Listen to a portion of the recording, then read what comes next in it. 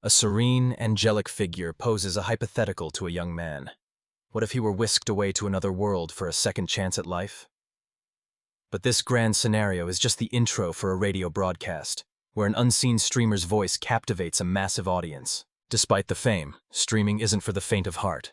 By night, a young man in a red headband broadcasts to thousands, but by day he's just an ordinary student, sleeping off the exhaustion of his secret life. His daily life unfolds at the prestigious Crystal Royal Academy in the Rogius Kingdom. After classes, he retreats to the solitude of his dorm, but the moment the door shuts, his calm facade shatters, replaced by the intense focus required for his next broadcast. He slips back into his persona with ease, leaning into the mic with a confident grin. He greets his listeners with infectious energy, thanking them for tuning in as the show officially begins. He kicks off the advice segment, starting with a letter from a B-rank adventurer named Akuta. The streamer's expression turns sharp and focused as he analyzes the man's dilemma. Akuta explains that he recently kicked a member out of his party because the recruit only knew useless support skills like scouting and weapon repair. To Akuta, the young man was a burden, left to cower in dismay after being abandoned. After hearing the story, the streamer's face twists into a cold, condescending smirk. He leans into the mic and asks Akuta one simple, devastating question. Are you stupid? He immediately tears into the adventurer's idiocy, explaining that scouting magic avoids lethal ambushes and repair magic is essential for survival.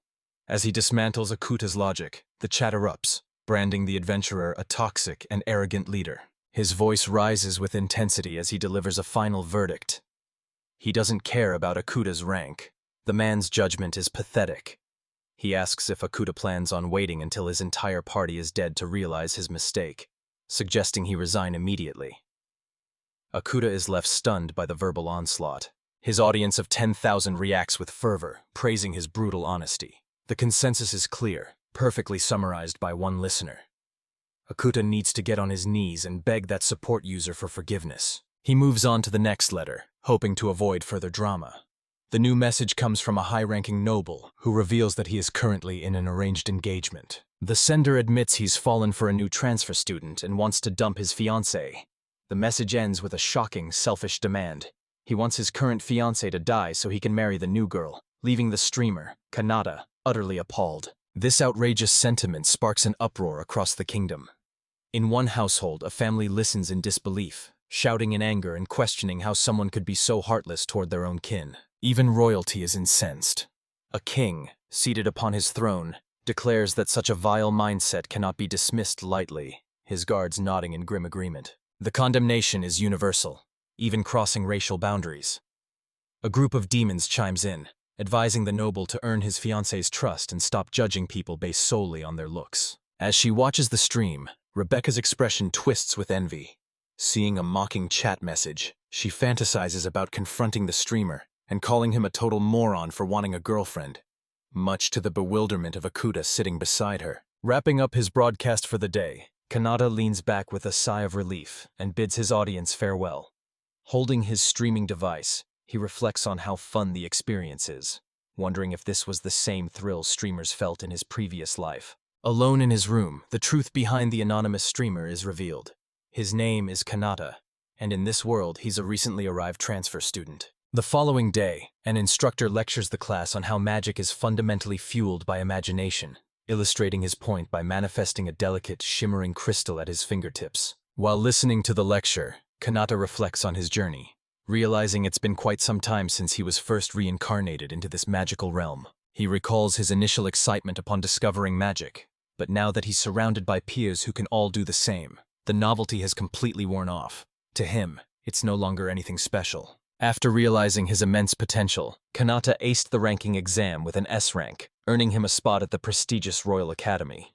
However, his talent immediately drew the ire of a flamboyant, blonde-haired noble who believes his own power is limitless. This unwanted attention quickly turns sour as two lackeys corner him with looks of pure disdain.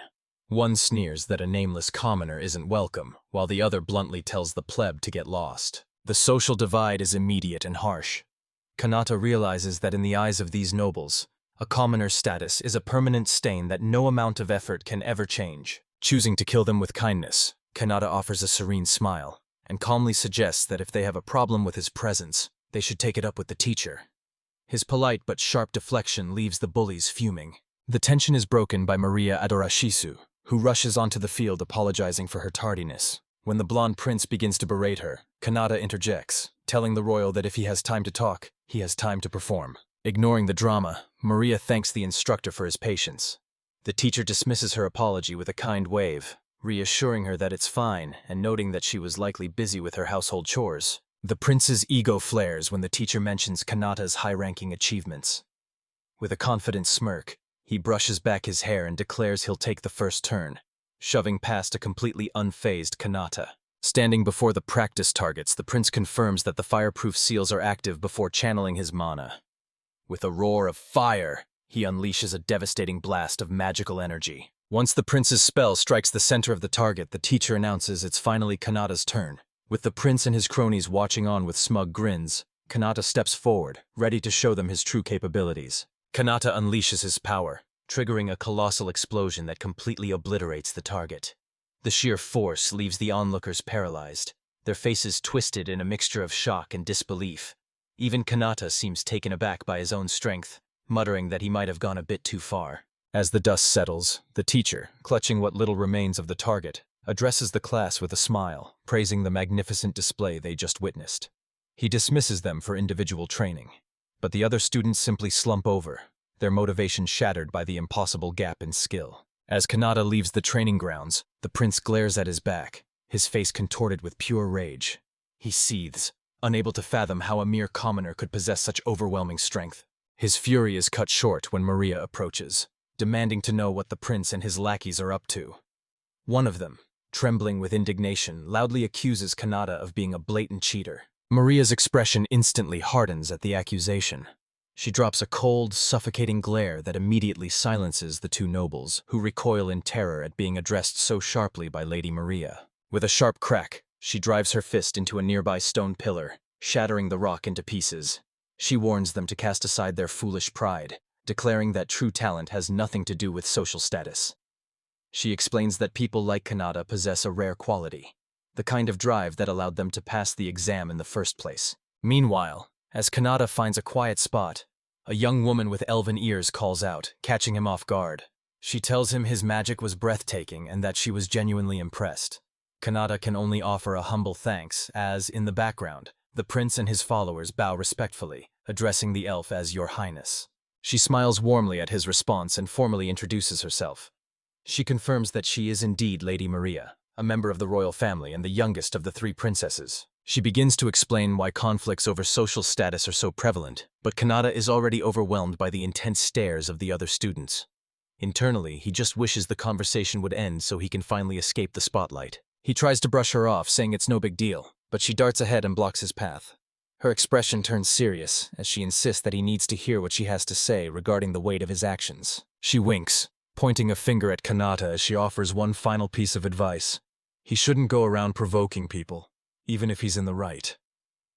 With a knowing smile, she asks if he finally understands. Later that night, under a canopy of stars, the prince stews in silent frustration while leaning against a tree. Elsewhere, Kanata gazes up at the moon, sighing to himself that he wasn't the one who started the confrontation in the first place. Shifting his focus, Kanata turns to his latest project. Seated before a sophisticated multi-monitor setup, he begins his broadcast, greeting his viewers as a streamer. He asks how their day was, noting that his current rig reminds him of a work terminal he modified after enrolling. He continues his monologue, explaining to his audience that it took a massive amount of tinkering to upgrade a basic magical terminal into a high-functioning personal computer. This was no simple feat of engineering. To build a platform similar to a modern streaming site, Kanata had to tap into his limitless power. While this world has a network for communication, actual entertainment for the masses was virtually non-existent. Until now. During his stream, he reflects on the day's bitter events, lamenting the endless cycle of status-based conflict between nobles and commoners. He notes that if anyone else tried to broadcast like this, their mana would be drained in mere minutes. Suddenly, a vibrant, highlighted message from a user named Anonymous Princess catches his eye, expressing her joy at hearing his voice again. The chat erupts, recognizing the unique format as the mark of a true superfan. This isn't just a comment. It's a formal letter of gratitude accompanied by a massive donation.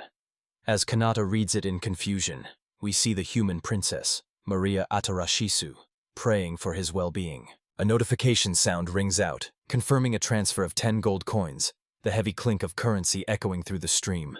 Kanata freezes, stunned by such overwhelming generosity. A genuine, radiant smile breaks across his face as he cups his hands to shout his heartfelt thanks to his mysterious benefactor. Staring at the coin, he realizes this donation is worth a staggering 100,000 yen in his past world's currency. He jokingly asks if she's stealing from her parents, worried about the source as the chat descends into wild speculation. The conversation continues as the princess boldly offers herself as a potential lover, though he gently deflects the proposal. He reassures her that his identity is secure, while she expresses a deep hope that they might one day meet in person. Back in her private chambers, Princess Maria Atarashisu rolls onto her bed, unable to contain her fluttering heart. She admits to herself that she's fallen for him completely, with every new side of his personality only deepening her affection.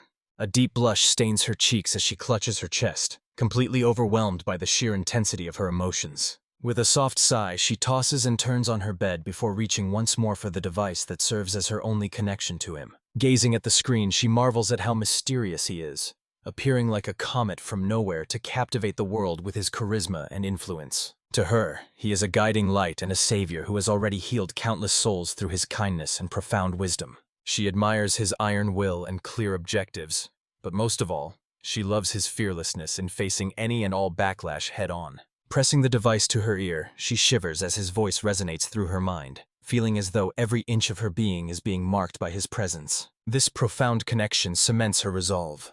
She no longer wants to just provide financial support. She wants to devote her entire life to him. Her devotion solidified into a singular, overwhelming purpose. With hearts in her eyes and a look of pure ecstasy, she declared her new reason for being. She would live only for him. By now, the mysterious streamer had already amassed a massive following across Adoracia, but she wasn't the only one. From this moment on, more individuals gripped by these terrifyingly intense feelings began to emerge across the land, all consumed by the same fanatical fervor. This growing obsession acted as a powerful catalyst with Princess Maria at its center. She and others like her, faces alight with fanatical devotion, were unified in spirit by their mutual fixation. Yet the man who inspired such passion, Kanata, remained blissfully unaware of the dark forces coalescing around him. His ignorance, however, was on a timer.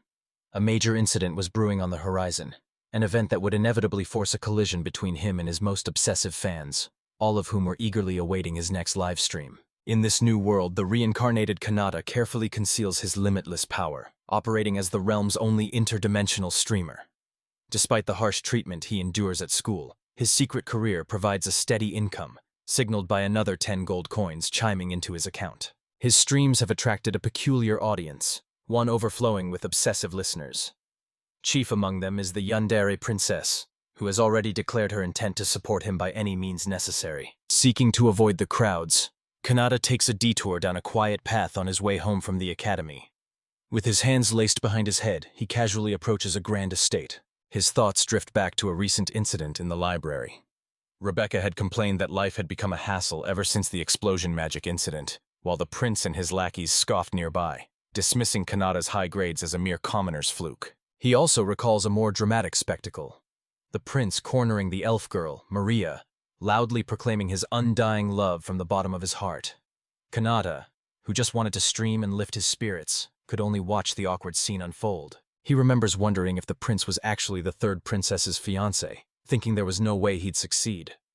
Sure enough, Maria gently rejected him, explaining that her heart was already destined for another. She clarified that it wasn't just about fate. She chose to find her own love, and there was already someone she wanted to devote herself to entirely. Watching from the sidelines, Kanata's small robotic avatar gave a silent thumbs up of approval. The blunt rejection sent the prince running away in tears, pathetically shouting for her to be happy and not to worry about his feelings. Back in the present, Kanata leans against a wall and sighs, musing on how lucky Maria's future partner must be. He admits she's definitely his type, an elegant beauty. Unbeknownst to him, Maria is right around the corner. Having heard every word and judging his eavesdropping as the lowest of the low, she steps out, startling him. Kanata throws his hands up defensively, stammering an apology and claiming he was just walking home. With a piercing gaze, Maria informs him that his shadow was visible the entire time. She quickly drops the act, laughing and assuring Kanata that she was only joking. Visibly flustered and embarrassed, he stammers out a quick thanks and hurries away before things get any more awkward. As he departs, she pauses with a thoughtful expression. That accent she just heard felt strangely familiar, though she wonders if it was merely her imagination playing tricks on her. Later, in the privacy of her room, her attention is fixed on the screen. Kanata, in his streamer persona, energetically greets his audience. With a look of pure excitement, she exclaims his name, revealing she had been eagerly waiting for his broadcast to begin. Akaim signals a donation, and she is overcome with bliss, melting at the sound of his voice as she declares her love. A moment later, she snaps back to reality, shocked by the massive sums of money being sent. She expresses concern for the other donors, suggesting they prioritize themselves so she doesn't feel guilty about the system she helped implement. Her demeanor shifts to one of fierce determination.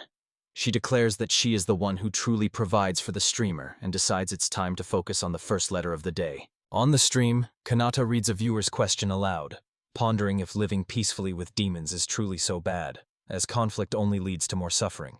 He admits he doesn't fully grasp the issue, acknowledging the common belief that demons are a race to be opposed. His words spark a flurry of reactions from the audience. Some accuse him of betraying humanity, while others note he has expressed similar sentiments before. The idea of good demons is raised, but it is clearly a taboo subject. Listening intently, Maria recalls that he had said something like this before, drawing a parallel between the prejudice against demons and the discrimination faced by slaves. A memory surfaces of townspeople discussing the supposed savageness of another group. The memory jolts her back to the present inside her moving carriage. Her eyes widen in shock at something she sees outside, and she urgently commands her attendant Seabass to stop at once. Stepping out from this carriage, she's confronted by a horrific sight. A slave auction in progress. Caged individuals cry out in despair. One begs not to be looked at, while a young girl pleads with a well-dressed lady, asking if she's her new master and promising to do anything just to be spared. She stands frozen before the horrific scene as Seabass confirms her worst fears. It is indeed a slave market. He assumes her knowledge comes only from her studies and suggests they move on, but she questions him with a trembling voice, asking if slavery wasn't a relic of the past. In response to her desperate plea to do something, Seabass admits his own powerlessness. He explains that powerful nobles and ministers still partake in the trade behind closed doors, making any legal reform nearly impossible. As Maria clenches her fist in frustration, he adds that he has heard of someone who offers guidance to those who have lost their way. Her expression hardens with resolve. She holds up her communication device, a familiar icon glowing on its screen, and realizes who Seabass must be referring to. The streamer. If she is truly serious about this, she concludes that asking him for help might be her only option. The desperation of the enslaved is palpable, as a man trapped in a cage wonders aloud if anyone can truly find a solution to their plight. With a firm click, Maria begins composing her message, her focus entirely on the task ahead. Meanwhile, Kanata is in the middle of a stream when a message catches his eye. It's from a nameless princess, and her request is staggering. She wants to abolish the slave market. He expresses shock that slavery even exists in this country, which earns him mockery from other viewers. But the princess's message continues, declaring that robbing people of their freedom is the ultimate evil. He speaks directly to the princess, his voice emanating from her device. He challenges her, suggesting that if she truly holds the status of a princess, she should be the one to change the law, even while admitting that dismantling old regulations would be a monumental task. His words serve as a catalyst, igniting a fire in her eyes as she resolves to confront her father, the king. While Seabass reels in shock, the streamer offers one final push, reminding her that her actions could save countless lives. Driven by newfound purpose, she commands Seabass to prepare her carriage immediately. That single decision sparked a revolution.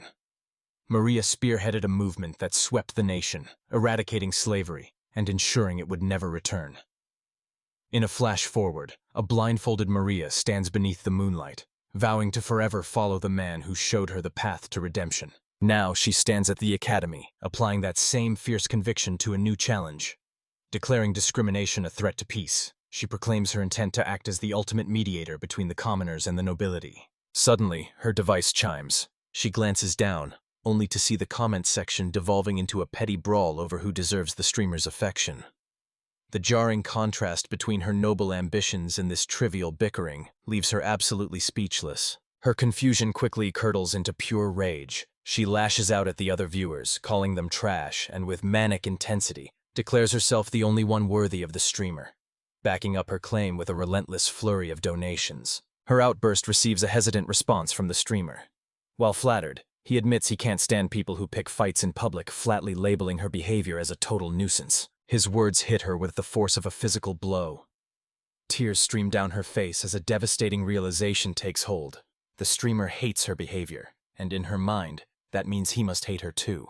She quickly shakes off the despair, her expression hardening with a new resolve to play nice for his sake. But as she vows to get along with everyone, the streamer casually muses that befriending demons is just as important, wondering aloud what the Demon King is like. This offhand remark sends a massive shockwave through the chat. The reaction is instantaneous. His viewers erupt in a collective panic, their faces filled with terror as they desperately beg him never to speak of such a forbidden topic again. Yet he remains oblivious to the chaos he's caused by touching upon the world's greatest taboo. Leaning back, he simply wonders if humans and demons will ever coexist in peace. Meanwhile, the prince watches with a smirk, intrigued by the streamer's audacity and resolving to adopt a more progressive outlook himself. Elsewhere, a powerful, horned woman dismisses a group of terrified adventurers with a wave of her hand. Deeming them too boring to even bother killing, she orders them to return only when they've grown stronger. This encounter, it seems, took place just before Kanata's controversial broadcast. The defeated adventurer Akita watches in horror as a swirling vortex, a war portal, opens before them.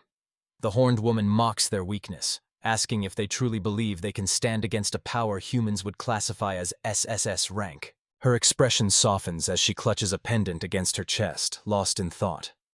She quietly wonders why they must endure centuries of endless conflict, questioning if this war is truly the right path for her people. The moment of doubt passes. As she strides through a grand hall, her demonic subordinates look upon her with pure reverence. One calls out to Lady Shrusa, praising her for being as formidable and breathtaking as ever. Shrusa moves on, musing that there's no point in questioning the laws of their world. However, one of her attendants notices something the adventurers left behind. A small device with a cracked screen, displaying the streamer's face. Intrigued, Lady Shrusa wonders who this mysterious human could be. Later, a bespectacled demoness named Kikiki explains the device's purpose. She notes that while they lack a signal here, this broadcast is supposedly legendary. Clutching the gadget, Shrusa realizes it could be a goldmine for gathering intel. Having made up her mind, she turns to Kikiki and her floating familiar with a firm command.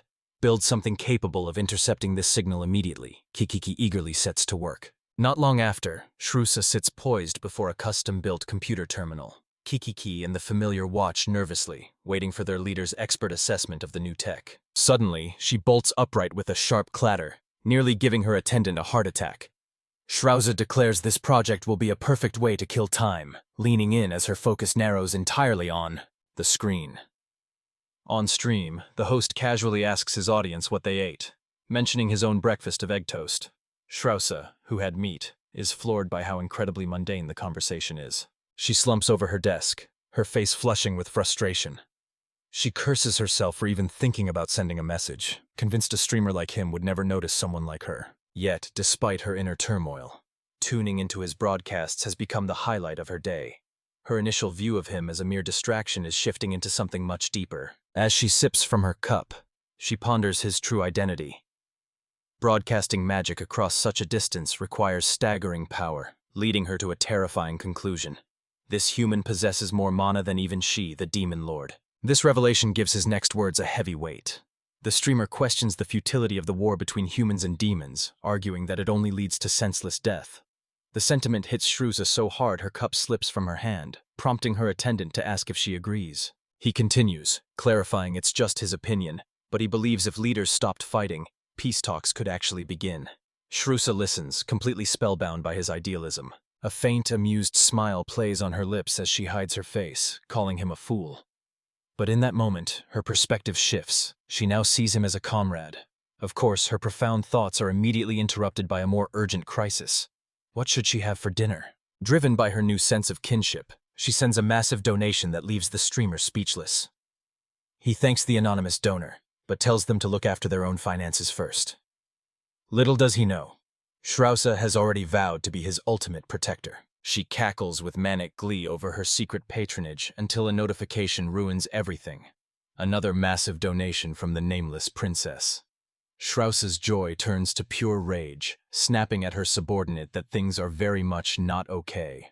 Her obsession is starting to look a lot like a certain rival's. Her anger vanishes when the streamer wonders aloud what the demon lord looks like, asking the chat if they'd want to meet her. He then asks directly, "Do you want to see me?" Strauss panics, peeking out from behind a pillar in a flustered mess. She rushes back to her terminal to type a furious rebuttal. Kanata spots her comment, which playfully accuses him of acting like the demon lord himself while accepting a meetup. Right after, another viewer comments that his positive outlook is actually quite inspiring. Her voice echoed from deep within her private chambers, summoning her guards for what she claimed was a dire emergency. In reality, it was nothing more than a carnal obsession. While bathing, the demon lord found her mind entirely consumed by the mysterious streamer. Despite her status as a supreme ruler, she was hopelessly fixated on this faceless human, driven by a singular, absolute desire to make him hers. She even mused that if it were him, she wouldn't mind surrendering her body to his command. But her spicy daydream was interrupted when her subordinate, Kikiki, arrived to announce it was time to depart. Noticing her master's flushed face, Kikiki asked if she was feeling lightheaded, causing the demon lord to blame the water temperature, though the maid dryly noted it was the same as always. Her mind remained trapped in a haze of longing. She craved to see his face, to feel his touch, and to finally hold him in her arms, wondering what price she'd have to pay to make this dream a reality. With a hardened resolve, she set her sights on the human realm, vowing to sacrifice everything she possessed as a demon lord, just to reach him. Having made her choice, she took flight from the spires of her dark castle, her winged silhouette soaring through the sky as she wondered if he would return her affection. Her journey didn't start with a meeting, but with a terrifying show of force as she materialized before a terrified human king, wearing a predatory grin as she declared that the game had begun. Meanwhile, far removed from the schemes of royalty, Kanata slowly stirred in his bed, stretching as he greeted what seemed like a perfectly normal morning. His peaceful wake-up call was shattered when Zeus burst into the room, shouting about the chaos outside and demanding that everyone check the news immediately. In the town below, the news was spreading like wildfire as citizens gathered to read headlines declaring a sudden ceasefire. The demons had shockingly sent a non-aggression request, and the public immediately linked this miracle to the recent broadcast, whispering that the demon lord herself must have been watching the streamer. As rumors swirled that every nation now viewed Kanata as a figure of global importance, the front page showed the human king kneeling in submission, a testament to the streamer's overwhelming influence. Oblivious to the political upheaval he'd sparked, Kanata sat by his window with a vacant expression, wondering if there'd be a festival soon while having no idea his fame had reached god-tier levels. It was now undeniable. A single word from this streamer had the power to reshape the world. After finishing his latest project, Kanata wiped the sweat from his brow, wrench still in hand, and announced he was starving. He decided to grab a bite outside, promising his audience he'd explain everything later that night. He stepped out into the bustling town square, where the lively chatter of the crowd echoed between the old timber-framed buildings. Strolling through the masses, he took a massive bite of some street food, marveling at the flavor and thinking that being outside wasn't so bad after all. However, his peaceful walk was cut short when he was suddenly splattered with sauce, prompting an annoyed shout at the clumsy culprit. The commotion comes from a burly man with a shaved head aggressively confronting a woman in a hooded cloak. He yells at her to watch where she's going, pointing at the stain on his shirt and demanding she make it up to him. The woman apologizes meekly, but Canada, watching from a distance, recognizes the situation as a classic scam. He observes that the scammer's tactics are particularly low, and notes the absence of any soldiers nearby. He wonders with a sigh if this world is somehow testing him, pushing him to get involved. Considers that while dealing with such things as a pain, doing nothing would be worse. Steeling himself, he calls out to the thug, addressing him as old man. Canada steps forward, calmly stating that the woman only bumped into him and questioning the man's extreme reaction. The thug turns his attention to Canada, aggressively asking what he wants. With a confident smirk, Canada cracks his knuckles and tells the man to let the woman go. Flash, he seizes the thug's arm. Effortlessly twisting it, the man cries out in shock, stunned at someone with such thin, stick-like arms could possess such power. Panicked, he quickly makes an excuse about being late for work and flees the scene. With the man gone, Kanata turns to the hooded woman, muttering that the scammer could have at least apologized. The woman looks up at him, her face still obscured by her hood, and asks what's wrong. She pulls back her hood, revealing a delicate face with large, light-toned eyes. She explains that his voice simply sounded familiar. Kanata is taken aback, wondering if she could be one of his listeners. The thought of a romance with such a cute girl crosses his mind, but he quickly dismisses it as a misunderstanding. She stands flustered, admitting that she could have chased the man away herself, but might have injured him in the process. Kanata urges her to go home before anything else happens, telling her it's all right. Internally, he reflects that he's this secretly strong type, leaving the girl to wonder what he means. Following his advice, she formally thanks the stranger, whose name she does not know. Kanata brushes it off, saying that helping a pretty girl has lifted his spirits. She demurs, suggesting there are many people prettier than her. He scratches his head, thinking to himself that if she isn't considered pretty, the standards in this world are terrifyingly high. Her gaze then falls upon his hand, and she points, asking what happened to it. Kanata looks down, surprised by her sudden concern. He quickly explains that it's just a bruise from cleaning up the day before, reassuring her that it will likely be fine by tomorrow. A brief memory shows him clumsily dropping stack of books. In response, she gently touches his cheek, telling him to be careful. She remarks that he's a nice person, unlike the boys from her academy, leaving Kanata momentarily stunned by her touch. Pulls back, flustered, asking if his earlier actions counted as sexual assault. She calmly reassures him that it's fine. The conversation shifts as he asks if she thought he was younger than her. She admits she thought they were the same age, revealing that she just turned 17 this year, though she's a bit short. Kanata, surprised, confirms they are indeed the same age and apologizes, to prove her point about not being a child. She puffs out her chest assertively. She tells him not to worry, as she's used to this sort of thing and her body has grown up just fine. Kanata stares, wide-eyed and speechless. She continues with a smug expression, adding that she can handle such situations perfectly well. The display is too much for Kanata, who recoils in embarrassment, covering his face and thinking to himself what a peculiar personality she has. With their bizarre meeting over, the two go their separate ways. She offers a warm farewell, hoping their paths cross again, while he simply reminds her to stay alert in the dangerous city streets. As he walks off, he reflects on the encounter, noting the cross on her clothing and wondering if she was a nun in training, though he quickly brushes the thought aside as irrelevant. Deep within a grand summit hall, a high-ranking sister addresses a mysterious hooded figure before trailing off, sensing the heavy atmosphere.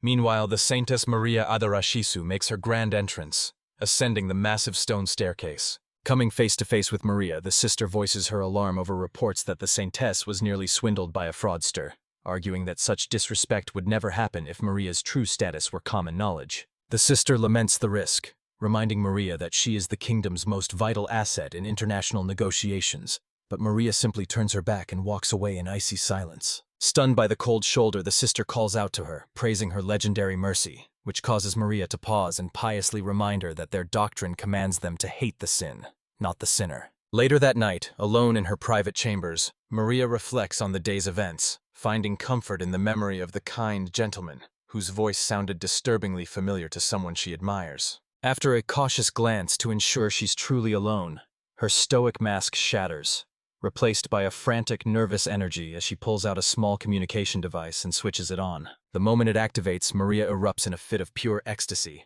thrashing around and knocking over furniture at the sound of the streamer's divine voice, revealing that this holy saintess is actually a borderline insane fangirl. Outside the cathedral, a sister admires Maria's unwavering composure, completely oblivious to the fact that inside, the saintess is currently having a total meltdown over a livestream. This is her nightly ritual, purifying her body and soul to be ready to offer everything to her idol at a moment's notice, proving that her public persona is just a cover for her fanatical devotion. She collapses onto her bed, trembling with sheer bliss as the sound of his voice sends shivers through her entire body, just as a concerned young woman in glasses enters to witness the chaotic scene. Ignoring the intrusion, Maria fixates on the screen as Kanata proudly debuts a new feature, showing off his bare hands to his audience and asking if they're watching, leaving Maria in a state of stunned confusion. The sight of his hands hits her like a physical blow, as a horrifying realization takes root.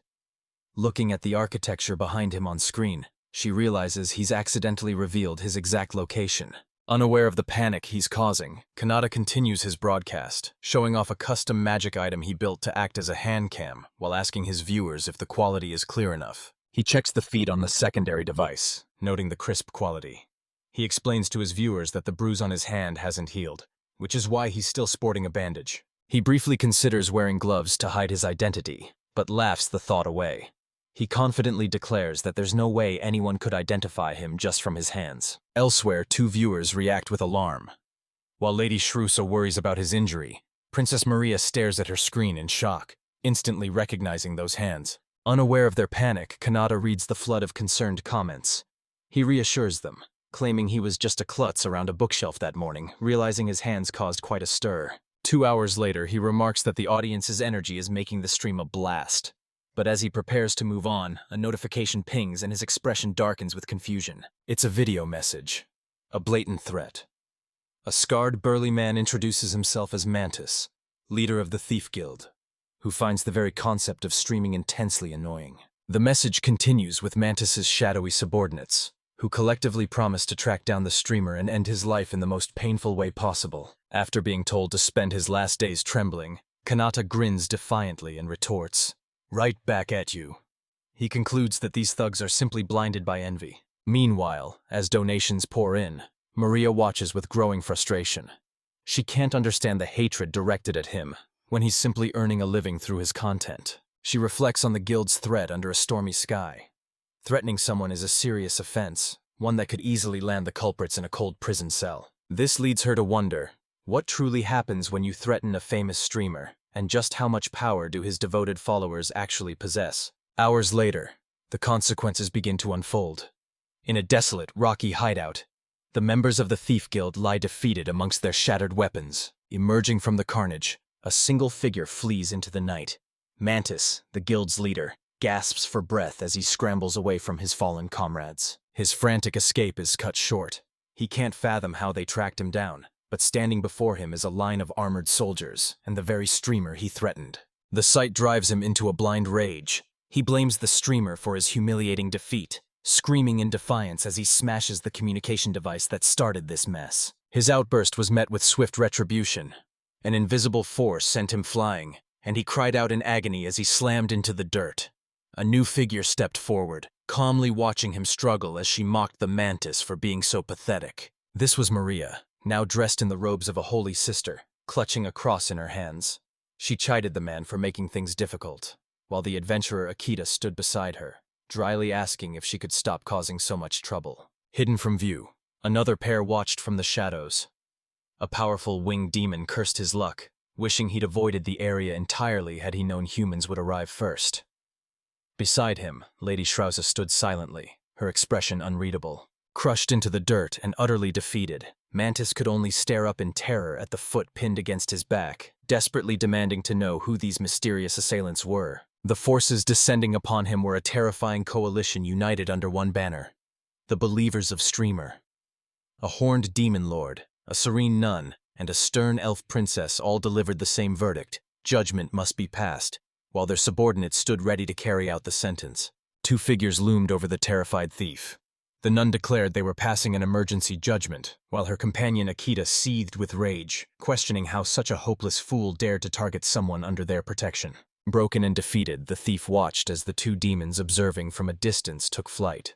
He realized with dawning horror that they, too, were believers, perhaps less zealous than their superiors, but still part of the same insane flock. From his vantage point, the outcome seemed both self-inflicted and deeply unfortunate. It served as a stark, painful reminder of just how terrifying the online world could truly be. A few days later in the academy, the prince smirked while reading a newspaper. The official report stated that the Royal Knights had successfully captured the notorious thief, Mantis, and he couldn't help but praise their impressive work. He wasn't the only one who heard the name. Seated nearby, Kanata's focus broke at the mention of Mantis, a name that felt vaguely familiar. But as he pondered the connection, another student approached his desk. He was distracted by the boy's obvious distress. The student clutched his head, lamenting that even the other commoners were now ignoring him. Kanata noticed he'd dropped a handkerchief and tried to call out. But the boy walked away, lost in his own misery. The brief interaction did little to lift his spirits. Kanata slumped over his desk, hating his lonely school life and wondering if he'd overdone it previously. In the background, students chattered about an important meeting the teachers were holding. His melancholy was interrupted by the classroom door sliding open.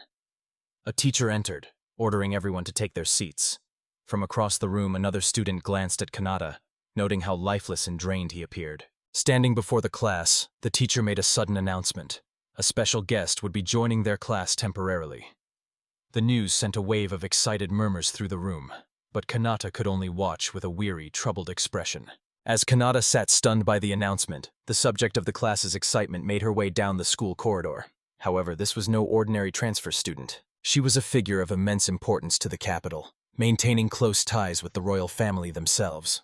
Though she had lived in total seclusion until now, she's finally stepping into the spotlight to secure her own future. Back in the classroom, the prince issues a stern warning, ordering the students to maintain their manners. With a sharp gesture, he permits the newcomer to enter, a development that leaves Kanata completely bewildered. As the girl enters, she introduces herself as Alphana, revealing that despite her young age, she holds the prestigious title of saintess. The announcement sends shockwaves through the room, leaving Kanata and his peers stunned as she tosses them a playful wink. Resting his chin on his hand, Kanata reflects on the news. He realizes that rumors of a saintess joining the S-class will spread like wildfire, and sure enough, students are already scrambling to catch a glimpse of the holy maiden. Predictably, the classroom erupts into total chaos. A massive crowd swarms Alphana's desk, showering her with praise and marveling at her divine beauty. From his seat, Kanata watches the spectacle unfold, having expected this exact reaction. One female student manages to catch Alphana's attention, asking why a saintess would transfer to this specific academy. With another playful wink, Alphana claims she's here for something akin to social observation. She then cryptically adds that she has another, truer goal in mind. Kanata overhears this, his expression turning serious as he ponders the weight of her words. His mind drifts to the little he knows about the saintess title, recalling the hours he spent poring over library books to understand the inner workings of this new world. He remembers reading that a saintess is a rare figure chosen only once every few decades, possessing immense mana and an impeccable character. She holds absolute authority over the church and maintains deep ties with the crown, a fact Alphana confirms by mentioning her friendship with Princess Maria. Suddenly, the pieces click into place for Kanata. He realizes that the girl he encountered earlier was actually this transfer student. He muses that with her level of power, she'd be a better fit for the SSS class rather than just the S class. Recalling their first encounter, he remembers treating her like a simple, lost commoner. A cold sweat breaks out on his face as he thanks his lucky stars that she didn't take offense to his casual behavior. As Alphana takes her seat, a confident young man named Zickert of the Landauer house approaches. He explains that since Princess Maria is away on official business, he'll be the one to guide her around the academy. Alphana seems taken aback, offering only a hesitant greeting. But her hesitation vanishes in an instant. With a cold, dismissive glare, she questions his audacity for using her name without permission. While acknowledging his offer, she flatly rejects him, leaving Zickert utterly speechless. This icy dismissal leaves the high-ranking student completely humiliated. He bows his head in a profuse apology while the other students, including Kanata, watch the drama unfold. Some whisper that he got what he deserved for being so cocky, while others call the display pathetic. As Zickert shuffles away in defeat, Kanata's expression hardens. He doesn't have time to laugh at the spectacle. His next class is being held outdoors, and he plans to use the commute to brainstorm topics for his next stream. Outside at the practical magic lesson, Alphana showcases her immense talent. With a sharp cry, she unleashes a devastating water slash, sending a crescent of fluid energy screaming toward the practice target. The strike cleaves the target in two, leaving her peers speechless. They whisper that such power is only fitting for a saintess, wondering why someone potentially stronger than Princess Maria is even in the S-class. One student even vows to win her heart. Kanata watches her, contemplating the suffocating life of the nobility. They're trapped in a cycle of people-pleasing and political networking, never allowed to truly live for themselves. His internal monologue is shattered when the instructor calls his name. Kanata is ordered to the starting line for his turn, and he responds with a casual, "Got it." As he passes the other students, Alphana moves in close. She leans toward his ear and whispers a soft word of encouragement. "Please, do your best, sir." The sudden intimacy sends a shockwave through Kanata. He stands frozen, jaw-dropped, while she simply turns and strolls away with poise. Stunned, he tries to process the moment. He can't believe the saintess not only noticed him, but actually spoke to him. While he stands there flustered, Alphana walks off, hiding a smug, satisfied smirk. That brief interaction lights a fire in his soul, fueling a powerful new motivation. Kanata strides to the starting point, ready to show off. Zeus notices the shift, noting that his friend's sudden burst of energy is a welcome change. He takes his stance, making a conscious effort not to overdo it this time. Channeling his mana, he releases a precise water slash, a controlled blade of fluid that cuts through the air. The blast hits the target dead center. Watching from the sidelines, the instructor nods in approval, muttering a quiet, "Nice shot." But not everyone is a fan. Zickert and his lackeys watch with pure disdain. One scoffs at the same old tricks, while Zickert sneers, wondering why a filthy peasant is trying so hard to be annoying. Kanata hears the jeers but chooses to ignore them, remaining unfazed. However, someone else isn't so forgiving. A cold, piercing voice cuts through the air, demanding to know who just used the phrase filthy peasant. It's the elf princess, and she's radiating pure fury. Kanata watches in shock as she vents her disbelief. She'd heard rumors of this behavior from Maria, but thought it was a joke. She's appalled that such arrogant nobles actually exist here. Her intense aura immediately silences Zickert's group. They realize her magic is on a completely different level. It isn't just brute force, it's refined, elegant, and perfectly controlled. A terrifying skeletal figure looms behind her as she commands them to learn some shame. The teacher marvels at her magic, a projection so potent that untrained eyes might mistake it for a ghost. She declares that ignoring one's own weakness while insulting the talented is unforgivable, making it clear that noble blood grants them zero privilege. The crushing pressure of her magic forces the arrogant students to their knees. A bewildered Kanata wonders if he's the one who angered them, but Zeus clarifies the truth. They're being ruthlessly scolded by both the princess and the saintess for insulting him. As the chaos subsides, Kanata feels a pang of disappointment, realizing he missed his chance to speak with the saintess again. From a distance, he spots her relaxing peacefully under a parasol with the elf princess. He quickly brushes off the regret, a confident grin returning to his face. It doesn't matter. He has his loyal listeners, and that's enough. With a burst of energy, he begins planning the topics for his late-night stream. Sitting alone on a bench, he addresses his invisible audience, apologizing for the delay and promising a marathon stream until dawn.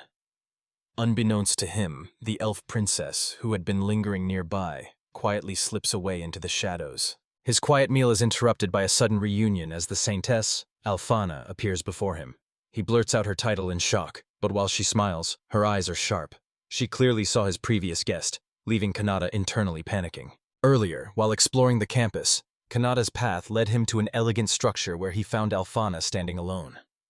He watched from afar as she let out a soft, contemplative sigh, seemingly lost in thought. His stealthy observation is cut short when she suddenly lunges forward, grabbing him by the collar with an intense fire in her eyes. She formally announces their reunion, leaving Kanata completely blindsided and flustered. She presses him, asking if he remembers her as the girl from town. Her face shifts from a deep, flustered blush to a piercing, direct gaze that demands an answer. When he confirms he remembers, Alfana insists he drop the formalities and speak casually, just as they did before. Fearing the fallout of being caught alone with her, Kanata reluctantly agrees to her terms, causing her to beam with pure joy. He scans the area, relieved that no one is watching, but Alfana isn't done. She begs him to call her by her name, and though she once seemed to dislike it, she now pleads with her hands clasped together in desperate hope. Taking a seat nearby, she argues that since fate has reunited them, he must grant her this one small wish, punctuating her request with a playful and charming wink. Kanata hesitates, testing her name on his tongue as if weighing the consequences. After a moment of internal conflict, he finally crosses his arms and gives in to her request. His agreement sends a literal shock through Alfana, who begins squirming with delight as she shyly whispers his name back. Watching her, Kanata admits that while she's definitely eccentric, her beauty and personality are undeniably top tier. Her elation is so overwhelming that her spirit nearly transcends her body in a state of absolute bliss. To her, this simple gesture is everything, while Kanata can only watch in awe, thinking she's almost too perfect to be real. However, her mind is a whirlwind of delusion. She reasons that if love is blind, then obsession amplifies every tiny gesture. In her twisted logic, Kanata using her first name is a formal proposal of marriage. Meanwhile, he just thinks she looks tired and tells her to wake up. The next morning, the sun rises over the prestigious Grand Academy. Kanata enters the classroom looking for a seat, only to find Alfana already there, mobbed by admirers. Just then, Princess Maria makes her grand entrance, greeting Alfana with a playful smile. Kanata freezes at this door as Alfana casually announces she's joining the class. His shock is shared by the entire room as his classmates stare in stunned disbelief. Maria marches straight to Alfana, demanding to know why she's skipping out on the elite SSS class. Labeling her a person of surprises, Maria watches as Alphana offers a flustered, clumsy apology. To the common students, the duo radiates a blinding brilliance. Even Kanata can't help but see them as a pair of untouchable, top-tier idols. Kanata watches as Alphana shyly deflects Maria's interrogation, claiming she simply wanted to experience what normal student life feels like. Their voices are nearly drowned out by the worshipful whispers of their peers, who feel blessed by their presence but are far too intimidated to even approach. It's clear they're used to the spotlight, moving with a practiced ease that masks a subtle, cold indifference to everyone around them. While some classmates hope for a friendly interaction, others whisper that their expressions feel manufactured, hollow, fake, and distant. This sentiment strikes a chord with Kanata. Recalling Maria's warning and Alphana's warmth, he wonders if it was all an act. He imagines them looking down on him with contempt, questioning if his first impressions were nothing but a delusion. As the two girls chat nearby, Alphana admits she's envious of the normal students' fun. Kanata catches this but quickly suppresses his own jealousy, reminding himself to stay in his lane and stop overthinking. The sight leaves him feeling hollow and isolated. Determined to break the ice, he turns to a student named Zickert and tries a friendly icebreaker. Instead of a reply, Zickert shoots him a venomous glare and tells him to get lost. The cold rejection hits like a physical blow. Kanata collapses onto his desk, wondering why the entire school seems to despise him. Nearby, Zickert scoffs, annoyed that a magic prodigy like Kanata would even try to act friendly. Defeated, Kanata decides to nap, hoping his online followers will offer some comfort later. But as he closes his eyes, Alphana and Maria approach. Maria dismisses him, but Alphana's eyes sharpen with genuine concern. Meanwhile, far across the map in the Xandred Empire, a dark plot begins to stir within the walls of a noble mansion. Inside a lavish room, a young attendant stands before a young girl, where a massive table sits between them, buried under a mountain of glittering jewels. Elsewhere, a scarred man addresses a figure in black wearing a bird-like mask. He informs the operative, Crow, that a new target has surfaced and they have a mission. Crow accepts, crushing a device in his hand with lethal strength. The scarred man smirks, telling his associate to be patient, but the plague-masked assassin is all business. Crossing his arms, Crow coldly demands the name of his next target.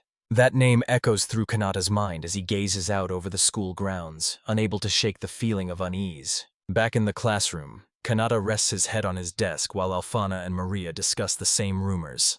Alphana finds it hard to believe an assassin like Crow actually exists, though Maria confirms he was recently spotted in Mithras. Their conversation continues, noting that Mithras is only 100 kilometers away. While they believe they're safe from such a monster, Kanata quietly reflects on his luck, thankful to be part of a normal, uninvolved family. He recalls a crucial piece of world-building lore. In this land, crows aren't just birds. They are the most feared assassins in existence. His mind drifts to his previous research. Information on Crow was spotty at best, with most dismissing him as an urban legend. Between the rumors of 30 kills and whispers of noble blood, Kanata now suspects the legend is very real. Shaking off the dread, he decides this has nothing to do with him. He buries his face in his arms, content to sleep until his next lesson begins. Meanwhile, in a grand estate, Crow confronts a stout aristocrat. The assassin cuts him off, demanding the target's name immediately. The noble is stunned, never expecting a living legend from the Xandred Empire to actually appear. Infuriated by the assassin's dismissive tone, the man lunges forward to strike him. But in a flash, Crow vanishes, leaving the noble's fist to swing through nothing but empty air. The man whirls around in shock to find Crow standing silently behind him. After a chilling warning, the man capitulates, revealing the target's name. The Streamer, a figure who supposedly controls the masses with his words. As the client watches his associate grovel before the silent killer, he explains that the Streamer's talk of human rights is reaching the ears of royalty and destroying his profitable slavery business. The client finally speaks up, cutting the explanation short. He claims to understand the situation perfectly, though his voice carries a hint of lingering dissatisfaction. He offers a massive pile of coins as a down payment, noting that since the target is a coward who hides his identity, there is no strict deadline. Unexpectedly, Crow flatly refuses the job, causing the client's daughter to gasp in shock. Refusing her terms was a fatal mistake, and the assassin moved with impossible speed. A heavy fist crushed the client's face mid-sentence, while his complaining associate was dispatched with brutal, cold efficiency. Standing over the lifeless bodies and scattered coins, the killer calmly noted that since the client was dead, the contract was void. Leaving the gold behind, she vanished into the shadows as a young girl's screams echoed through the halls. The sudden violence didn't go completely unnoticed. Inside the residence, a maid grew concerned after hearing a strange thud from the roof. But by then, the assassin was already a silhouette against the moonlit sky, making a clean getaway. Landing on a distant rooftop, the killer let out a weary sigh, complaining about how uncomfortable the tactical gear was before reaching up to unfasten her distinctive mask. As the mask came off, it revealed the face of a beautiful young woman with long, dark hair. Perched on the roof's edge, she mused aloud, finding it utterly absurd that someone would actually put a hit out on Lord Streamer. Holding her plague doctor mask with a cynical smile, she muttered to herself about how much trash truly exists in this world. A final scathing condemnation of her former client. Suddenly, her professional persona melted away. She pulled out a small device, and as the broadcast notification appeared, her face lit up with pure adoration as she squealed in delight at her idol, Lord Streamer. The chirping sound of the broadcast echoed in the night, enough to make any passerby wonder what kind of strange bird was making such a noise. It was a bizarre reality. The world's most feared assassin was actually a devoted fangirl. Clutching the device close to her flushed face, she whispered to the screen, telling him how much had happened that day. Ever since she discovered his channel, her lonely nights had become wonderful and refreshing. Her bliss was momentarily interrupted when she realized she'd missed a few words. Annoyed at her own distraction, she tried to refocus, even daydreaming about him scolding her for being a useless assassin who can't stay focused. Meanwhile, the streamer, Kanata, was putting on a tearful performance. He recounted his failed attempts at making friends, claiming people told him to shut up the moment he spoke, before asking his audience for some consolation. His act was incredibly convincing. As she listened, a single tear of sympathy fell from Crow's eye onto her screen. She whispered about how awful people were, her heart breaking at the pained quality of his voice. Her sorrow quickly curdled into fury at the thought of anyone slighting him. Clenching her fist, she vowed she would never hurt him, her murderous intent flaring up just like it had when she killed that noble earlier. Back in his room, Kanata's demeanor flipped instantly. Grinning, he held up a glass of water and revealed he'd used it to fake the crying sounds. He playfully asked for their thoughts on his acting, though he insisted the story itself was true. The reveal caused an absolute uproar in the chat. A torrent of messages flooded the screen, ranging from relief to praise for his top-tier performance. Feeling a bit guilty for worrying them, he thanked everyone for their genuine concern. Kanata spots a specific message and is stunned to see it was actually read. From his rooftop vantage point, he shares a bold new resolution with his audience. Instead of retaliating against his bullies, he's going to try a more proactive approach. He muses that even if friendship is off the table, he'd settle for a simple, civil conversation. Listening from the shadows, Crow is completely mesmerized, her face flushing at a sentiment she finds both hopeful and incredibly graceful. He adds that if his tormentors ever cross the line, he's counting on his viewers to console him. But his light-hearted request is suddenly cut short by the sharp chime of a new notification. Deep within a cold stone chamber, the deadly assassin Crow listens intently, her unmasked face etched with grim determination. Gripping her blade, she wonders if that truly is his only wish before making a silent, solemn vow to act on his behalf. Her promise echoes through the macabre hall, surrounded by the skulls of her past victims. She declares that anyone who dares lay a finger on him will meet a swift end before vanishing in a blur of lethal intent. Back in his room, blissfully unaware of the bloody promise made in his name, Kanata scrolls through a flood of supportive messages. A warm, grateful smile spreads across his face as he reflects on the incredible kindness of his community. Meanwhile, in a brothel within the royal capital, a young woman named Kana sees off her latest client. She offers a polite farewell, but as soon as the transaction is complete and the man leaves, her professional mask begins to slip. Her boss greets her with praise, noting the sheets are fresh and the customers are more than satisfied. He reminds her she's their top seller, but Kana simply thanks him, clutching a pillow tightly to her chest. Her confidence returns in an instant as she asserts that their satisfaction is guaranteed. After all, she's the facility's undisputed ace. It's only natural they'd be impressed by her service. Later, Kana asks her manager for some privacy, explaining she has personal work to attend to. She quietly longs to hear a certain voice, but the manager dismisses her feelings with a shrug as he walks away. As she begins to undress in her room, she senses the manager peeking through the cracked door. Kana whirls around and hurls a pillow at the creep, screaming for him to get out before finally sighing in relief at the end of a long day. Settled in bed, she clutches her communication device and thanks the streamer, her milord. As the broadcast begins and Kanata asks if he kept everyone waiting, Kana shouts back at the screen with a mix of relief and pure adoration. As she listens, her hardened expression softens. Kanata's voice has reached places he could never imagine. From princesses and demon kings to assassins, and now even a humble prostitute. Pressing the device to her chest, she sighs wistfully, wishing her lord was by her side. She'd offer him her entire soul in a heartbeat, seeing him as the savior who rescued those trapped in the shadows. Her past was a brutal contrast to the capital's finery. Born into the slums, Kana was forced into the nightlife just to survive, eventually clawing her way up from the dirt to her current position. Later, while sitting with her colleagues, a dark realization sets in. They're young now, but once their beauty fades, so will their clientele. The looming threat of being cast back into the slums hangs heavy in the air, and Kana's hand trembles as she drinks, terrified of the future. Their despair is met with cold indifference. While the manager offers a hollow thumbs up, the boss reminds them they are nothing more than filthy trash, whose only purpose is to work. Kana stares in disbelief, stunned by his cruelty, especially since they had worked so hard to find this job. Meanwhile, in a high-end establishment, a group of men discuss the same topic with absolute vitriol. One man expresses relief that he realized a woman's profession before proposing, while another sneers that marrying such a person would bring ruin to his family name. This sentiment captures the brutal reality of their world. These women are treated as subhuman, discarded like rotten food. Amidst the gloom, Kana gently helps a drunken co-worker to her feet, suggesting it's finally time to call it a night. As they head back to their quarters, the manager tries to lift their spirits by suggesting they tune into a popular streamer's broadcast. He excitedly announces that the show is just about to go live. Huddled around the screen, they watch as the streamer, Kanata, begins his show. He jokes about being a clean freak and shares a story that leaves the girls laughing.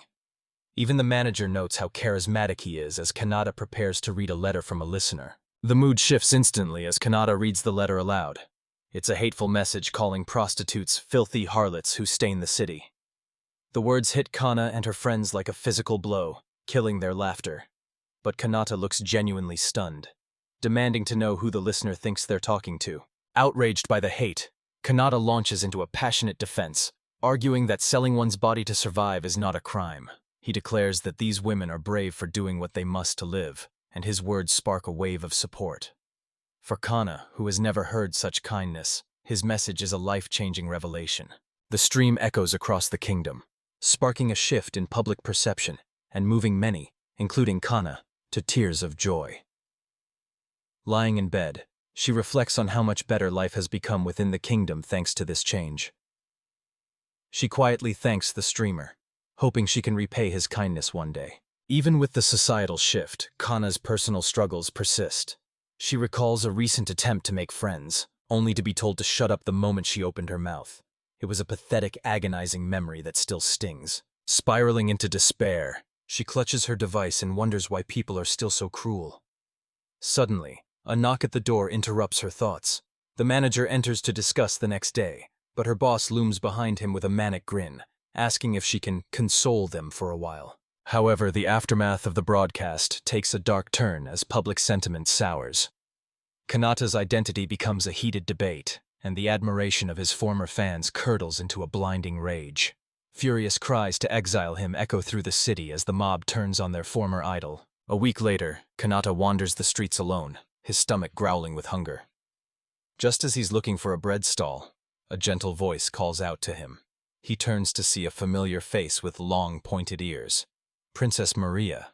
Stunned, he stammers her title, but she just leans in and playfully whispers, asking if it's okay for her to be out alone. She casually brushes off his concern, admitting her butler is likely in a total state of panic at this very moment. A brief image of a frantic elderly attendant confirms her suspicion, and Kanata can't help but think that her situation is anything but fine. Leaning even closer, she asks him directly if he's free.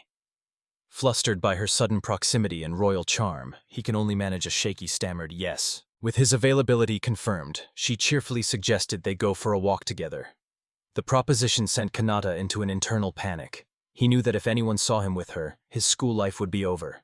Despite the risk, a part of him wanted to go. As they walked, their arms brushing against each other, Maria suddenly stopped and asked if he could hear something coming from nearby. Kanata, caught off guard, was unsure how to respond. The source of the commotion was a woman being accosted in an alley. It was Kana struggling against the grip of a long-haired man. He identified himself as a noble from Xandred, sneering that she couldn't act so defiant around nobility. Kana desperately pleaded for him to let her go. He clenched his fist, a determined glint in his eyes. For him, saving people was simply an everyday occurrence. With resolve, Kanata stepped forward, shouting at the man to release her. Maria stood beside him, adding her own sharp command for the noble to hold it right there. In a city street, Kanata confronts a green-haired man who is aggressively accosting a woman with long red hair. Kanata demands he release her, pointing out that she clearly does not want to go with him. Beside him, Maria, dressed in casual clothes, glares at the man, her expression one of pure fury. The aggressor shouts back, telling them to stay out of his business. The man dismisses Kanata and turns his leering attention to Maria, remarking on her beauty as he reaches for her. With a sharp, swift motion, she slaps his hand away. Stunned for a moment, his shock quickly turns to rage, and he screams that he will kill her. Kanata attempts to calm the escalating situation. Before the man can make good on his threat, Kanata lunges forward, his hand glowing with magical energy as he strikes the man's chest. The aggressor cries out as the spell takes hold, his body freezing in place. He struggles, realizing he cannot move as Kanata calmly informs him the paralysis will wear off in a few minutes. Breathing a sigh of relief as Maria gives him an enthusiastic thumbs up from behind the now immobilized man. She praises his impressive display, telling him to keep it up. Kanata, however, stares at his own hand in disbelief, shocked by what he has just done. Shock is interrupted as the red-haired woman approaches. She sternly questions if he, a commoner, understands the potential consequences of his actions. As she speaks, Kanata is struck by her beauty, momentarily distracted.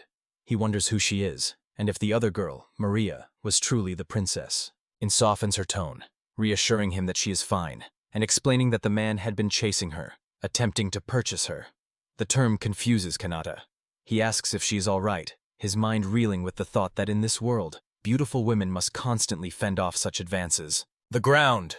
the paralyzed man scoffs, declaring that a kid like Kanata wouldn't understand.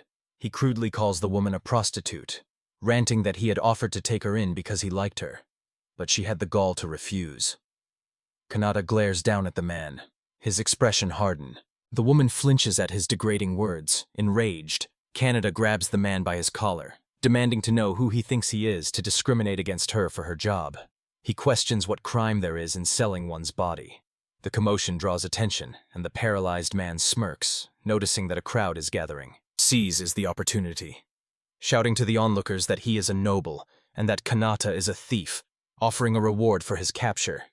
Kanata is stunned by the false accusation.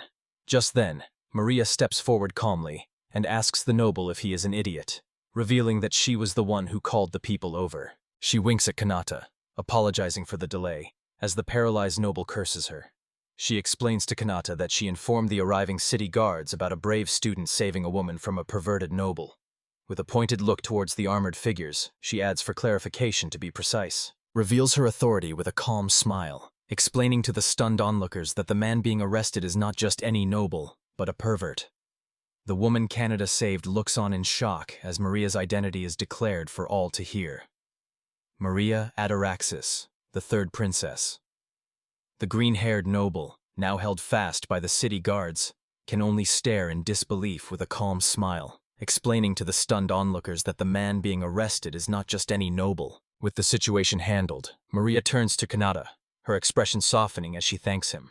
She explains that his quick thinking in restraining the noble was what allowed her to finalize the arrest, all while the guards lead the disgraced man away in the distance. He watches them depart, noting that the matter is finally settled and that local patrols will likely tighten up. As Maria prepares to leave, one of the guards informs her that the department will be seeking her expert counsel on similar cases in the future. Just then, the red-haired woman approaches him. She expresses her deep gratitude not only for his intervention but for affirming her dignity and her line of work. To his utter surprise, she gently takes his hand in hers. As she holds his hand and asks for his name, Kanata begins to stammer that it was no big deal, all while discreetly angling his hands toward his streaming device to reassure his anxious audience. She introduces herself as Kana, claiming she's an excellent judge of character. She hands him a small carved token, instructing him to present it at the reception of the brothel where she works. promising it will grant him immediate VIP access to see her. Announcing she has to get to work, Kana leans in close to the stunned Kanata and whispers a provocative offer. If he's ever exhausted or needs to blow off some stress, she'll take care of him personally, free of charge. With a final, playful wave, she departs. Before he can even process the offer, Maria suddenly appears at his side, her face uncomfortably close.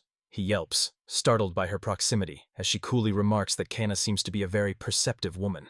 She agrees with the assessment as they both notice the sun beginning to set. Acknowledging that the day is over, they prepare to head home and bid each other a safe journey. But as he turns to leave, Maria grabs his arm in clear annoyance. She demands to know why he didn't invite her to walk home since they're heading the same way, telling him to just cover for her if other students see them. Internally, however, she's blushing, wishing her beloved Lord Streamer would escort her instead of the plain boy standing beside her.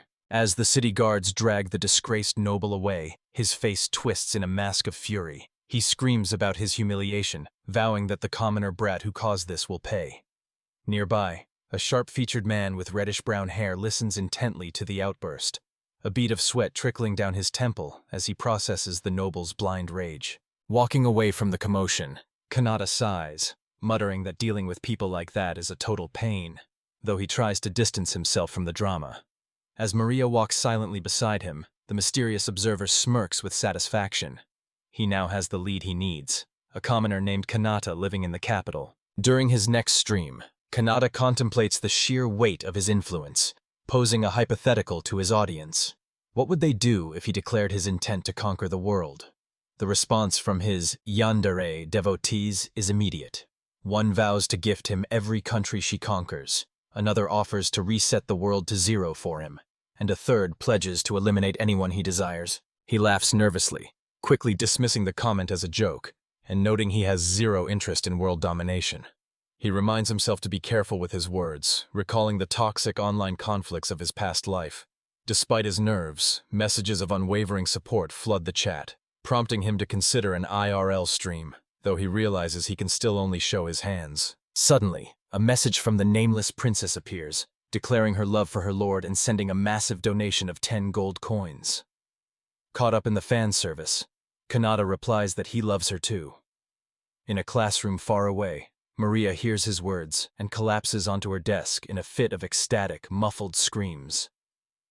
The next day at school, Kanata sits at his desk cringing, feeling like he went way too far with the flirting. Feeling exhausted, he overhears his classmates gossiping about a rumor that Agila, a student from the elite SS class, is actually the popular streamer. Maria and her friend debate the theory, with the friend pointing out that Agila is a noble while the streamer claims to be a commoner. Kanata listens quietly, internally resolving to expose the impersonator on his very next stream. Later, Kanata scrolls through online comments, noting the wild speculation regarding the streamer's identity. He wonders how to prove the truth without exposing his life as a student, his curiosity about the impersonator growing by the second. As he traverses the school, he spots a group of arrogant nobles, including the prince, and feels a surge of irritation. Elsewhere, the saintess Alfana checks her device, quickly dismissing the concerns of a young girl nearby. Kanata's resolve finally hardens. He is the real streamer, and he won't let this slide. He strides purposefully through the crowded school hallway, having located the group of nobles he intends to confront. He bursts in on the group, shouting at Prince Agila and demanding to know why no one will believe him. Agila looks down on him with pure disdain, labeling him a liar. Kanata reflects that in his old world, fake accounts were easy to debunk, but here, the situation is far more complex. However, he realizes with a jolt that the problem has, in a way, already been solved for him. Back at school, Kanata dons his glasses, determined to uncover the prince's true motives. He finds Agila alone and eavesdrops as the noble laments that the world revolves around elites like him, claiming no one would ever listen to a faceless commoner. Agila reveals his true scheme. By posing as the streamer, he can bolster his family's reputation, pocket the donations, and claim the massive audience for himself. Suddenly, Kanata is approached by his friends. Akuta whispers that Agila is a fool, while Rebecca agrees that someone so dim-witted is beyond saving. Zeus mentions they had prior plans with Agila, leaving Kanata confused. Then, Rebecca leans in and whispers a chilling question. Does he happen to know the identity of Lord Streamer? Kanata freezes, stunned by the direct inquiry. A flashback to 3 minutes prior shows the group searching for Kanata. Rebecca reveals she's a huge fan of the streamer, a sentiment Zeus surprisingly shares. Even Alphana quietly admits that during her rare moments of rest at the church, hearing Lord Streamer's voice is the only thing that calms her heart. Back in the present, a flustered Kanata is cornered as Rebecca asks if he and the streamer are one and the same. He is saved from answering when the focus shifts to Maria, who is internally fuming at how everyone is obsessed with this streamer, viewing them all as cultists. This very obsession led her to stalk Kanata, and she now feels justified in bringing her sword as his sins worsen. In reality, she's just flustered to realize that both Princess Alphana and Saintess Rebecca are secret listeners, and she can only stammer when Alphana asks if she objects to Kanata's actions. Maria regains her composure, declaring that while she can't forgive Aguila, she also won't tolerate anyone who tries to sabotage another. Rebecca then turns the spotlight back onto Kanata, asking for his take. He suggests that even the real streamer wouldn't want Aguila to face a brutal punishment, especially if he shows remorse. Rebecca isn't convinced, pointing directly at him and pressing the issue further. Before he can respond, a massive shadowy claw of immense power erupts from the ground, seizing Aguila and dragging him into the abyss. The group stares in horror at the empty space where the prince once stood. Kanata cries out in shock, while Alphana confirms Rebecca's worst fears, sensing the overwhelming power of an evil presence. In an instant, Aguila finds himself in a desolate, lightning-scarred courtyard before a towering, dark citadel. A horned woman, the demon lord Shrausa, looms before him and demands to know if he is the streamer. Her muscular subordinate expresses immediate doubt, noting that Aguila's mana is far too pathetic to be the genuine article. Shrausa's expression twists into a terrifying snarl as she towers over the petrified noble. She hisses that he dared to use the name of the one she loves, and for that ultimate sin, he must pay the price. Aguila can only let out a blood-curdling shriek of terror as she closes in for the kill. Meanwhile, back in the school garden, Kanata and his friends are still reeling from the abduction. Rebecca worries it's too dangerous for a princess to get involved, but Alphana reasons that if a demon was responsible, they likely kidnapped Aguila to verify the rumors about the streamer's identity. Kanata is internally taken aback by how sharp their intuition actually is. Her speculation is cut short as the demon lord Shrausa materializes before them, casually tossing the unconscious and battered body of Aguila to the ground. She remarks on how pathetic the whole situation was. As Kanata recognizes Aguila's scent, he steels himself, determined to protect the girls. In response, Alphana and Maria immediately drop into defensive stances. The girls place themselves firmly between Kanata and the demon, ordering him to stay back. Shrausa clarifies her intentions, explaining that her boss was furious about the impersonation, and she has simply come to return the pretender. She then addresses Alphana and Maria directly, acknowledging the intense animosity they're radiating. Suddenly, the demon lord chuckles, her entire demeanor shifting. She reveals that many demons, including the great demon lord herself, are avid fans of the streamer's broadcasts. She muses on how beautiful it is to have someone who can bridge the gap between humans and demons. Turning her gaze to Kanata, she states she would much more willingly accept him as the streamer than that pathetic imposter. Kanata fights to keep his composure, praying his face doesn't betray his inner panic. Meanwhile, Alphana's mind is reeling, desperately trying to figure out who Kanata truly is now that even demons are sensing his monstrous mana. Seeing the tension rise, Maria steps in as a government official to de-escalate, while Shrausa simply smiles, amused by the young lady's interference. The demon departs in a mysterious sphere, leaving the group behind in the sudden silence. As Maria heads off to report the incident, a completely drained Alphana slumps against Kanata, exhausted by the day's chaos. Surprised by the sudden contact, Kanata can't help but notice just how close she's leaning into him. He stays by her side until Maria returns, who immediately takes his hands to express her heartfelt gratitude. Kanata, flustered by the attention, tries to play it off as a simple duty, but the overwhelming praise leaves him speechless. Even as Maria looks at him with pure admiration, he can still hear Alphana's soft, rhythmic breathing right beside him. Days later, the fallout of the encounter becomes clear as a reformed Aguila frantically chases after Kanata and Maria, begging for Lord Streamer's help. Having fully embraced his savior's ideals, he has made his family's crimes public and is now vowing to rebuild his noble house into something truly honorable. While walking through town, Kanata wonders if the demon lord's ceasefire was actually genuine when a voice suddenly calls out to him. Standing there is a striking woman with dark skin and pointed ears, who shyly asks if he could show her around the city. Caught off guard by her beauty, Kanata can only stare in surprise. As they navigate the bustling capital, Kanata finds himself genuinely impressed by the unique shops and architecture. His companion, hidden under a wide sun hat, notices his excitement and asks if this is his first time in a human city. He confirms it is, finding the sheer scale of the capital absolutely fascinating. She apologizes for dragging him along as a self-proclaimed country bumpkin, but Kanata quickly dismisses it, admitting he's just happy to be walking with a beautiful girl. Internally, he's captivated by her appearance. Flustered by the compliment, she offers to lead him to one of the city's best hidden viewpoints. They arrive at a secluded walkway overlooking the entire city. As she leans against the railing, taking in the breathtaking scenery, her expression suddenly turns grave. She whispers to herself, lamenting the fact that someone would actually try to destroy such a beautiful sight. Her somber tone gives Kanata pause. Sensing a strange, heavy atmosphere radiating from her, he bluntly asks if she's even human. The question catches her off guard, but her shock quickly turns into delighted laughter as she praises his incredible intuition, admitting she thought her subordinate's magic items would have hidden her identity perfectly. Kanata presses the issue and she finally confirms his suspicion. She is far from human. Noting that they are conveniently alone and out of range of any magic sensors, she decides to reward his perception. She declares she'll show him her true form and suddenly lunges forward with blinding speed. A massive dark aura erupts as she transforms before his eyes. Her hat flies off, revealing wicked horns curling from her head. With Kanata firmly in her grasp, she introduces herself as the humble demon, Shraza. Despite the sudden threat, Kanata remains composed and calmly introduces himself. Shraza acknowledges his name, explaining that she has used magic to sever this area from the outside world. In this isolated dimension, she states that he is the only one who can truly perceive her.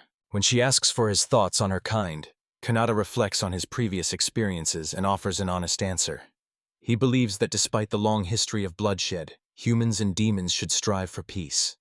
He passionately argues that if people die in war, demons surely grieve for their fallen just as deeply as humans do. His words strike a deep chord with Shraza, who admits that demons do indeed shed tears for their comrades. Impressed by his insight, she places a hand on his chest, not to strike, but to gauge his power. She is instantly stunned, realizing his mana is far more vast than her own, while Kanata realizes she shares his ability to see mana waves. Though momentarily flustered, Shraza quickly regains her cool. In an instant, the dark barrier shatters, and they are back on the public walkway, her human disguise perfectly restored. She laughs off her intense behavior as a mere hobby before taking his hands and asking if he truly believes humans and demons should walk hand in hand. Kanata chooses his words carefully, expressing a quiet hope that their shared goal can be achieved. Shroud affirms her agreement, stating with conviction that while the path will be difficult, she believes they can succeed. His earnest nature seems to amuse her. She recalls his dreams of a peaceful future where humans and demons coexist, a future she now hopes to witness herself. Her reaction leaves Kanata flustered, wondering if he overstepped. She then mentions a certain streamer, who shares his peaceful views. With a hint of excitement, she confesses to being a fan, explaining that the streamer's message of peace over conflict changed her perspective. Surprised, Kanata asks if this streamer is actually famous in the demon world. She confirms his popularity, though she notes the stubborn elders remain unswayed. Suddenly, she leans in close, startling him, and enthusiastically invites him to visit her realm one day. After promising to meet again, Shroud vanishes in a burst of energy, ending Kanata's unusual day off. Back in his room, Kanata reflects on the day's bizarre events. He realizes he never suspected Shroud's true identity, musing that no one in the human realm even knows the Demon Lord's name.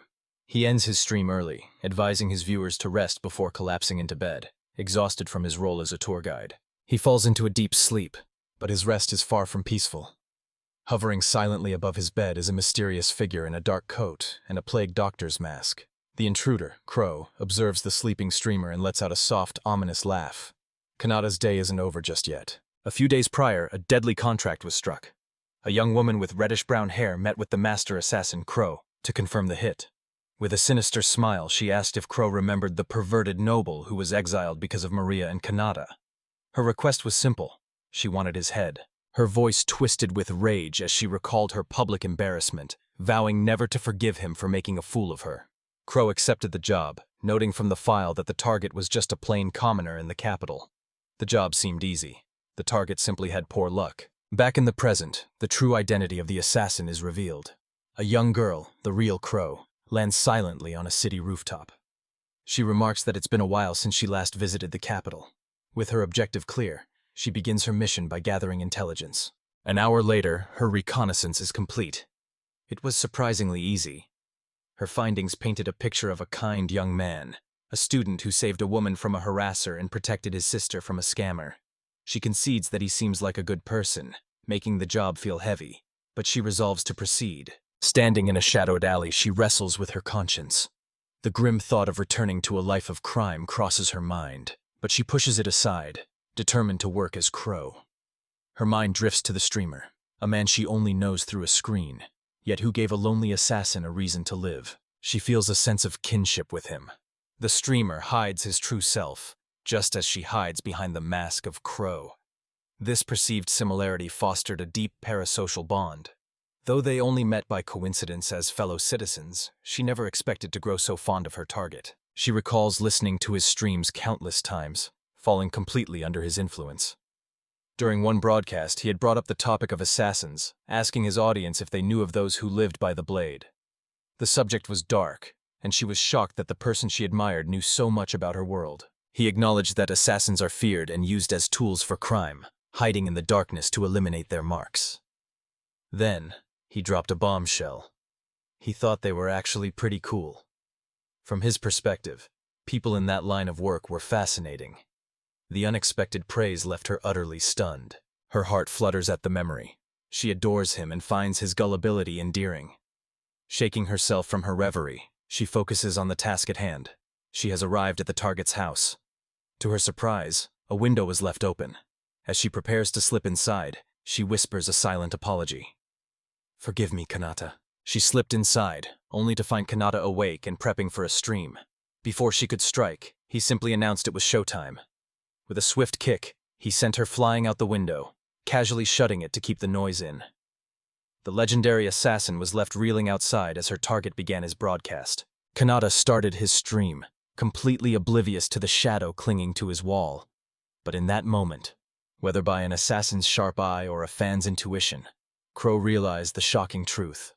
Kanata and her favorite streamer were the exact same person. Her professional instincts screamed at her to stay hidden, vowing not to even blink lest she be discovered. Yet the fangirl inside was ecstatic to finally see her idol in the flesh. While she grappled with these conflicting emotions, Kanata casually asked his chat for some dinner recommendations. Elsewhere, Prince Aguila chuckled, assuming the brutal Crow was making her target suffer an agonizing death. The reality, however, was much more wholesome. Crow was blissfully enjoying her first live event, hanging upside down outside the window while Kanata noticed a message from the nameless princess. But even a legendary assassin has her limits. After hours of watching over Kanata, exhaustion finally claimed her, and she drifted off right there in his room. He slept peacefully through the night, unaware of the dangerous guest just a few feet away. The next morning, Kanata's eyes shot open, and a scream tore from his throat. A strange young girl was standing right over him, wearing a faint, unsettling smile. Scrambling back, he pointed a trembling finger at the intruder, demanding to know who she was and why she was in his room. But Crow didn't care about her failed mission. She was just overjoyed that Kanata had finally noticed her. With unwavering confidence, she prepared her response. With a cheerful wink, she introduced herself as a perfectly normal, non-suspicious person. Kanata stared in pure disbelief before roaring back, asking if she really expected him to buy that.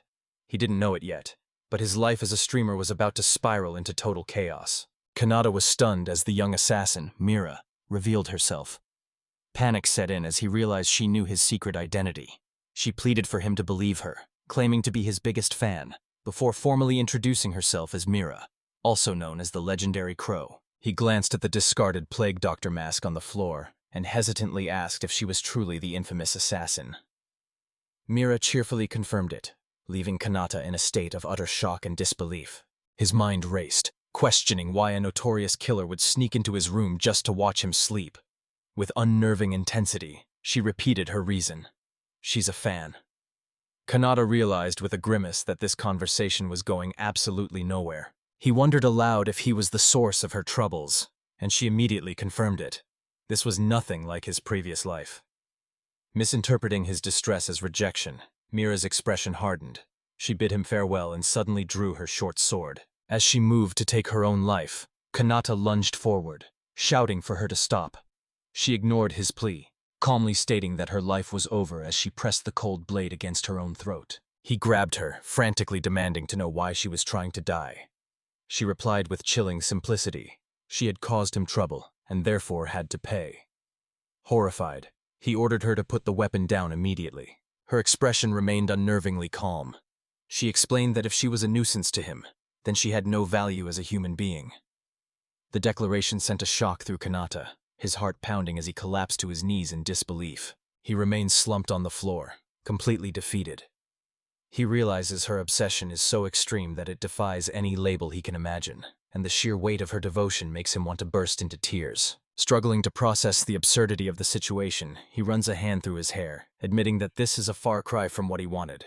He can't think straight, knowing that, in a way, he's responsible for her current state. He downs a glass of water to steady his fraying nerves before turning back to the kneeling girl with a simple command. She is forbidden from dying. He adds, with grim practicality, that cleaning up the blood if she decapitated herself would be a massive pain. Kanata kneels before the young assassin, addressing her by her true name, Mira, with a sigh of exasperation. He questions her sanity, but she completely misinterprets his concern, offering to take her own life somewhere else. He quickly clarifies that the location isn't the issue. In response, she leans in close with an earnest expression, pointing out that he is now the only person alive who knows her true name. She then asks a chilling question. Since he knows her identity, does that mean he's going to kill her now? Still unconvinced she is actually an infamous assassin, Kanata demands proof. After a moment's thought, she boasts about her legendary stealth, but her logic quickly derails as she furiously offers to eliminate anyone else targeting him. He realizes with a sigh that this conversation is a dead end. To demonstrate her skill, Mira suddenly vanishes into thin air. Kanata stands alone, completely baffled, searching the room for any sign of her. He notes that he felt no mana whatsoever, concluding her disappearance wasn't a spell, but pure physical mastery. He stares at his own hands, trying to comprehend the impossible, when Mira's disembodied voice calmly states she's standing right in front of him. A faint, shimmering distortion ripples over his hand as the unseen girl gives him a subtle, ghostly touch. Suddenly, she materializes with her hands pressed against his chest. Startled by the contact, he stammered an apology, but she beams with joy, explaining that simply being touched by her lord brings her ultimate happiness. Kanata, however, is just left embarrassed and exhausted. Regaining a sliver of composure, he questions why she even bothered to reappear in his room. With a confident smile, she begins to explain the twisted reasoning behind her return. Her explanation leaves him slumped on the floor in total disbelief. She cheerfully states that while her actions might get her killed, being close to him makes her incredibly happy. Kanata can only stare in horror at the deranged logic of this world. He cautiously asks if this means she's officially retired from trying to kill him. She reacts with explosive certainty, shouting that she would never harm him. In fact, she declares she'll protect him, and is now targeting the very person who hired her in the first place. Her declaration causes her to pause, remembering that her original mission was, in fact, to kill him. She begins cursing the client who gave the order, before the scene shifts to Kanata in class, while Mira watches him from the window, marking day 2 of her life as a stalker. Elsewhere, the fallout of Mira's defection is immediate. Amidst a wrecked room, a figure in a plague doctor mask sits stunned, teacup in hand. From the shadows, a furious voice bellows, branding the defeated operative, Crow, a traitor to the organization. Having returned to Kanata's side, Mira grins with childish delight. Kanata gives a confident thumbs up to an unseen audience, seemingly apologizing for the delay in his journey. She concludes her report with a cheerful summary, adding a chilling request that he avoid any unnecessary killing in the future. Kanata processes her words, weighing her utility as a bodyguard against the sheer terror of her presence, until his communication terminal suddenly flickers to life. Reaching for the device, he hopes the letters he requested have finally arrived, desperate for a distraction to settle his fraying nerves. He stares at the glowing screen in confusion as an unfamiliar voice emanates from it, addressing him with a startling title. My lord, the screen flashes with a damning message. Streamer, you are a mass murderer. Kanata freezes in shock as the voice declares his sins unforgivable. The accuser claims that projecting one's voice over such vast distances requires massive mana. Power that could only be harvested by sacrificing countless humans. A silhouetted figure appears on the screen, their voice dripping with malice as they demand to know how many lives he sacrificed to achieve his fame. The message concludes with a solemn, unwavering vow from his enemies. They will never forgive him, and they will, without fail, strike him down. Kanata stands frozen as the threat echoes in his mind, while Mira realizes that such a scandalous rumor could spread through the kingdom like wildfire. He tries to defend himself internally, knowing he only uses his own mana, but he's interrupted by the sight of Mira sniffing his pillow and whispering about his scent. He reflects on how baseless rumors ruined celebrities in his past life, but his thoughts are cut short when Mira looks up at him with feigned concern. Ignoring the death threat for a moment, he points an accusatory finger at her and demands to know what she was doing to his bed, but she simply plays innocent. In the world of ataraxia, the title of streamer had become a name of legendary renown, synonymous with power and influence. While his streaming culture had spread to the masses, many of his followers had developed a terrifyingly obsessive devotion to his every word. His influence had already triggered a societal revolution, from ending discrimination and dismantling bandit guilds to brokering peace with demons. A power capable of moving nations with a single word was a prize many envied. Among them were those desperately trying to replicate his legendary broadcasts in their own twisted way. Meanwhile, in a small country near Rogius, a young woman collapsed within the Zenda noble estate. She wailed in agony, crying out that she had no more mana left to give. She and the others pleaded for mercy, their bodies broken and unable to continue. But a man grabbed her by the hair, forcing her head up as he roared that they were all utterly worthless. Master Rikba lounged in his chair, cursing himself for buying such ungrateful livestock. An elderly attendant approached, reminding him that mana was as vital as blood to these people. The attendant reported that this was their final batch of slaves, and warned that draining them further would be a fatal waste of coin. Rikba cursed the princess's new anti-slavery laws for making stock so scarce, yet a sinister smirk crept across his face. A guard approached, confirming they had successfully captured an SS rank adventurer the previous day. Rikba scoffed at the thought of showing mercy, ordering the slaves back to their cages to recover just enough to be used again. He turned to his attendant for a status update. Reviewing his clipboard, the old man reported the captive had enough mana for a 5-minute stream. Inside a massive tank, the adventurer Akuta floated in restorative fluid, oblivious to his fate. Rikba stared at his device, eyes wide with disbelief. Only 5 minutes? He couldn't fathom how Kanata possessed enough mana for such massive, lengthy broadcasts. His frustration finally boiled over. He lunged from his seat, screaming that no single person could stream all night alone.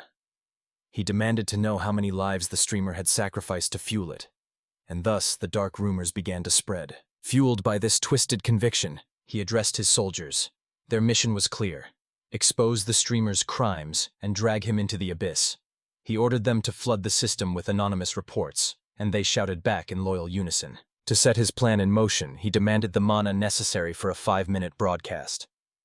He intended to hijack the end of Kanata's own transmission the very next day. Meanwhile, completely unaware of the conspiracy, Kanata stared at his screen with a look of mild surprise as he read an incoming message. He rose from his desk as Mira, hovering nearby, asked if it was truly wise to leave things as they were. Kanata admitted he wasn't certain, but he wanted to see how the situation played out first. She floated closer, worried that her master would be misunderstood by this world.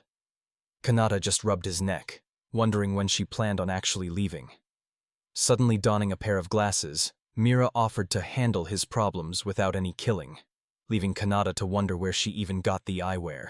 He shut that idea down instantly. Undeterred, Mira pivoted to an even more gruesome alternative: selling their enemies' organs for profit. Elsewhere, Maria and her friends catch a broadcast on their devices.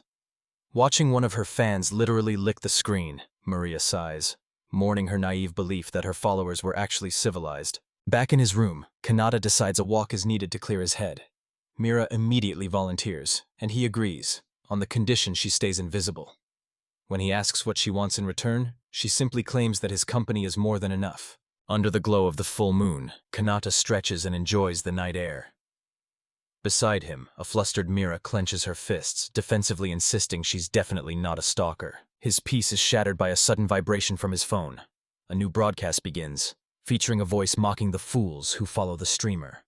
The speaker, Rick Bow, vows that in 5 minutes, he'll expose the streamer's supposed evil deeds.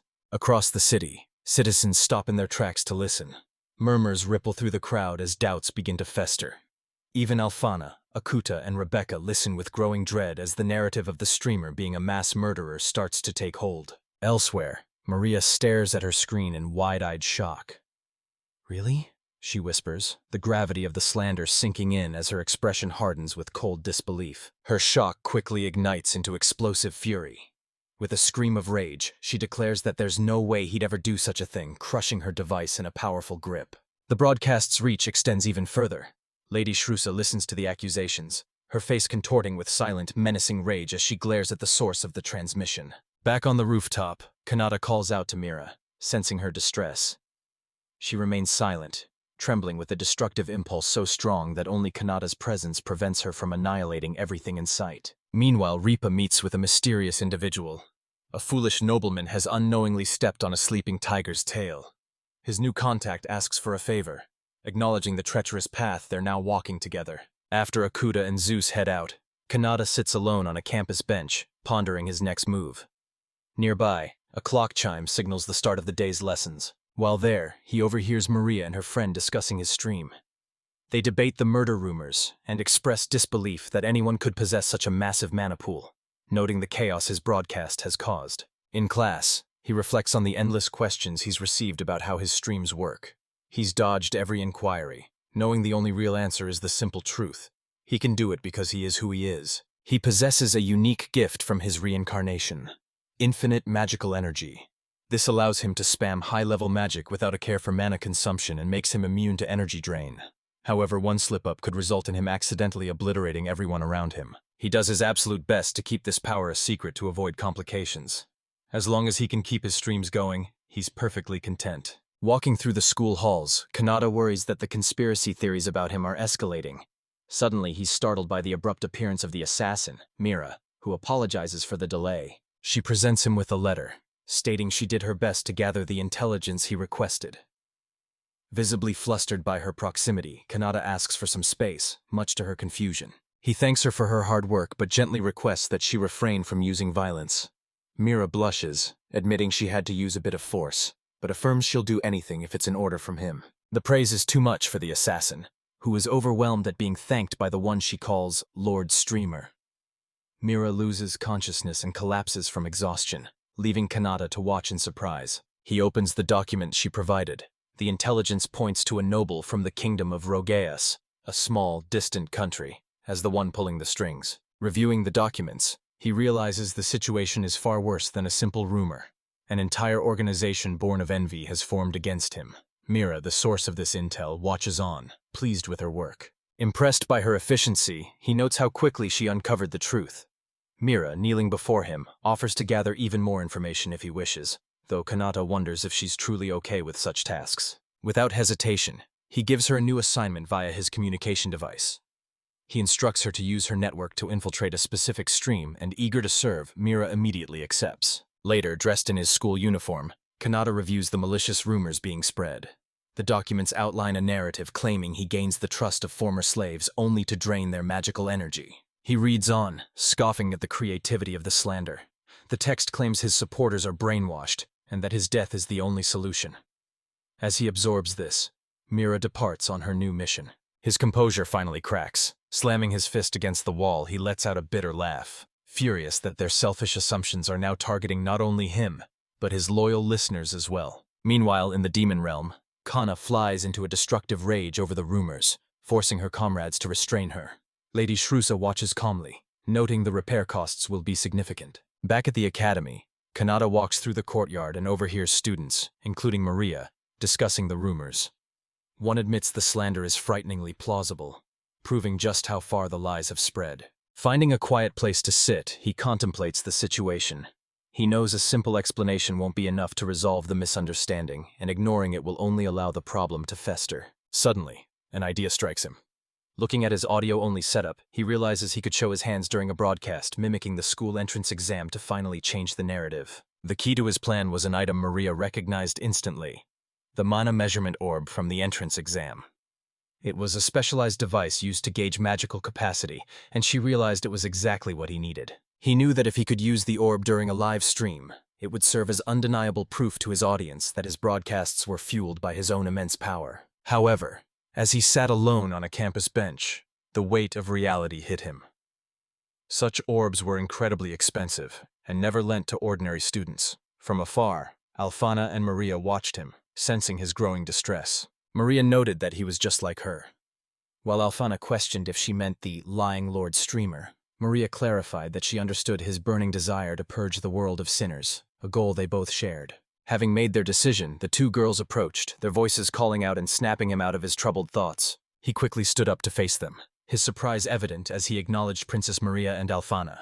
Alfana looked at him with deep concern, telling him he didn't even need to explain for her to understand his pain.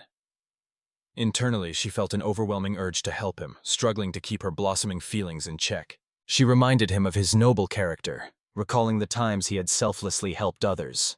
To her, he was someone truly worthy of their trust. Extending her hand, she made a formal offer. Since he was now the one in need, they would provide their assistance. She urged him to let them share his heavy burden. Her logic was simple. They were born into power and influence, and those were resources they could now use on his behalf. She continued her heartfelt plea, explaining that their status existed to aid those in need. With her hands clasped earnestly, she looked into his eyes and asked him to finally rely on them. His heart hammered against his ribs as he clenched his fist, a wave of relief finally washing over him. He knew he could trust these two. But before he could respond, Maria spoke up, asking them both for a favor. He raised a hand to his chin, his expression turning grave. He apologized, stating that before they went any further, there was a secret he had to reveal.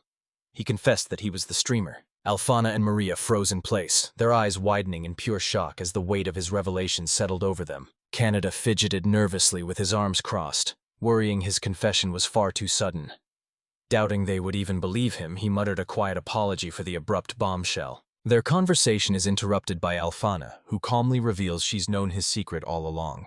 A stunned Kanata asks how long, and she explains it was since the day they met, having recognized a small wound on his right hand. She explains that right after their meeting, she spotted his hands during a stream, making the connection undeniable.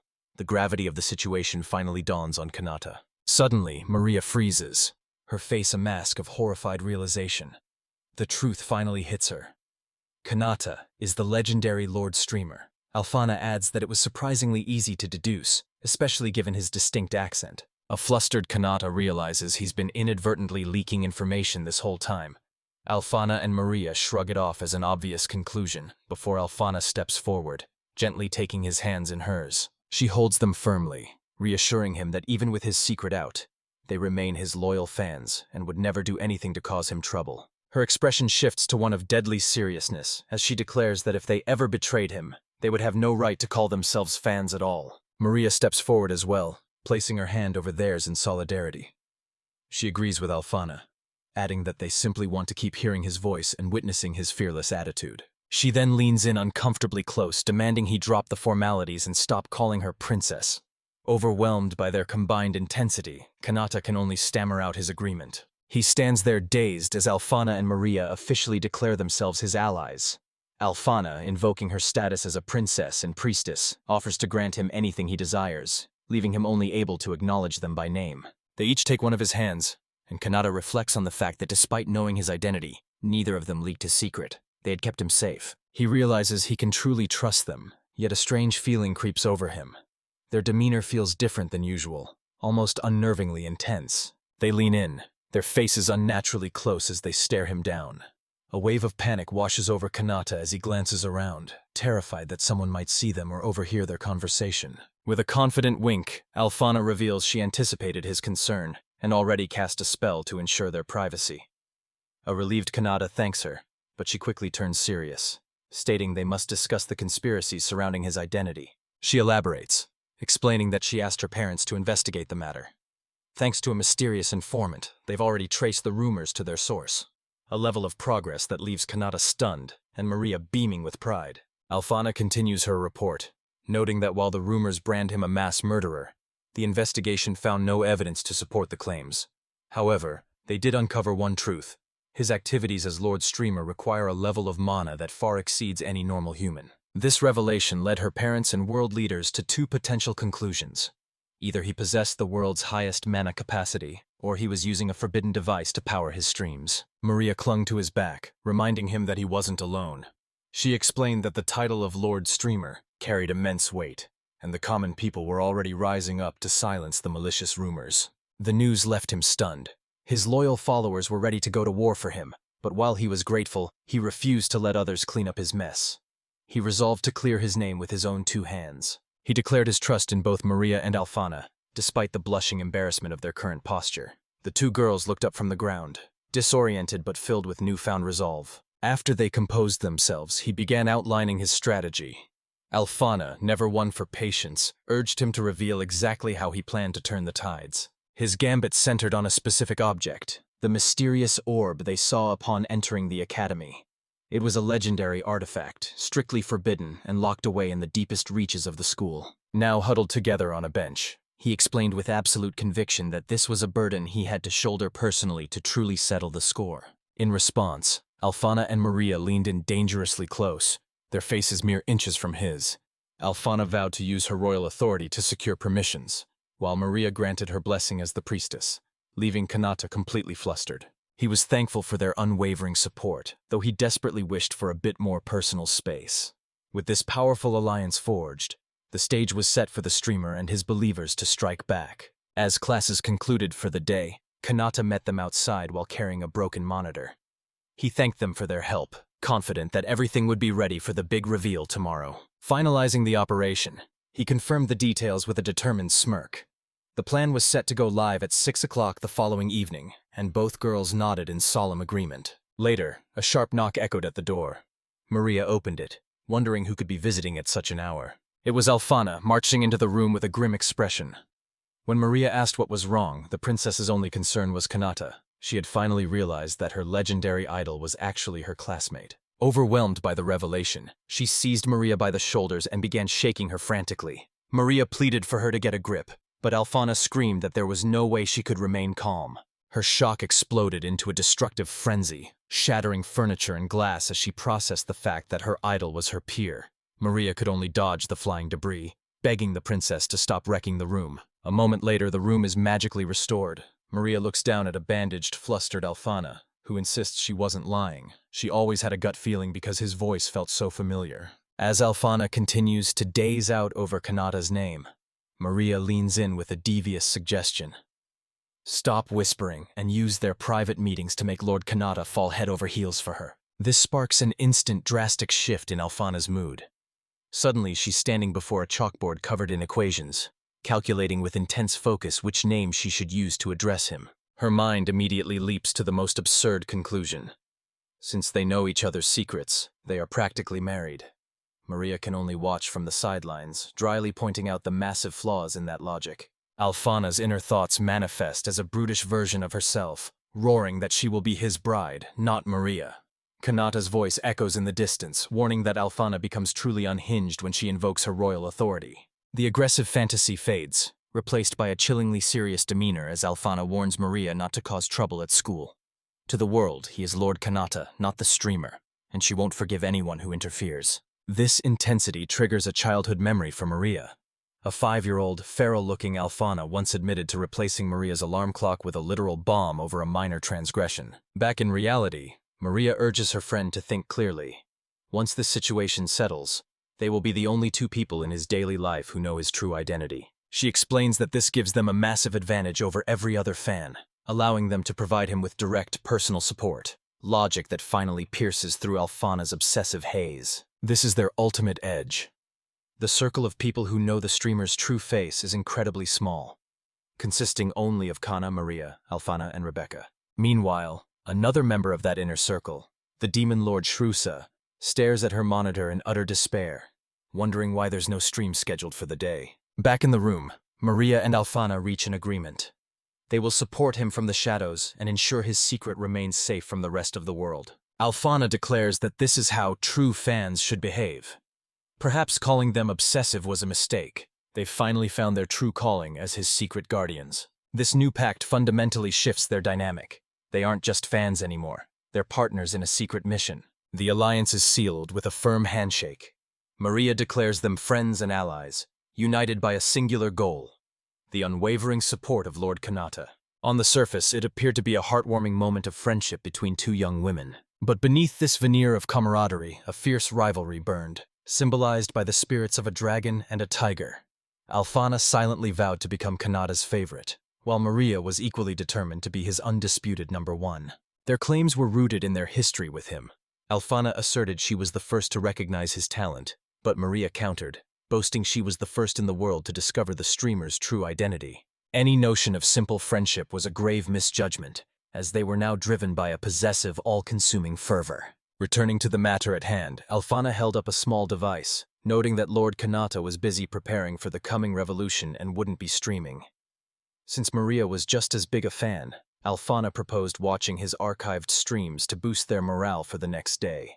Her eyes glinted with approval. Maria agreed it was a brilliant idea, adding that with no classes scheduled, simply bracing themselves wouldn't be enough. The competitive spark reignited instantly. Alphana asked which archive Maria had in mind, and Maria accepted the challenge, confidently choosing the stream where he conducted a Q&A session while maintaining a cool, suave persona. As they prepared to watch, the device played a recording of Kanata's voice, a charismatic and playful invitation echoing from the speaker. "Hey guys, how about you all become mine?" Followed by a light-hearted laugh. As his voice filled the room, all restraint vanished. Maria punched the air, roaring her adoration for the Lord Streamer, while Alphana, overcome with emotion, writhed on the floor and joined the chorus with a fervent cry of, "We love you." Their passionate screams echoed through the night. From Kanata's perspective, the plan is set. Maria and her friends confirm their meeting for the following day at 6 in the evening. He clenches his fists, filled with anticipation. Even if it's all a misunderstanding, he can't wait for tomorrow's special stream to resolve everything. However, to do that, he must first prepare. His operations hit an immediate snag when a teacher standing guard at the school gate adamantly refuses to let any students out. Kanata realizes that as a normal student, he has no hope of convincing the man to let him pass. He wonders if there is anyone who could bypass the guard. Just as the thought crosses his mind, Mira suddenly appears, clinging to his back. Startled, he asks how long she's been there, but she simply replies, "Did you call?" Now being carried through the night sky, he looks up at his companion with a determined grin. Mira asks what he needs from the capital so late, and he explains that there's a certain adult whose help he requires. He sets his eyes on a rooftop where Hannah has been waiting. She tells him she's ready to get down to business, but a flustered Kanata quickly clarifies that's definitely not the reason for his visit. Kanata urgently requests an introduction to a tailor who can craft an outfit on short notice, offering any price for total discretion. Sensing the gravity of the situation, Kana reassures him and quickly sketches out a map. With Mira fast asleep on his back, he spends the entire night sprinting between shops and armorsmiths across the capital. By the time they finish their errands, the sun is rising, leaving them with only an hour before the broadcast begins. He finally arrives at the location Maria specified, a majestic, castle-like estate. Staring up in disbelief, he wonders if such a grand venue is truly necessary for a simple live stream. Now inside and dressed in a bespoke suit, Kanata admires his ally's craftsmanship.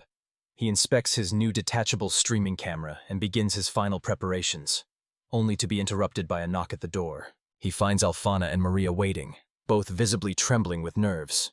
Though he reminds them they didn't have to come, they insist that their presence is vital to maintain the facade that he isn't just a commoner. This predicament stems from their meeting the day before, where he had weighed the risks of revealing his true identity during the proposal. During that talk, he realized his plan would expose him as a student living in the dorms, only for Alphana to reveal she had already deduced his status by observing his hands. To solve his problem, Alphana offered her secret villa as a base of operations. She assured him the location was so well hidden that even her parents were unaware of its existence, making it invisible to the naked eye. She explained that her saintess magic creates a powerful perception ward, causing people to subconsciously ignore the area. This magic was so potent it once baffled veteran adventurers, who felt something was off but couldn't see the massive fortress right in front of them. Alphana promised to adjust the barrier so he could enter, while Maria suggested combining their magic to create a perfectly untraceable streaming space. Kanata could only marvel at their incredible abilities. Maria clarified that while her magic was a sacred inheritance she shouldn't share, she would make an exception for him. The two girls then clung to him, insisting they accompany him to ensure his secret remained safe, leaving him with no choice but to agree. Back in the present, Kanata stands within the villa's opulent interior. Feeling the raw magical energy radiating from the walls, he resolves to find a way to properly thank them later. His focus is broken when Mira suddenly appears, gives him a quick thumbs up, and vanishes again. He realizes with a start that she had only pretended to leave him earlier. Perched comfortably outside, Mira sips a drink, having easily bypassed Alfana's high-level magic. She decides to stand guard, ensuring Kanata can stream without any outside interference. Elsewhere in the city, Kana stares at her device with a worried expression, wishing Kanata luck. Meanwhile, a skeptical crowd gathers for the broadcast, with Akuta and Zeus betting that the streamer will chicken out at the last second. Meanwhile, in the demon realm, Lady Shiroha watched with a confident smirk, declaring her unwavering faith in the streamer. Her subordinates were less certain. One noted how different he was from other humans, while another questioned if he was a true threat, yet they all agreed to watch what they assumed would be his final broadcast. Back in the concealed villa, as the clock chimed the appointed hour, Maria turned to Kanata and informed him that it was time. Alfana stood nearby, watching the scene in silence. Kanata acknowledged them, confirming they should proceed as planned. Taking a steadying breath, he admitted to himself that he was nervous, but he was resolved to enjoy this moment, the world's first evolution of live streaming. While he prepared, his adversary, Prince Aguila, stood before a massive, expectant crowd. He proclaimed that no matter what excuses were made, this would be the streamer's final broadcast, demanding that the man expose his true self, his hands, and his hideous voice for all to see. Unmoved by the prince's public threats, Kanata clenched his fist. He gave a final instruction to his companions, telling them to take action the moment they saw an opening. As the stream went live, a wave of collective shock rippled through everyone watching. From Kana to Lady Shiroha, and from Prince Aguila to the king himself, a single unified cry of disbelief erupted. The source of their astonishment was the figure who appeared on screen. It was not an unmasked commoner, but the streamer in his full helmeted persona, greeting his listeners and asking if they had been waiting for him. His confident greeting echoed out to the world, and just like that, the curtains rose on what would become the legendary, albeit short-lived, saga of the streamer. Appearing on screens across the land, the masked figure makes his grand entrance. He greets his audience, asking how he looks while cheekily stating they'll have to forgive him for not showing his face. His unique charisma captivates his viewers, including Akuta and Zeus, who watch in utter amazement. Elsewhere, Lady Shiroha watches the broadcast with fierce determination. She wants to prove her innocence against certain allegations, so she decides to conduct a slightly different kind of stream this time. In another room, Kana thrashes about, equally engrossed in the event. At the center of the controversy sits Prince Aguila upon his throne. He recounts the situation, explaining that a certain country has recently been alleging that the streamer commits mass murder just to conduct his broadcasts. The prince watches the stream himself, his expression twisting with contempt. Finding the whole affair a nuisance, he cannot ignore those who treat others like criminals based on mere guesses. He interprets the streamer's words as a threat, sneering as he wonders if he's being challenged before shouting at his own viewers and calling them idiots. His subordinates stifle their laughter at his outburst, quickly offering apologies. On the broadcast, the streamer complains that due to the recent troubles, he can only sleep at night, a fact he finds incredibly annoying. He suddenly shifts his tone, announcing to his audience that today, he will show them exactly how his streams work. But first, he intends to introduce his accomplices, asking for the camera to be handed over. The live comments scroll rapidly, filled with excitement and demands for him to prove his innocence. As the camera pans, Lady Shiroha stares in disbelief. Someone is helping him. Someone other than her. On the screen, she sees two figures who, according to the streamer, came from afar to assist with his system. Two young women step forward to address the bewildered audience. One introduces herself as Maria Adaraxes, the third princess of Rogius, while the other reveals she is Alfana, the world-renowned saintess. They explain they're huge fans and requested to join the stream, an offer Kanata couldn't refuse. Watching from her device, Kana realizes with a jolt that she's just gained two incredibly formidable rivals. Alfana immediately takes charge. Raising a finger, she declares in her name as the saintess that the audience must obey. She casts a powerful spell, compelling everyone to focus solely on the Lord streamer's every word and action. In the background, Kanata flails in a panic, blindsided by her sudden authoritative display of power. Kanata quickly recovers, giving the two women a thumbs up and his thanks. As the audience floods the chat with promises to focus and stop speculating, Kanata decides it's best to hide the comments in the archive for now, muttering to himself about the sheer absurdity of the situation. Elsewhere, Prince Aguila clutches his head in absolute frustration. The streamer's words echo relentlessly in his mind, creating a mental fog that makes it impossible to focus on uncovering the man's true identity. His bewildered followers can do nothing but offer their humble apologies for the setback. Back on the broadcast, the masked streamer prepares for his next demonstration. He turns to the saintess, announcing that it's finally time for the main event, while gesturing toward a mysterious object on a nearby table. He then requests that the princess bring the item forward. As she complies, he explains to the audience that the device is a mana-measuring orb, designed to gauge the raw magical power a person possesses. Kanata boldly declares that his mana is infinite, allowing him to power his streams single-handedly, and now, he's going to prove it. To provide context, Alphana adds that the orb's ranks are determined by color and intensity, noting that her own SSS-ranked mana glows with a brilliant gold. The crowd, along with a stunned Aguila, reacts with utter disbelief at such a preposterous claim. This plan had been hatched the night before. A maskless Kanata explained his intention to pour his mana into the orb to the girls. He acknowledged that some might dismiss it as a mere trick, a risk the saintess agreed was likely given the simple method. However, Kanata was confident that having both a princess and a saintess vouching for him would silence any skeptics. Returning to the live feed, he warns his audience not to blink.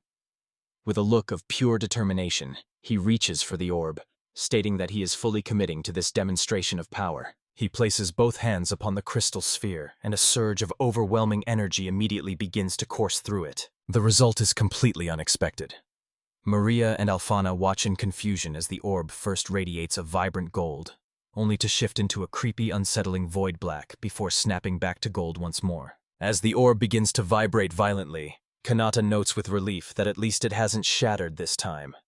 The saintess, however, is frozen in shock, realizing his infinite mana is actively trying to tear itself free from the orb's confines. She has never witnessed such a terrifying phenomenon. Suddenly, the orb lifts from its stand, hovering in midair while radiating a prismatic, rainbow-colored light. Kanata, Maria, and Alphana stare in absolute astonishment.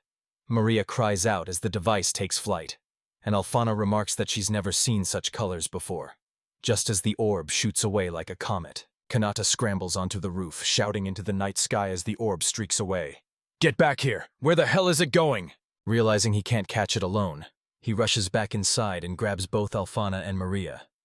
He apologizes for the sudden haste, begging them to help him retrieve it, and a startled Alphana quickly agrees to the chase. He then sprints toward the balcony, leaving his streaming gear behind. His phone, still mounted on its tripod, crashes to the floor, the live feed capturing his frantic departure while his bewildered audience watches in real time. Across the globe, viewers react with a mix of shock and confusion. While demons wonder if it was an accident, royalty and commoners alike are urged to witness the impossible spectacle. Students stare at their screens, questioning what could have terrified the streamers so much, while others gaze at the sky in total disbelief. The mysterious light in the heavens triggers a wave of varied responses. The assassin Mira looks up, stunned by the sight, while the demon lord Shrausa finds the phenomenon both beautiful and unsettling. In a dimly lit room, Kana watches, remarking on how frighteningly fleeting the display is. Stepping out onto the balcony, Kanata and the two women gaze at the source of the commotion, a vast, shimmering curtain of light painting the night sky. Alphana recognizes it immediately, explaining it's an aurora, though Maria, unfamiliar with the term, can only ask what such a thing could be. She clutches the now drained mana orb as a realization begins to take shape. The orb, its powers seemingly spent, slips from her grasp and falls as the aurora continues its majestic dance over the city rooftops. She then voices the truth dawning on everyone. The overflowing mana didn't just vanish. It poured out of the orb to manifest a miracle. This aurora wasn't limited to one country. It spread across the world, serving as undeniable proof of the streamer's infinite power. Her words resonate with the public, who now view the event not as an accident, but as a divine act. They begin to wonder if the streamer is some kind of celestial messenger. However, in their overwhelming awe, they've overlooked one crucial, terrifying point. The king and his advisors, however, do not miss it as the sky returns to normal. The king notes with alarm that in their world of ataraxia, auroras simply do not exist. He concludes that victory is impossible against a man who has completely shattered the natural order of the world. In the demon realm, the reaction is split. Prince Aguila collapses in despair, muttering that it's all a lie, and claiming the streamer stole mana from slaves. In stark contrast, Lady Shrusa and her attendant Kikiki raised their arms in triumph, declaring the spectacle was worth every second. This sense of awe echoes far and wide. The populace is utterly convinced the night sky was purposefully crafted by the streamer, hailing him as a supreme ruler who controls the heavens themselves.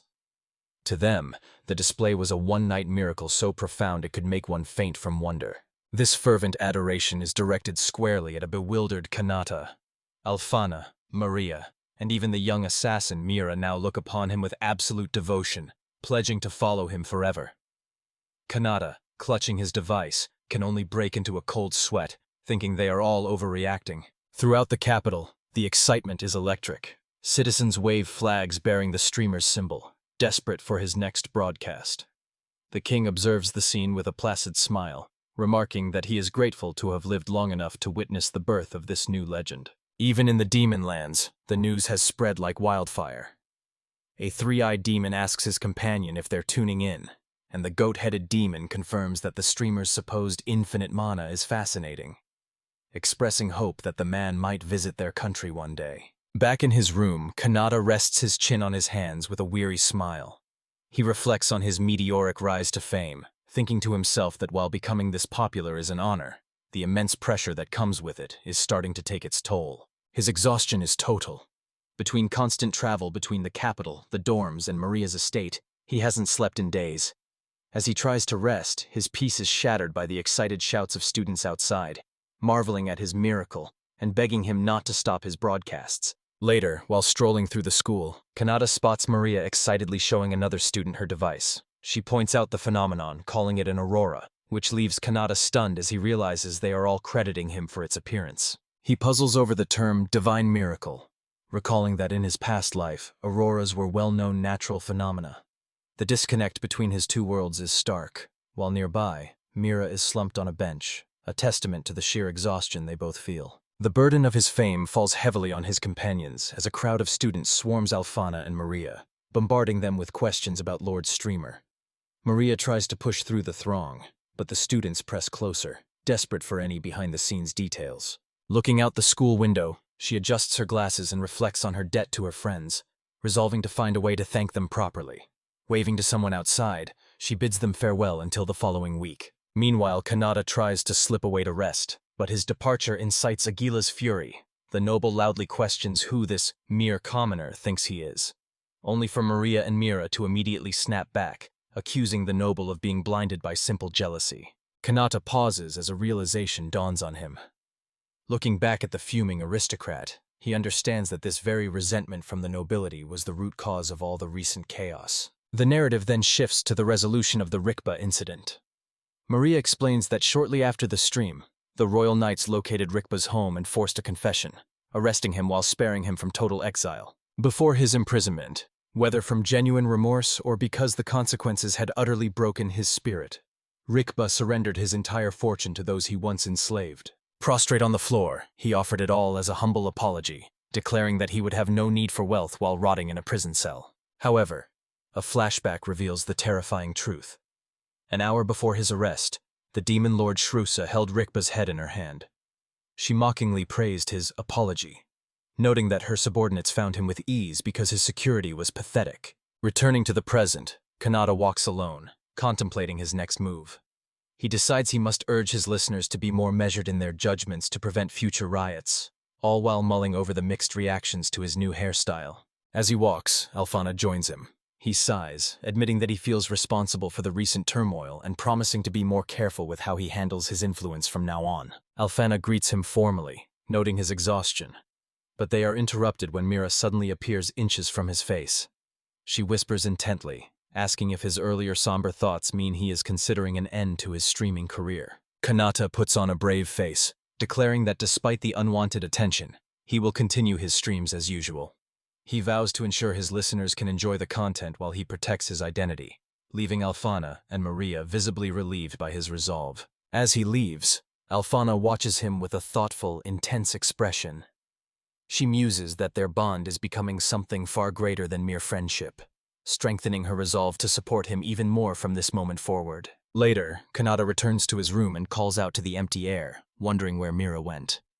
He assumes she's finally left, only to find her prostrated on the floor, head bowed, loudly asking how she can serve him. The sight is so jarring it sends him stumbling back onto his bed in a panic. From the floor, Mira gazes up at him with wide-eyed questioning innocence, as if her behavior is perfectly normal. He demands she go home, accusing her of being a stalker, but Mira just leaps up cheerfully. She announces her retirement from the assassination game, claiming she's done being the crow just to be his full-time protector. Her logic leaves him completely floored, and he can't help but wonder why she keeps saying things that pique his curiosity. The absurdity is so high he even imagines his late father looking down with pride from the afterlife. Trying to ignore the chaos, he checks the news, only to see that the crow's disappearance is being credited to his own stream. He prays the situation doesn't spiral, but Mira continues to plead, begging to become his official public bodyguard. Just then, Maria returns from her duties, exhausted but desperate to see Kanata. Catching sight of him down the hall, she calls out his name and sprints toward him with pure, unbridled excitement. Her joy vanishes instantly when she sees Kanata dragging Mira by the hand, calling her an unemployed weirdo. Unfazed, Mira proudly corrects him, declaring that from this day forward, she is Lord Kanata's personal shield. The word bodyguard triggers Maria's possessive side, her expression darkening with jealousy. As Kanata tries to debunk the claim, Maria steps in with intense determination, arguing that if he wants a petite guard, she's the superior choice. Meanwhile, outside the school gates, Kana notices the commotion from afar. The unusual noise makes her wonder if Kanata has gotten himself into another mess while trying to help someone. As she ponders this, a mysterious, dark-skinned elf adjusts her sun hat and decides to investigate. She immediately recognizes Kana as the saintess, while Kana muses that Kanata will be shocked by her own unexpected visit. The woman approaches, and a puzzled Kana asks if they've met before. The stranger simply cryptically remarks that the flame war has finally been settled. Back with Kanata, things only get more hectic as Mira insists that she and Maria are already his dual bodyguards. Alfana watches in total shock as Kanata once again finds himself at the center of a chaotic whirlwind. From a hidden vantage point, an observer notes that the legendary crow has changed, acknowledging that the young streamer won't stop moving forward. Kanata reflects on his progress, realizing that vlogging has opened up infinite possibilities. He tries to tune out the escalating bickering between Maria and Alfana, covering his ears to escape the reality of their status-fueled argument. He resolves that to handle this much chaos, he'll just have to become even more influential. High above in the celestial realm, a joyful angel watches the scene with a smile. She continues to guide Kanata and bless his path, observing the man who is given a second chance through the miracle of reincarnation. Clearing her throat with a hint of embarrassment, the goddess seemed genuinely amused by the very concept of heaven. She admitted to watching his every move, finding his antics thoroughly entertaining, and his choice to use divine mana for streaming completely unexpected. Despite his teasing remarks about her, she was clearly his biggest fan, even revealing a custom t-shirt emblazoned with his face. Back on the ground, Kanata sighed in pure exhaustion, announcing to Maria, Alfana, Mira, Kona, and the mysterious elf that he was wiped and needed to head home to prepare. As he turned to leave, a unified outcry of desperation erupted from the group. Mira, Maria, Alfana, and the others called out his name in disbelief, while even the demon lord Shrausa seemed stunned by his sudden departure. Their calls quickly turned into a frantic pursuit as Kanata tried to walk away. Behind him, a chaotic scramble ensued. Mira launched herself through the air. The dark-skinned elf sprinted until her hat flew off, and Kona desperately crawled across the ground just to keep pace. Later, seated on a bench outside a massive church, a bewildered Kanata points to himself, trying to wrap his head around a single question. Did he really have supporters? Standing before the grand building, Alfana and Maria explain that this is exactly why they brought him here, eagerly awaiting his thoughts on the matter. After mulling it over, he realizes they essentially mean sponsors and followers. Alfana confirms this, noting that even a week after the Aurora event, the public remains completely obsessed with him. She mentions that court artists are already competing to capture his likeness, while Maria chimes in with a wink, suggesting that instead of just pictures, tangible merchandise would be even better. The idea of merch catches Kanata off guard, as he didn't expect his brand to grow this fast. Alfana and Maria eagerly offer to invest, explaining that it's the best way to spread the faith of their Lord Streamer. Despite Kanata's hesitation regarding their official duties, they quickly reassure him that this will be off the books and won't interfere with their work. Touched by their sincerity, Kanata finds them a breath of fresh air compared to his toxic viewers back home, momentarily wishing he could marry them both before dismissing the idea as a pipe dream. It was a fortunate turn of events, Had he rejected them, their already intense devotion might have spiraled into something far more obsessive and dangerous. Snapping back to the present, Kanata walks with the two women, brainstorming what kind of merch to launch first.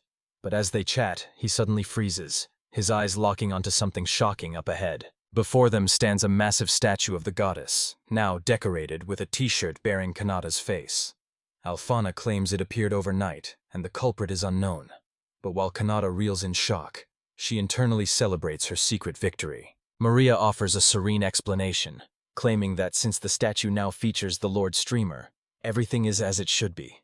As she smiles, a cold chill runs down Kanata's spine as he begins to question the sanity of this entire church. Chuckling, Alphana explained to Kanata that his fame reached every corner of the world, noting they were currently using magic to mask their identities from the crowd. While they chatted, two of Maria's classmates approached to ask about Kanata's companions. Before he could respond, Alphana's eyes sparkled with a mischievous idea. She suggested that if the goddess herself discovered the message on the defaced statue, it would be hailed as a divine oracle, a thought that sent Kanata into a panic. He immediately shut the idea down, warning her not to make such dangerous jokes. Alphana quickly retreated, claiming it was just a prank. Meanwhile, merchandise production was in full swing elsewhere, as one angel proudly showed off a finished shirt while her exhausted partner groaned about the workload. Bringing the conversation to a close, Kanata suggested they call it a day since it was still early. However, Alphana informed him that she and Maria had some business to attend to. Kanata assumed it was political and offered his sympathies for the heavy burdens they carried. She responded with a knowing, slightly unsettling smile, telling him he'd understand soon enough. As she and Maria waved a cheerful goodbye, Kanata was left standing there, completely baffled by her cryptic parting words. Later, while wandering through a bustling district he rarely visited, Kanata found the change of pace refreshing.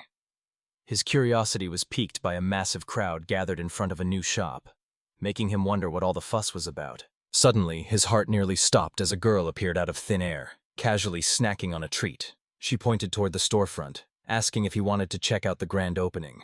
Kanata clutched his chest, genuinely startled by her sudden appearance. Once he recovered, he scolded the girl, Mira, demanding to know how long she planned on stalking him. He reminded her that he'd told her to find her own place, but then softened his tone, thanking her for her help during the assassination attempt and for keeping his identity a secret. He gently lectured her, explaining that stalking was a bad habit. Mira, now sitting forlornly inside a cardboard box, meekly agreed. Kanata realized she had no intention of returning to her home country, though she insisted she would try to find a place to stay locally. Mira's resolve crumbled instantly as tears welled in her eyes. Looking up from the box, she pleaded for him to take her in. Her plea struck a chord with Kanata, reminding him of his mother's warning about picking up strays. He tried to steal his heart, but Mira was already overwhelmed by his perceived kindness. While walking through the city with Mira, Kanata recognized a familiar building ahead, the brothel known as Vinity, where Hana worked. Nearby, two men stared at them in utter disbelief, shocked by the sight of the pair together. A voice suddenly called his name, and he turned to see Hana herself greeting him with a warm smile. Kanata was caught off guard by the encounter. She explained that even at midday the place was packed with adventurers and soldiers finishing their night shifts, a detail Mira silently noted. Hana's friendly demeanor shifted the moment she spotted Mira.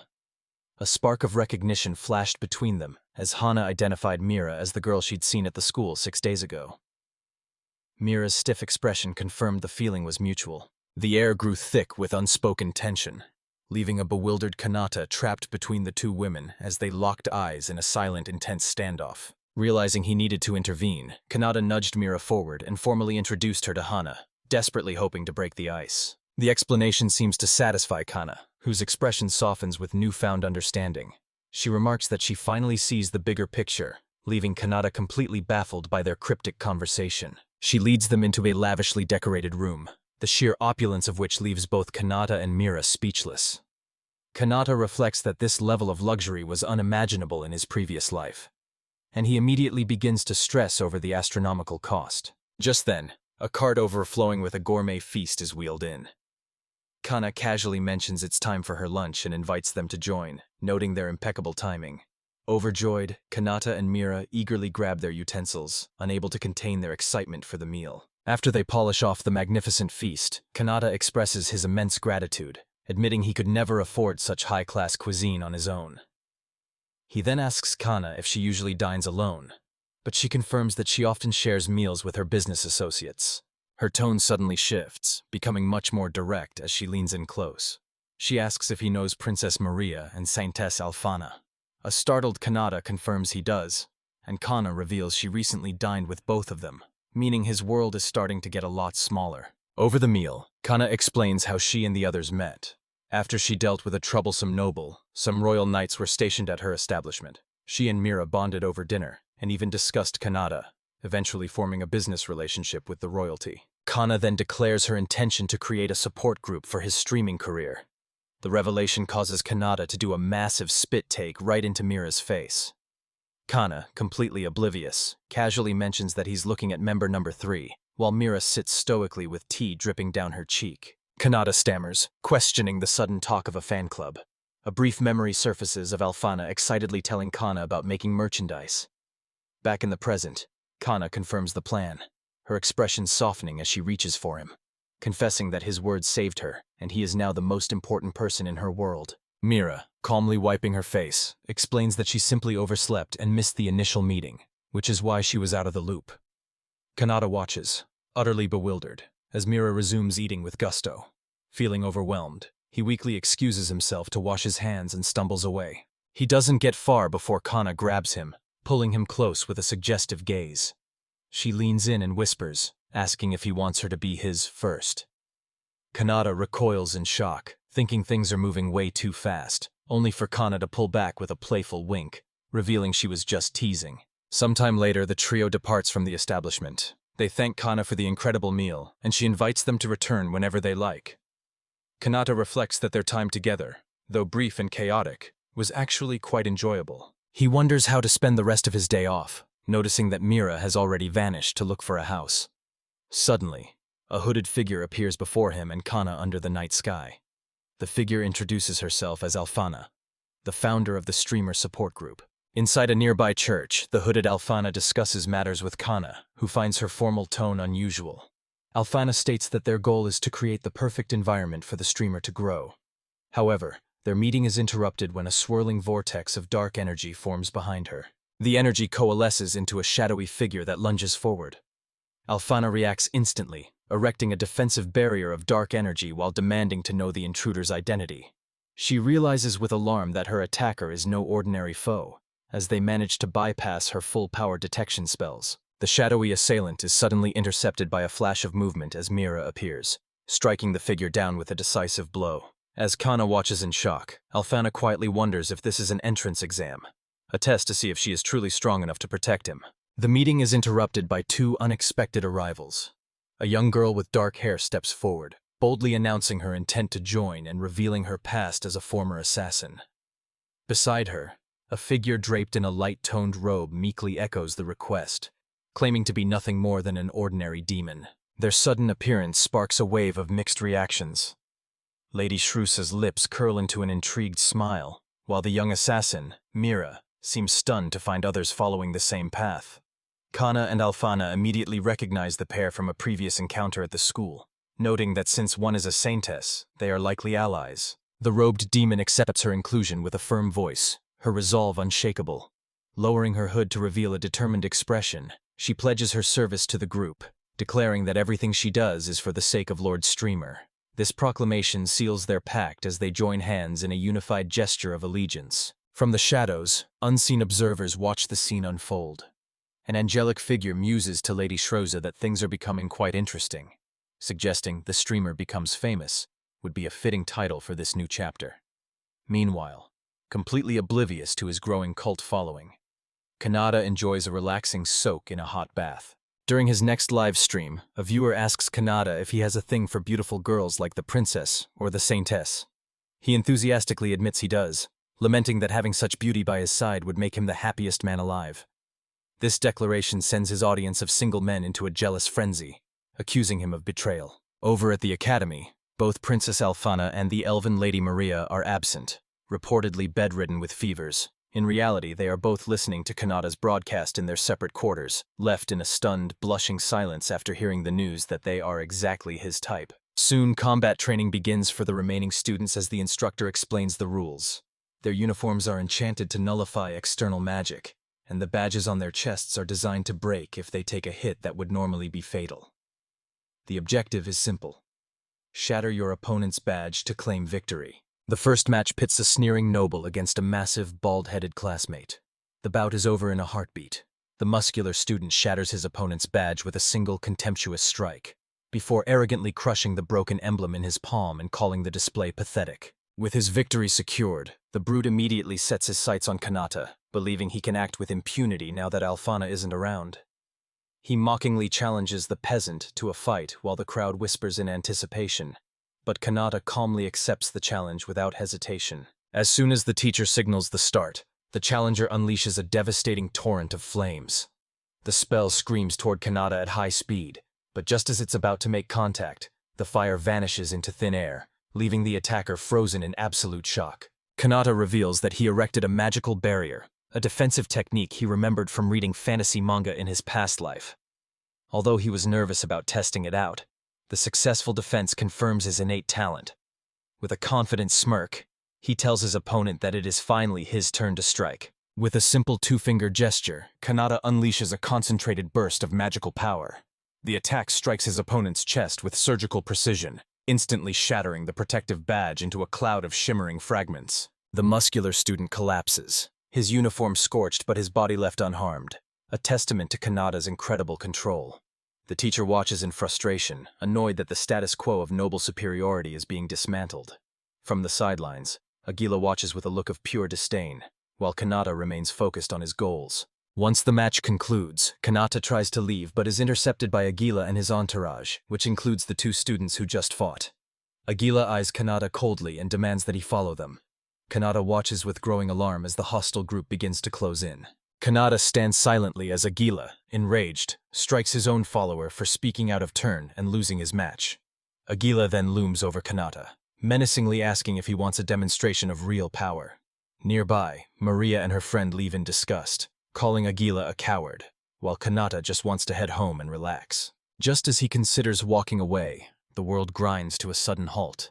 Aguila and his cronies are frozen mid-sneer, trapped in a moment of suspended time, while Kanata alone remains unaffected in the eerie silence. His confusion only grows as a single white dove flutters past the window, the only other thing in motion.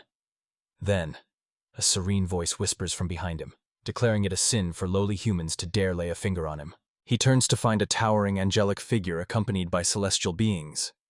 As she speaks, Kanata realizes her voice sounds strangely familiar, but his brain short-circuits when he notices his own streamer persona printed right on her shirt. The angel's gentle facade quickly turns cold as she glares at the frozen students. She decides that before they can celebrate their reunion, she must first deal with these fools by erasing them from existence entirely. With a sharp pop, the world shifts. The angel flashes a playful wink, leaving Kanata standing there in absolute shock, his mind reeling from the sight of his streamer identity being worn by a literal goddess. Amidst a series of cheerful popping sounds, the goddess casually announces that she'll handle the rest in one go. Kanata watches in horror as his classmates vanish into thin air, leaving him utterly baffled by her casual cruelty. Pointing a trembling finger, Kanata realizes the truth. This is the same being who dragged him to this world 17 years ago. She calmly confirms it, leaving him to suppress 1,000 burning questions as the reality of her power sinks in. She goes on to explain her twisted philosophy, claiming that if someone disappears, they're easily replaced. To her, even destroying and remaking the entire world is a simple fix, a casual disregard for life that leaves Kanata absolutely appalled. He argues that her power to stop time makes her a terrifying monster rather than a goddess, but she simply counters that pleasing everyone is impossible.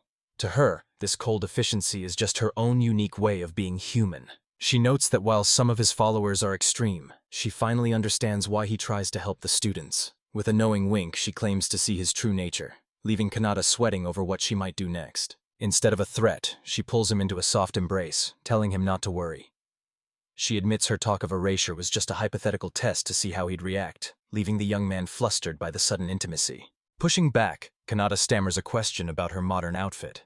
She proudly reveals she designed it herself, even dressing her own church statues in it, before dropping the ultimate bombshell. She's actually his oldest fan and loyal stream viewer. She reminisces about his early, awkward streaming days, causing Kanata to explode in embarrassment. When he laments how insane this situation is, she retorts that if she's the strange one, then the entire world must be broken, forcing him to quickly apologize. Seemingly touched by his attention to her outfit, she offers him the very clothes off her back, which he vehemently refuses. Kanata realizes her common sense is completely warped, and he finds himself wishing for the simple shirts he saw the day before. The goddess begins to ascend, explaining that her presence in this realm risks shattering its balance and concepts. As she fades away, she mentions that even her celestial friends are talking about him, leaving Kanata stunned as she vanishes into the light. He desperately reaches out as the goddess's form grows ever more translucent. She declares a new purpose, to amass a greater following than he ever could. All Kanata can do is cry out her name as she fades from his reality. With a final cheerful, "See ya," she vanishes completely. A brilliant flash of light consumes his vision, and in the next instant, he's thrust back into the familiar chaos of his classroom as a nearby student screams. This jarring return leaves him sweating and disoriented, his mind reeling. He can only come to one conclusion. This world is completely insane. 3 days pass, but the memory of the encounter remains as vivid as ever. His thoughts are shattered by a sudden commotion. Aguila and his 2 followers are on the classroom floor, writhing and apologizing frantically. The prince screams for the agony to stop, claiming his body is being torn apart while their teacher looks on, utterly baffled. Watching the bizarre spectacle, Kanata wonders at the sudden drastic change in their attitudes. They won't even look at him now. Elsewhere, the goddess observes the scene on a monitor, musing that her divine duties have become quite exhausting. Her solitude is broken by a second figure, a dark-clothed version of herself with a stern expression. This newcomer asks if she's watching that world again. Lounging comfortably, the angelic goddess confirms it is her sole reason for living. The dark goddess reveals the terrifying truth. When Kanata worried he'd gone too far with the nobles, she simply erased and remade the parts she didn't like. This immense power, she admits, stems from the fact that she doesn't truly understand humans. In a flash of searing energy, a muscular demon subordinate is engulfed by a powerful attack. Lady Shrouds declares his desires will die with him, but as the light fades, she realizes he's vanished, recognizing the signature of light magic. Clutching her chest, she grimly states the human realm is in danger. After her familiar checks on her, she barks a stern order to call for Lucia immediately. Meanwhile, Kanata sits in a courtyard, wondering if his memories of the goddess are even accurate anymore. His reflection is shattered as Alfana and Maria suddenly press themselves against him. They claim this level of intimacy is normal for friends, but Kanata is left wondering if such aggressive affection is truly the standard in this world. Alfana proudly presents a sample of new merchandise, a badge featuring Kanata's streamer avatar. As she explains the production timeline, Kanata looks on in shock, realizing his secret identity is about to become a global fashion statement. Kanata tells them he's touched by their trust. In response, the girls declare that no lowlife could ever replicate his charisma. Their goodbye is interrupted when Mira suddenly teleports behind Kanata, startling him. Kanata realizes Mira must be his 4th supporter. Though he never asked about her origins, Alfana remarks that they are all the same in the end. Kanata admits he never expected the legendary Crow to join his ranks. As Mira sits quietly on a nearby bench, Kanata wonders aloud why his warding spell isn't working. Alfana provides a simple explanation. Mira possesses enough raw power to simply oppose his mana. Kanata asks if this means Mira is weaker than Alfana. With a strained but immediate smile, Alfana confirms it, clarifying that it's a matter of simple opposition rather than total negation. Alfana explains that her spell is so effective because no one perceives the saintess as a threat.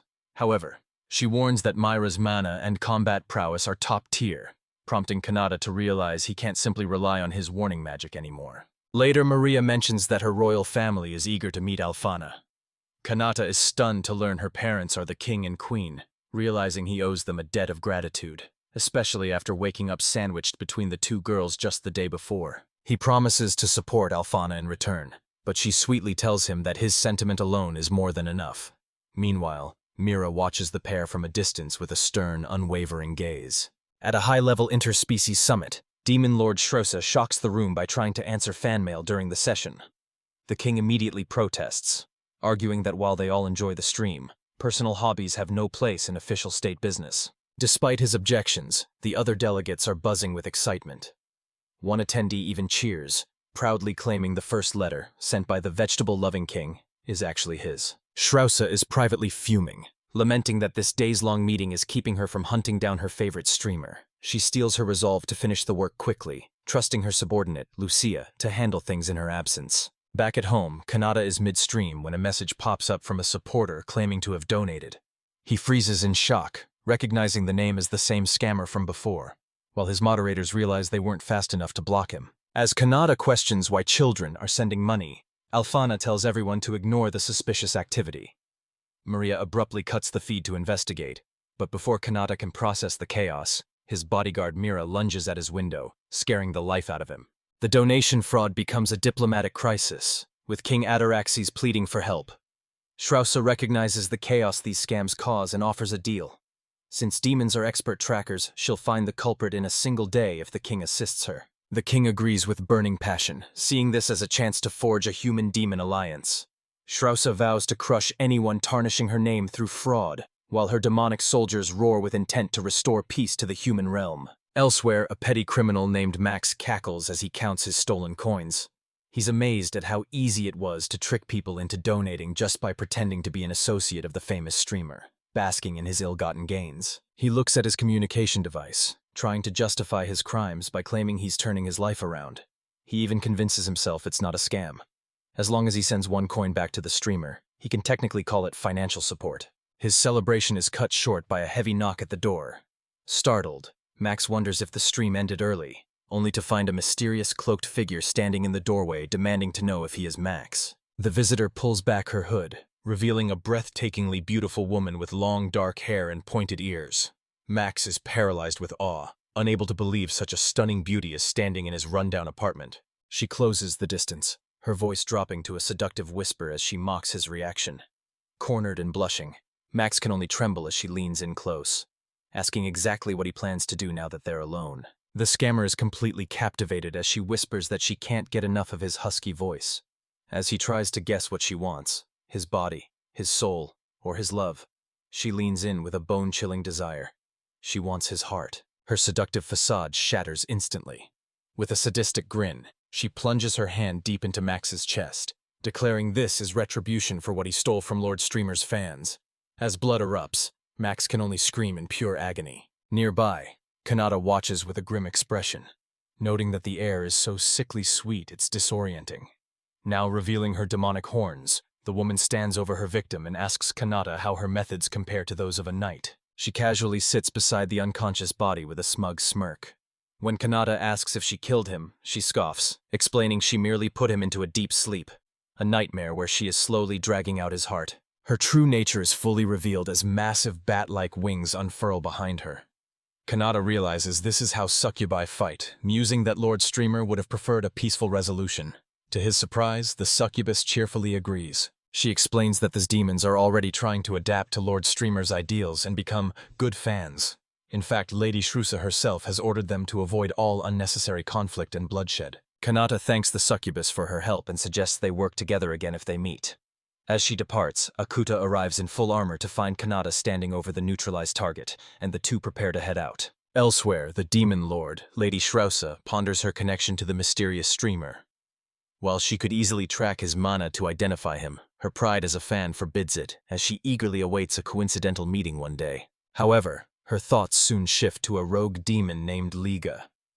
He has hidden his mana and started a rebellion, posing a massive threat to the fragile peace forged between her and Lord Streamer's realm. She notes that Liga has sustained severe injuries and is unable to fight, making this the ideal window to capture him. As she considers her next move, a messenger presents her with an urgent letter. Unfolding the paper, she reads a message from Lucia, informing her that she is currently tied up in meetings within the capital and cannot leave her post. Lucia requests that Shrewsa conduct a search of the settlements in Ataraxis, but Shrewsa is insulted by the implication that she needs help. She crushes the letter in her fist, declaring she can protect the capital on her own. Meanwhile, Kanata and Mira acknowledge that security is being tightened across every country. High above on a rooftop, the assassin Crow stands over the injured Liga, observing that someone has already reached the target location. Oblivious to the danger, Mira is lost in her own world. She vows that next time, she will act as Kanata's personal bodyguard, apprehend the criminals herself, and earn a rewarding pat on the head. As if reading her mind, Kanata pats her head and thanks her for being a great help. He then asks Mira to assist him with an experiment for his stream, leaving her flustered as he promises to return for her answer. He allows her to participate and shuts the door to begin the experiment. Moments later, Mira collapses, gasping for air as her face flushes. Even as a former assassin, she realizes this intense experience is unlike anything she's ever felt. Still trembling, she recognizes the sheer danger of the sensation, nearly losing her composure in front of him. Meanwhile, Kanata examines a faint aura surrounding his hand, wondering if the experiment worked and hoping she enjoyed it. With the scamming incident resolved, the king and a radiant Alfana formally approach Kanata. The king acknowledges him as the legendary streamer, expressing that meeting him is a true honor. The king chuckles, remarking that the meeting was well worth the wait. He mentions hearing that Kanata was awake until 4 in the morning, while 2 excited children bounce around in the background near Alfana. As they move forward, Kanata is stunned by a grand, imposing structure. While he stares in awe, a nervous Alfana stammers that the honor of their meeting is entirely hers. From their vantage point, Alfana looks into a vast hall where her parents, the king and queen, sit regally, awaiting their arrival. The king explains that as the saintess's father, he couldn't let the recent incident go unrewarded. He decided the best way to thank Kanata was to let him meet Maria's younger siblings, causing Kanata to panic at the sudden royal pressure. Kanata finds himself sandwiched between Kana and Alfana, wondering why they're always so clingy. Kana leans in, whispering that he doesn't need to be so formal in such a casual setting. Suddenly, the 2 royal children rush forward, eager to speak with him. The king tries to apologize for their lack of manners, but they shout in protest, while Alfana watches the chaotic family dynamic with a smile. When Kanata asks if they are Maria's siblings, they excitedly confirm it. The boy proudly introduces himself as ours, while the girl, biting her tongue in her excitement, shyly introduces herself as Fion. Kanata smiles and compliments their names, reaching out to gently pat both ours and Fion on the head, a gesture that leaves the children surprised and delighted. The king laughs, assuring Kanata the gesture is perfectly fine. The children then beg him to perform his famous stream introduction, and Kanata obliges, clearing his throat as they watch with bated breath. He launches into his signature opening for his 2 biggest fans. The effect on ours and Fion is immediate. They stare in wide-eyed wonder, completely mesmerized by the streamer's overwhelming energy. The dazzling light of his persona floods the throne room, forcing the king and queen to recoil. Maria, however, remains unfazed, noting that while the castle staff has enough mental fortitude for now, it's time to take Kanata to her room. They relocate to a private chamber where Kanata removes his heavy jacket, finally breathing a sigh of relief. He tells the still starstruck children that he was happy to return the favor for all their support. Outside the castle walls, a different kind of frenzy is brewing. A massive crowd, featuring familiar faces like Akuta and Zeus, floods the streets for the launch of exclusive merchandise limited to only 3 nations. Demand is so astronomical that the standard release is scrapped. Instead, an advanced lottery system is implemented, with applicants from the Kingdom of Ragus, the Principality of Vande, and the Demon World flooding the system with entries. The sheer volume of applications creates a logistical nightmare, leaving Kana and Lady Salusa buried under a mountain of postcards. Salusa laments that they didn't recruit enough help from the church, the knights, and the demons to manage the chaos. Back inside the castle, the conversation shifts to the potential fallout. Maria explains to Kanata and Fion that if the recent scam hadn't been settled quickly, the entire sale would have been cancelled. A disaster that would have left Kanata drowning in debt. Maria elaborates on her fears, picturing a scenario where furious fans spark a violent riot over the cancellation. While she imagines herself and the others struggling to hold back a mob, Kanata watches the real event from a window, hoping his preparations pay off. To maintain order, strict security measures are enforced at the venue. A church official with a cross on her forehead takes command via megaphone, warning that troublemakers will be dealt with swiftly, while a notice reveals Demon World sales are paused until the fugitive Rega is captured. With the crowd finally under control, she gives the signal. The shutters of the sales counter fly open, and she officially announces that the long-awaited merchandise is finally up for grabs. The fruits of Kanata's hard work arrive in staggering quantities. As boxes pile high, messages from obsessed fans pour in, some claiming to have sent 1,000 postcards just to secure the jackpot for their families. Witnessing the madness, Zeus can only mutter in disbelief at the scale of it all. Meanwhile, Kana, Rebecca, and Alfana are busy admiring their own hauls, with Kana noting how rewarding it feels to finally treat yourself. She looks up at Kanata, who stands on a balcony overlooking the chaos. With a soft smile, she realizes the sheer scale of his influence, wondering if people truly crave what he offers with such intense desperation. Approaching him from behind, she leans in unnervingly close and whispers his name. She brings up the previous night, hinting that she knows he and Mira did something extraordinary together for the very first time. Her suspicion stems from a conversation earlier that morning. She recalls Mira arriving at the castle and bragging to her and the maids about the event before she made her exit. Her eyes narrow and her expression hardens as she corners Kanata for confirmation. She demands to know the truth behind Mira's bold claims. Caught off guard, Kanata stammers but confirms that it was indeed a first for them. Alfana's mind immediately goes to the gutter, assuming they've engaged in a secret, scandalous affair. As her misunderstanding spirals into self-doubt, tears well up in her eyes as she wonders if she simply wasn't enough for him. Kanata, oblivious to the sexual context, tries to reassure her that he gave his all for her sake, and that his power is equal to, if not greater than, Mira's. His words fail to calm her as her jealousy reaches a breaking point. Her face contorts into a menacing grin while she seizes him, demanding to know what Mira meant by the sweet whispers they shared in his bedroom. Kanata can only look on in terror, realizing he's in mortal danger. Inside a lavish room, Kanata finds himself cornered by Alfana and Maria. They demand the truth about his late-night activities with Mira. He confirms their suspicions but tries to clarify the situation, explaining that they were simply acting as allies. That explanation does little to soothe their anger. Alfana and Maria erupt, but their true grievance quickly becomes clear. They're furious because they weren't included. Faced with their overwhelming outburst, Kanata can only offer a weak apology. He tries to placate them with a desperate offer, suggesting he'll do the same for them if they'll forgive him. The proposal hangs heavy in the air, leaving both girls completely speechless by the sudden proposition. Alfana is the first to recover, admitting she hates not being first but agreeing to the arrangement regardless. Maria quickly concurs, adding that compatibility is vital, and Mira isn't the most suitable partner anyway.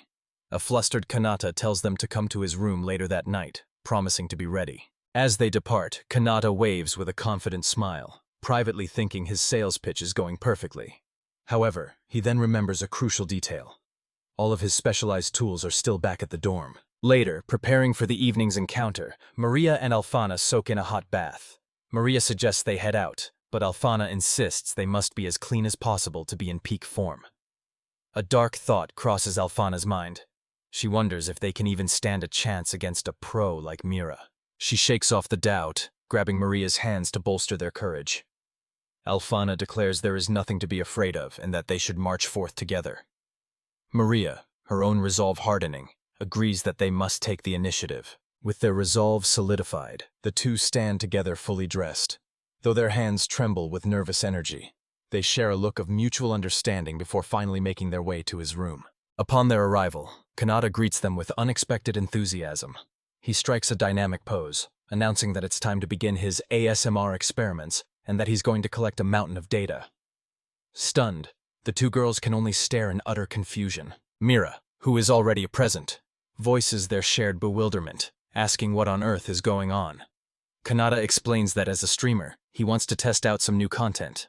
The angelic figure observing from above clarifies that ASMR refers to Autonomous Sensory Meridian Response, noting his creative thinking. He explains his plan to use magic to distort his microphone's output, creating a voice that sends tingling sensations directly into the listener's brain. Mira, aghast, clasps her cheeks and questions if this is some kind of advanced sound-based attack. Her reaction prompts him to clarify his reasoning. He recalls that Maria and Alfana had previously complimented his voice, which sparked the idea for this experiment. Now composed, Mira accepts the situation and agrees to participate as his bodyguard. To begin the test, he asks Mira for her terminal's identification number, which she provides without hesitation. From his desk, Kanata announces he will start a private stream exclusively for her.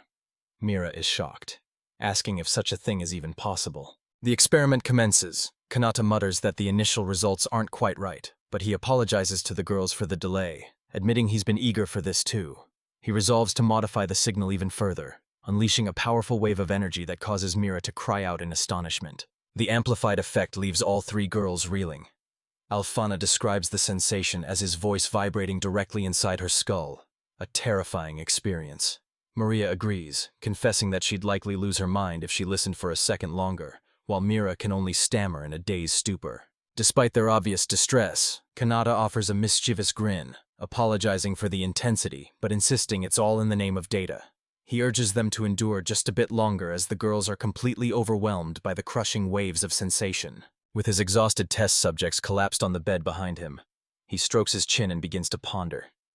He admits his knowledge of ASMR is limited, though he recalls that things like eating sounds or sweet whispers are supposed to be the gold standard. Observing their prone forms, he notes that their physical reactions are incredibly promising. He reflects on his original goal of using this tech to bring happiness to the masses, but the current scene suggests a far more potent and perhaps dangerous outcome. He approaches the bed and leans over the drained Alfana, asking if there's anything she wants to say. Weakly, she asks if she can say anything at all, and he gives her his full permission. Looking up at him with a dazed, glassy expression, she simply whispers his name. Kanata smiles warmly, thanking her for being such a cooperative participant in his experiment. He clears his throat and pulls out a script he'd prepared the day before. With a look of professional determination, he instructs the girls to recite the specific words he has written. Transitioning to the next phase, he speaks their names directly into his terminal. Maria, Alfana, Mira. The three girls instantly snap their heads up, their attention completely hijacked by the resonance of his voice. His voice sends a literal shockwave through their bodies. Blushing furiously, Alfana screams that she'll live only for him, while Mira breathlessly admits she can't live without him. Kanata privately questions if these lines are actually motivating, concluding that while the pleasure aspect is top tier, the technique needs serious refinement. Still trembling from the sensory overload, Alfana and Maria cling to each other. They eagerly propose turning this into a long-term project, arguing that he'll definitely need more data. From the background, Kanata agrees with their assessment and thanks them for their continued help. With the experiment finally wrapped up, he walks away with the girls, realizing that his dream of a viable ASMR stream is still a long way off. Once they're a safe distance away, Maria checks to ensure they're finally alone.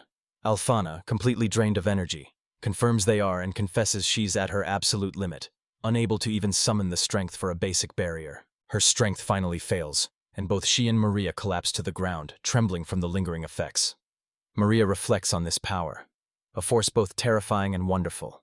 She decides it's far too dangerous to release to the world and concludes they should keep it to themselves for now. Meanwhile, back in his hometown, Kanata chats with a local woman. She asks how he's faring, and he admits that while his merchandise didn't sell as well as he hoped, he still earned enough to send money to his parents without raising any red flags. However, this peace is destined to be shattered. In just a few days, a powerful demon will launch a brutal attack on his home. The scene flashes forward to total chaos as villagers flee from a monstrous, spiky appendage while Kanata's party fights a desperate battle against the unseen threat. In a sun-drenched field, a sturdy woman named Misa wipes sweat from her brow, leaning on her tools after a long day's work. Her gaze falls upon a traveler she recognizes. Nearby, the young man, Lega, greets her warmly, admitting with a chuckle that he's terrible with names before reintroducing himself. Later, with his arm in a sling, Lega asks Misa about her own injuries, expressing his confidence that they'll all be fully healed by nightfall. He reflects on their recent past, recalling with an embarrassed laugh how they were nearly killed on a mountain near the village just a few days prior. His expression softens with apparent sincerity, as he confesses that he had been desperately trying to escape from bandits, but since meeting the villagers, he has felt truly happy for the first time. Misa listens thoughtfully, revealing that Lega reminds her of her only son, Kanata, who is roughly the same age.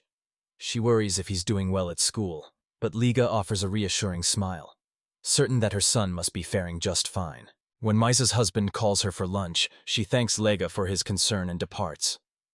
Once alone, Lega's friendly facade instantly crumbles. He shudders as the spectral image of a monstrous demon looms over him, while a whispered voice brands him as worthless in the eyes of God. His face twists into a vicious grin as he anticipates his mana fully recovering by nightfall. Memories of being bloodied and broken flash through his mind, and he silently seethes, blaming a woman named Shrausa for forcing him to recover in such a disgusting place. With eyes glowing with malice, he scans the village, dismissing Misa's husband as a filthy creature with too little mana to even serve as a snack.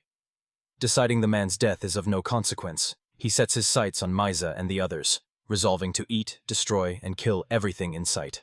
That evening, the unsuspecting villagers gather around tables laden with food. They raise their cups in a toast, cheerfully congratulating Lega on his recovery and declaring a night of celebration. The festive mood is shattered when Lega begins to mock the humans as idiots. An old man shouts for him to be quiet, but it's already too late. A sickening crack echoes through the air as Lega's body begins to violently contort and transform. The transformation completes, revealing a towering, horned demon. The villagers stare in abject terror, with one crying out about a broken ceasefire, as the demon lets out a guttural roar, confirming their worst fears and announcing that they are all about to become his dinner. The demon surveys the fleeing villagers, deciding who to devour first, but his meal is interrupted. Misa stands defiantly with a farming hoe, telling the children to run while she buys them time. Her husband rushes forward to shield her, challenging the monster to fight him instead, though the demon only scoffs, wondering how many seconds the man will last. The demon dismisses the challenge with a contemptuous backhand, sending the man flying. He taunts Misa, asking if she's glad to be thinking of her son, Kanata, while her husband dies a useless death. On the ground, defeated, the man can only whisper an apology to his son for his own weakness. The demon's follow-up attack is cut short as a high-heeled boot slams into his jaw. A dark-haired woman with horns lands gracefully, expressing her relief at arriving just in time and remarking that her information was accurate. He stumbles back, his eyes wide with disbelief.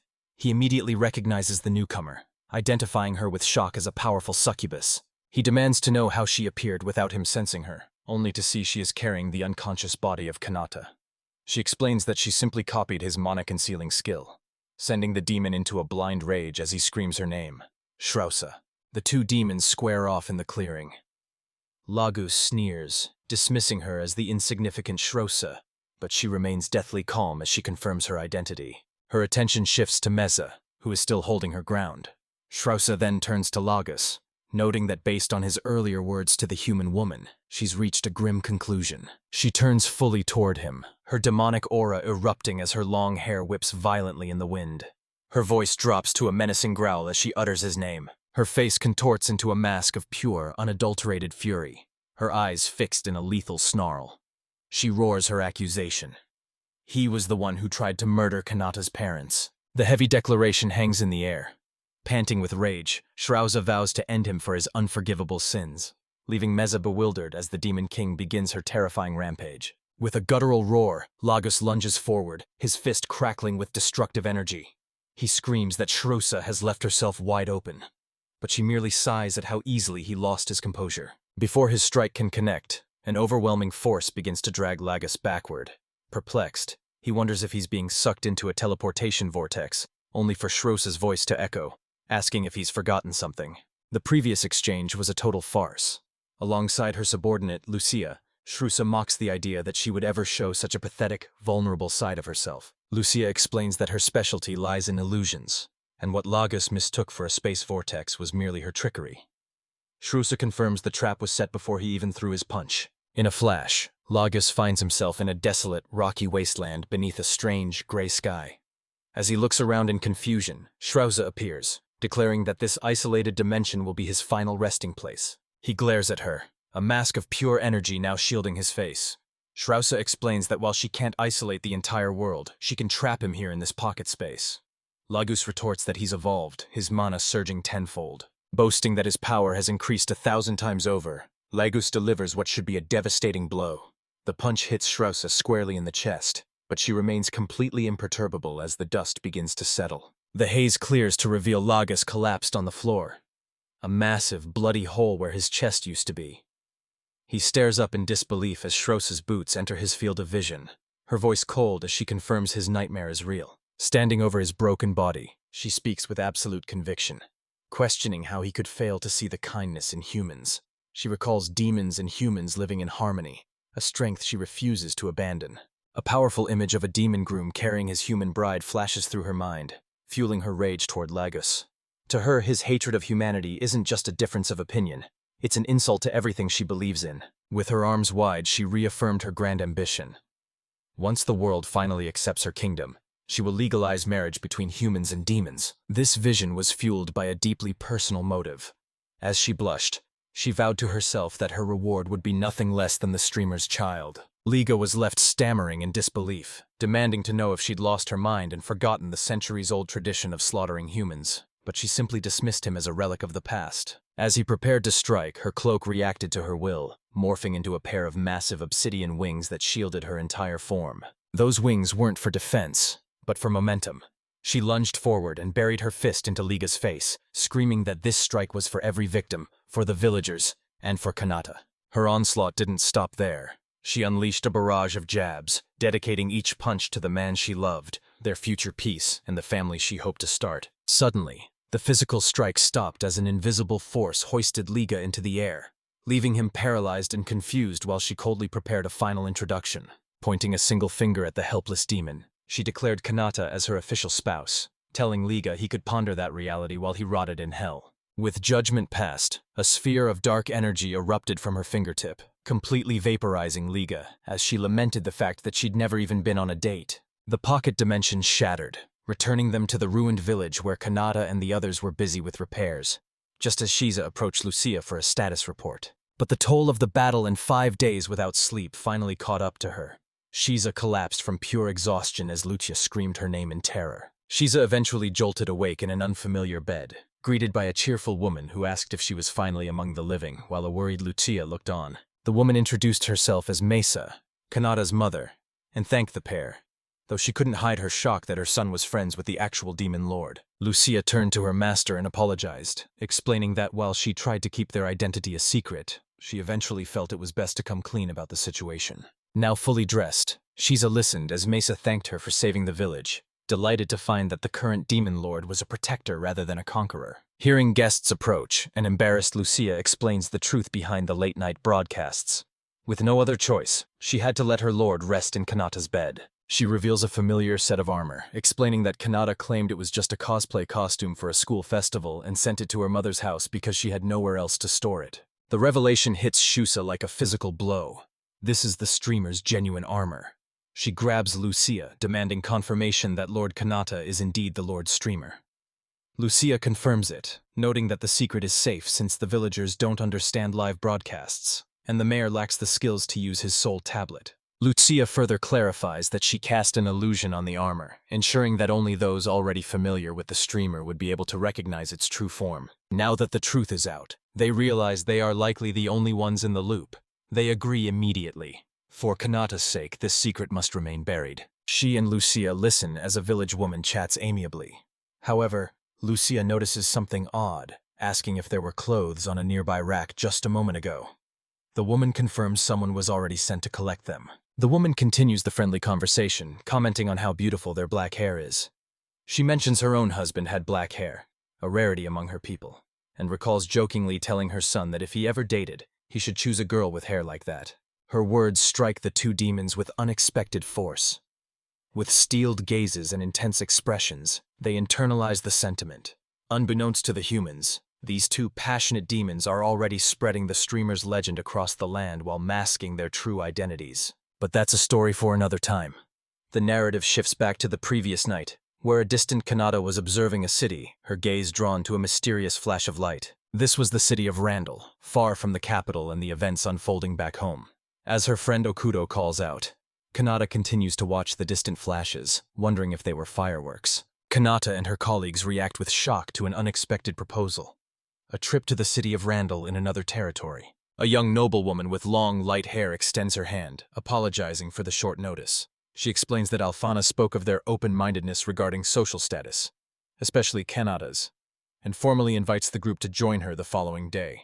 Just like that, Kanata and the others set off. By 8 the next morning, they are soaring through the sky in a magnificent carriage pulled by flying serpents.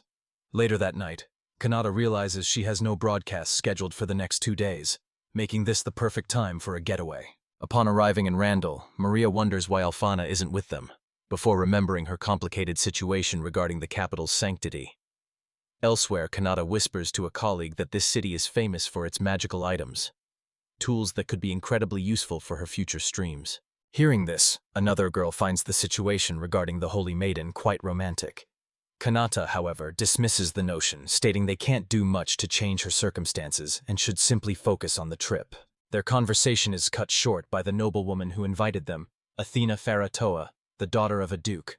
The students are floored, knowing a duke holds the highest rank below royalty, and Maria is especially stunned, having assumed Athena was just a casual friend of the princess. Addressing the group, Athena announces that their studies are about to commence and instructs them to arrive at her mansion promptly. Turning to Maria, She apologizes for the sudden start, but explains that a meeting is about to begin, and requests her presence. As Maria is led away, two of Kanata's classmates approach him, curious about which subject he's decided to specialize in. Kanata informs them that he's already made his choice. Hearing this, the two express their disappointment, as they had hoped to invite him to join their group, but their fields of study are incompatible. They wish him luck and depart, leaving Kanata to musingly reflect that this bittersweet interaction must be what people call youth. He continues his solo trek, finding this foreign country fascinating yet exhausting. After wandering for half an hour, he begins to doubt if he's even in the correct artisan district and decides to take a breather, resting on a nearby bench. As he scans the unfamiliar streets, his peace is interrupted by a couple nearby flaunting their affection.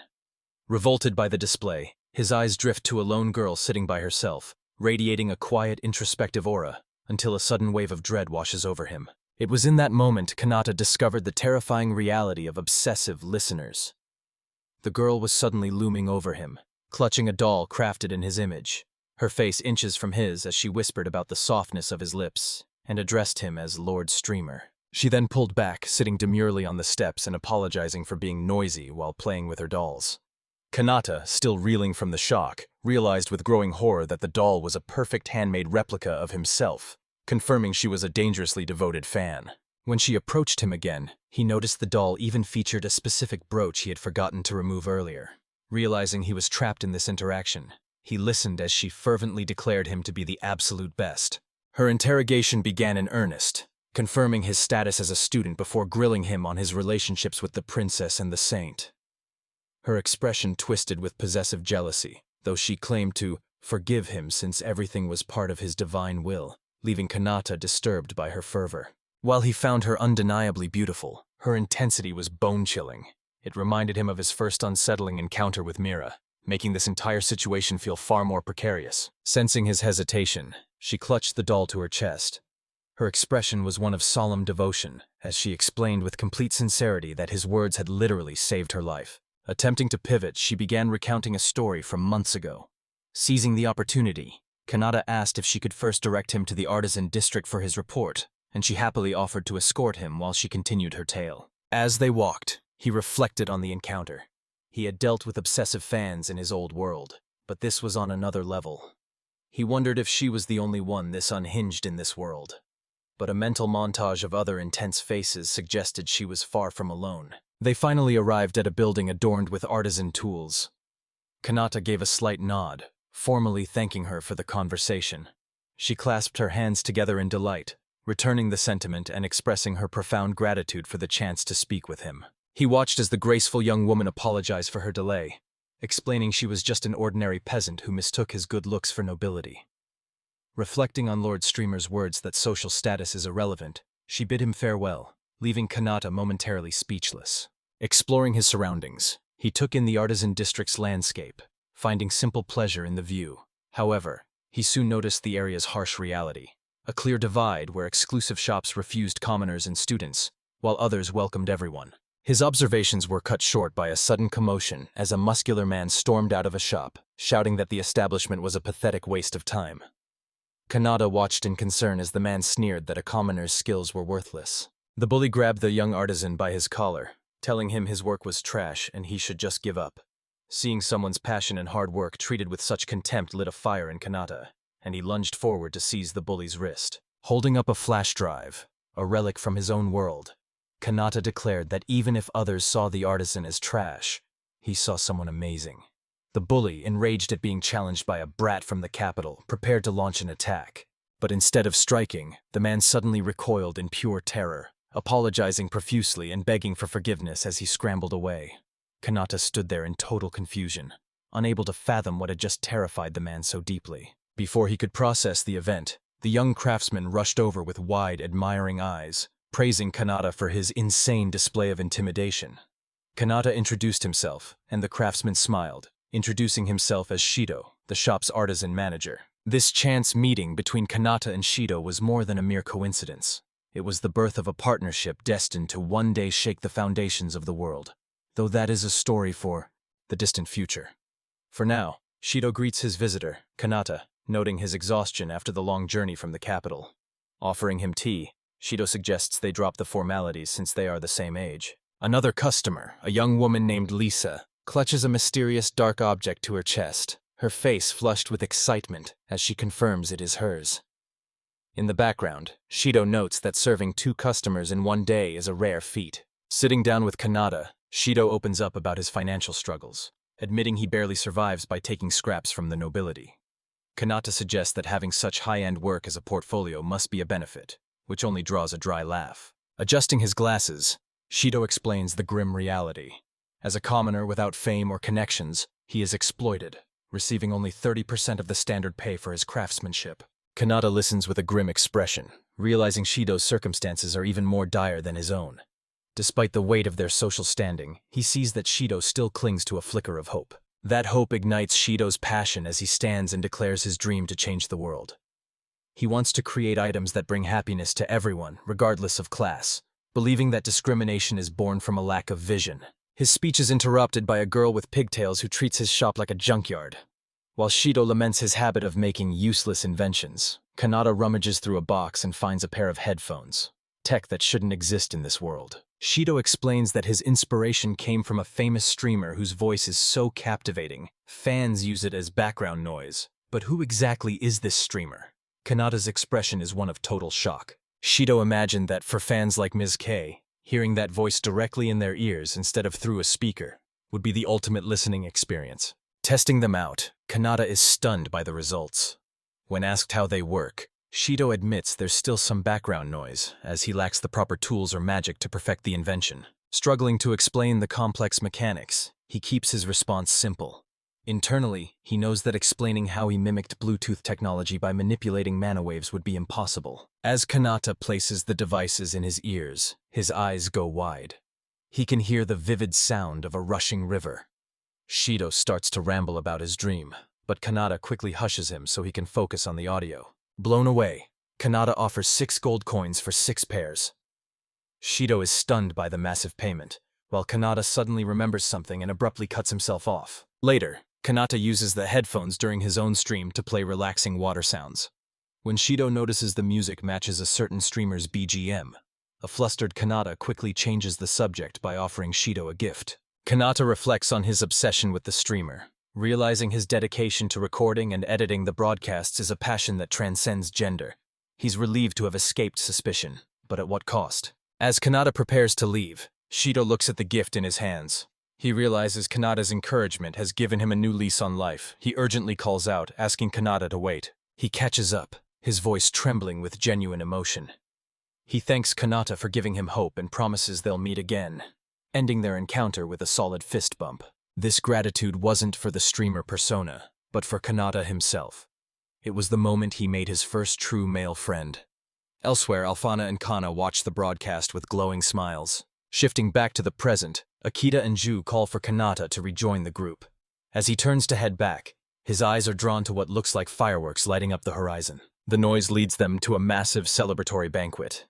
Kanata tries to thank Athena's squad for the feast, but she insists the credit belongs to Princess Maria, while the others marvel at the incredible spread. During the dinner, Kanata offers his sincere thanks to Princess Maria. He notes how deeply she cares for others, even those she barely knows, often putting aside her royal status to help them. This heartfelt praise brings a knowing smile to Athena's face. While Alfana blushes in total embarrassment, Rebecca and Lisa chime in with their enthusiastic agreement. Athena, pleased with the atmosphere, officially introduced her friend Lisa to Maria. She revealed that Lisa was also a massive fan of the streamer, a revelation that caught both Kanata and Alfana completely off guard. Kanata's shock only deepened when he spotted a small circular brooch on Lisa's uniform, a clear emblem marking her as a devoted follower. Athena encouraged Lisa to speak with Alfana, highlighting the fact that Alfana was one of the few people who had actually met the streamer in the flesh. She then suggested they continue their chat while they all bathed together. A flustered Alfana agreed, provided they kept things civil, a proposal that Lisa and Rebecca met with a resounding cheer. Meanwhile, in the boys' quarters, Kanata tried to focus on his studies, but his mind kept drifting back to Maria and the others. Imagining their girl talk in the showers likely revolved around him. His imagination conjured up such a steamy scene that he turned bright red. Shaking off the distraction, he turned to his roommates to confirm their names, starting with Ron, the one wearing glasses. He then offered a sincere apology, admitting that despite being in the same class, they had rarely spoken, and he felt guilty for not helping them when they were in trouble. However, they quickly brushed it off. Ron insisted he shouldn't worry, while Thomas added that seeing a commoner like Kanata work so hard was inspiring. In their eyes, they were the ones who owed him a debt of gratitude. Kanata extended a hand in thanks, but Ron insisted the pleasure was all theirs. Thomas enthusiastically suggested a celebration for their new bond, and a pleased Kanata agreed, hoping they could truly be friends from now on. To kick off the festivities, Kanata grabbed a pillow with a mischievous grin, asking his new friends if they were ready for a pillow fight. Step by step, Kanata was finally being accepted by those around him. Back in the girls' bath, the mood was more contemplative. While Alfana relaxed, she couldn't help but worry that the streamer needed to stay vigilant, as not all love is pure. Nearby, Lisa excitedly babbled about the streamer while Athena listened. With her excitement reaching a fever pitch, Lisa pressed her hands against the misty divider, her voice echoing as she impatiently urged Athena to join her in the water. Fanning her flushed face, Athena finally relented, confirming with a breathless sigh that she was coming in. Under the glow of the full moon, Kanata told Ron and Thomas he was heading to the baths first to wash off some sweat. But upon opening the door, he was met with a shocking sight: a girl waiting for him on the floor. She greeted him as Lord Kanata, declaring their meeting was destiny, causing Kanata to recoil with a startled scream. With a flushed face, she approached him, excitedly suggesting they take a moonlit stroll through the garden to discuss his streaming career. He recognizes her as the girl he was talking to during girls' night, who awkwardly declines her offer. He explains that he's about to get into the shower, causing Lisa to look down in disappointment. Shoulders slump as she accepts his refusal, saying there's nothing he can do and telling him to go ahead, calling the DG streamer. A wave of guilt hits Kanata as she turns to leave, but he quickly calls out to her, asking her to wait. He approaches her, deciding to address the resemblance directly. He comments that her voice is very similar to Lord Streamer's, but notes that her pronunciation, intonation, and even the size of her hand are slightly different. Lisa looks up, admitting that she is sometimes told that, and that she feels very honored by the They breathe a sigh of relief internally, thinking about how dangerous that was. He remembers his friend's advice to be careful when not broadcasting, remembering to pay attention to his intonation. They had also pointed out that his new gloves were too big, which led to him deciding to remove them during broadcasts. The princess apologizes for her intensity, explaining that she gets all excited whenever she thinks about Lord streaming her fist. She declares that his broadcasts have become the reason for her life, an intensity that Kanata finds more disheartening than inspiring. Regretting that there is no broadcast today, as it is the most enjoyable time. She can find as long as she can listen to you at the end of the day. She can bear anything.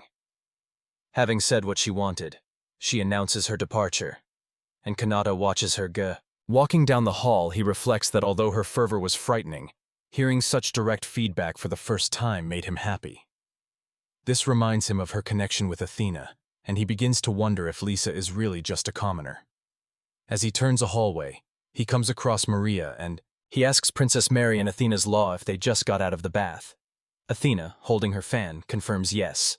Maria adds that they also spent a long time in the sauna. While she and the other girls were in the hallway, Kanata was embarrassed by their presence right after taking a shower. He tried to apologize, explaining that he was also going to take a shower before continuing his report, and tried to. His interest peaked. Atino stopped. Hearing from Lisa that Kanata was exceptionally diligent in her magic class, she observed him with a calculating gaze and formally requested a sudden challenge left both Kanata and Maria completely stunned. He tried to refuse, muttering that he smelled of sweat and that facing the Count's daughter as his first opponent was too much. In response, she closed the distance between them, her face inches from his, and ordered him to duel her. In the background, Lisa was seething with jealousy, while Maria was over. Sometime later prospect, the group arrived at the tender garden, but Kanata noticed that Lisa was missing. Maria supposed she must have gone to the outside garden. Feeling a little guilty about the situation, Kanata continued with them. In the moonlit garden, Athena stood ready, sword in hand. She announced that the rules for the duel would be simple, and that she would be the first to. She specified her victory conditions. She would win if Kanata's shield of protection broke, or if he surrendered.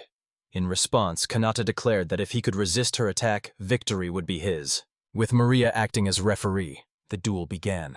Athena immediately crouched down, promising to finish everything in an instant. Although she felt magic building up at the tip of his sword, she charged forward, unleashing her secret technique, crane launch. Kanata, however, remained confident in his infinite magical power. The powerful thrust didn't strike steel, but rather a shimmering magical shield that materialized before Kanata. Shocked that a single block stopped her, Athena declared she'd unleashed 10 consecutive strikes. As the volley began, Kanata calmly reinforced his shield to weather the storm. She abruptly halted her assault, mocking his over-reliance on magic. With a swift feint, she diverted his attention before closing the gap in the blink of an eye. She tripped and pinned him, coldly stating that in a real fight, hand-to-hand combat is just as lethal. While he was pinned, Maria rushed over in a panic, demanding Athena release him. Kanata, however, looked up and assured her he was perfectly fine, noting that Athena had pulled her punches. Recognizing he was outmatched, he formally surrendered. He glanced around in confusion, wondering why the guards hadn't arrived after such a loud duel. Athena, casually holding her fan, reassured him. She explained they were in the inner garden, protected by high-tech soundproof barriers that kept their skirmish a secret. As she led them deeper into the estate, she revealed that while security was tight outside, there were no guards within the mansion itself. The entire property served as a prototype for future crime prevention, relying entirely on advanced magical machinery. Walking through the garden, she explained that sensors were buried throughout the area. If someone without a pass tried to sneak in, the system would trigger an instant response. Kanata realized this high-tech security was only possible thanks to Athena's immense resources. A stern man in a formal suit approached them. Maria noted how different this place felt compared to the capital. The attendant agreed, adding that the security systems here rivaled the technology from their previous lives. But there was one more hidden feature. Before the attendant could finish, Athena smiled and pressed a hidden button on her fan. A soft beep echoed as a wave of energy washed over Kanata and Maria. She revealed that non-lethal traps existed too, as the duo was suddenly overcome by an irresistible drowsiness. The attendant looked on, unimpressed by how easily they fell. He noted that even a master of magical combat is a total amateur when faced with specialized physical threats. Kanata struggled to stay upright, while Maria collapsed into a deep sleep on the floor. The struggle was short-lived. Kanata finally succumbed to the sleeping spell, his head landing softly in Athena's lap. Gazing down with a faint blush, she mused that for all his power, he lacked real combat experience, leaving the legendary streamer completely vulnerable. The duel concluded with Kanata defeated and unconscious on the grass. Athena knelt beside him, offering a quiet apology for the trickery, even though such tactics were technically allowed within the rules of their engagement. She gently cradled his head, her face flushing as she confessed her absolute adoration for the Lord Streamer. When Kanata weakly asked how she was so certain of his identity, Athena offered to share her 4 undeniable reasons, speaking with the grace of a melody. Stroking his hair, she began her list. First, Maria's intense gaze was the same one she showed during the Aurora broadcast. Second, despite his disguise, his height and build were a perfect match. Finally, his name wasn't on the winner's list, meaning he had to be an insider. Her final proof was her rapier, which drains the mana of anyone it touches, a feat even SSS-class adventurers can't resist. Yet Kanata's magic never wavered. To her, this proved he was the Lord Streamer, the master of infinite mana. As she finished, Kanata's consciousness finally slipped away. With him finally asleep, Athena's regal composure shattered. She leaned over him, inhaling his scent with an expression of pure ecstasy. Overwhelmed by his presence, she proclaimed that no perfume could ever compare to his essence, which her very cells craved. Athena's self-control completely shatters. Declaring she can't wait any longer, she decides on a quick taster before dragging him to her room. With a crazed look, she loosens the chocolate necklace, reasoning that even if he isn't who she thinks, he's simply too irresistible to pass up. Her eyes burn with feverish desire as she licks her lips. Offering a silent apology, she declares that until the real one is found, he'll have to be the one to humiliate her. She leans in, her lips inches from his. The narrator notes that Athena, the second listener of the Randall Principality, is an intelligent yet impure yandere, a sharp contrast to the others. Before she can make contact, a sudden powerful kick sends her flying away from Kanata. A new figure lands gracefully beside him. The chronicle adds that, by contrast, the royal capital is home to a pure and noble protector. This newcomer, a young swordswoman, stands guard over the sleeping Kanata. As Athena staggers to her feet, the girl calmly introduces herself as Mira, a member of the Royal Academy students serving as a temporary guardian. She points her blade at Athena, demanding to know how a noblewoman infiltrated the mansion. The young guard accuses her of not only harming the princess, but also attempting to steal a kiss, declaring this behavior absolutely unforgivable. The commotion finally wakes Kanata, who sits up dazed and groggy. Nearby, a nervous Maria asks if the accusations are true. Athena, eyes wild, turns to the princess and offers her a kiss too.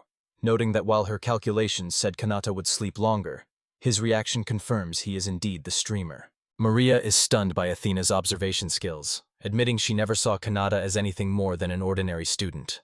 Mira internally weighs the option of eliminating Athena, but hesitates, knowing it would bring unwanted suspicion upon the other students. The princess explains that since the Aurora incident, she suspected the saint's involvement. To protect Kanata's secret, those in the know formed a protection group disguised as a fan club. When Athena asks who they are, Maria answers with a sense of duty. Intrigued, Athena expresses a hint of remorse and makes a proposal. If they let her join their organization, she'll keep the entire incident a secret. Her request is met with immediate unified outrage. Maria and Mira shout that they won't overlook her actions, questioning why they'd ever let such a twisted listener into their ranks. With an air of superiority, the princess clarifies that they are listeners of integrity and good behavior, pointedly asking Athena if she hasn't caused enough trouble already. A single bead of sweat rolls down Athena's cheek as she silently watches the scene unfold. Maria kneels beside the unconscious Kanata in pure bliss, while Mira maintains her defensive stance over the boy. A dark aura radiates from Maria and Mira as they threaten Athena with a purge. Visibly shaken, Athena relents, admitting they're terrifying. She agrees to join the support group, but issues a stern warning for the future as she backs away. Through all the chaos, Kanata remains sound asleep on the grass, completely oblivious to the intense negotiations and threats occurring just inches above his head. Surrounded by three beautiful women, Kanata slowly regains consciousness, his mind a fog. Maria greets him with a warm smile, explaining that Athena accidentally triggered a sleep trap that knocked everyone out. Mira chimes in with her own cover story, claiming she was just tending to the gardens as part of her job when she stumbled upon their sleeping forms. She says she only woke them up because she was worried. However, Athena sees right through the blatant lie. She scoffs at the coincidence, knowing her only goal was to find clues about the mysterious streamer. She mocks their lack of imagination, certain they'd prefer a more intimate meeting with their idol. Her analytical mind kicks into gear as she evaluates the threat. Mira is clearly a powerhouse, and Athena realizes she's underestimated this support group. Her original plan is now officially obsolete. A predatory smile plays across her lips as she licks them in anticipation. There's no need to rush. She's more than willing to play the long game to ensure she's the one with the last laugh. As they head back to the academy, Maria quietly mentions to Mira how lucky it was they secured an entry pass beforehand. It's the perfect cover to protect Kanata from within the principality's walls. Reaching a dormitory door, Athena turns and offers a hollow apology for her earlier absence. Maria whispers to Mira that Athena should have helped sooner, prompting a curious Kanata to ask what they're whispering about. Brushing off his question, Maria asks if she can quickly say goodnight to Lisa since they're standing right outside her room. Kanata gives her the green light without a second thought. Maria knocks and calls out, but the room remains silent. It's strange. Lisa is usually always in her room at this hour, yet the door is bolted shut. Mira suggests checking the garden, thinking she might have stepped out for some fresh air. Kanata recalls Lisa mentioning the garden earlier, but a cold realization hits Mira. Lisa is deathly afraid of insects. She'd never go to the outdoor garden at night. After a fruitless search, the grim truth sets in. Lisa has vanished without a trace. Mira points out her findings to the stunned pair. Faint magical residues and signs of professional struggle lead to one terrifying conclusion. Lisa has most likely been kidnapped. Her investigation points toward the Cadre Thieves, a notorious underworld syndicate obsessed with profit. Known for hacking and high-profile abductions, their involvement means a very wealthy client is pulling the strings. Athena clenches her fist as a dark realization dawns on her. She recognizes the handiwork of the Inklids, a legendary family of assassins that recently fell from grace. Maria stands frozen, unable to process the reality of the situation. Athena continues her internal monologue, revealing a secret she's kept hidden. Lisa's true identity is Lisa Inklid, daughter of the Count of Ilva. She silently apologizes to her friend, knowing the truth can no longer stay buried. As the group reels from the news, Kanata admits he always suspected Lisa had noble blood.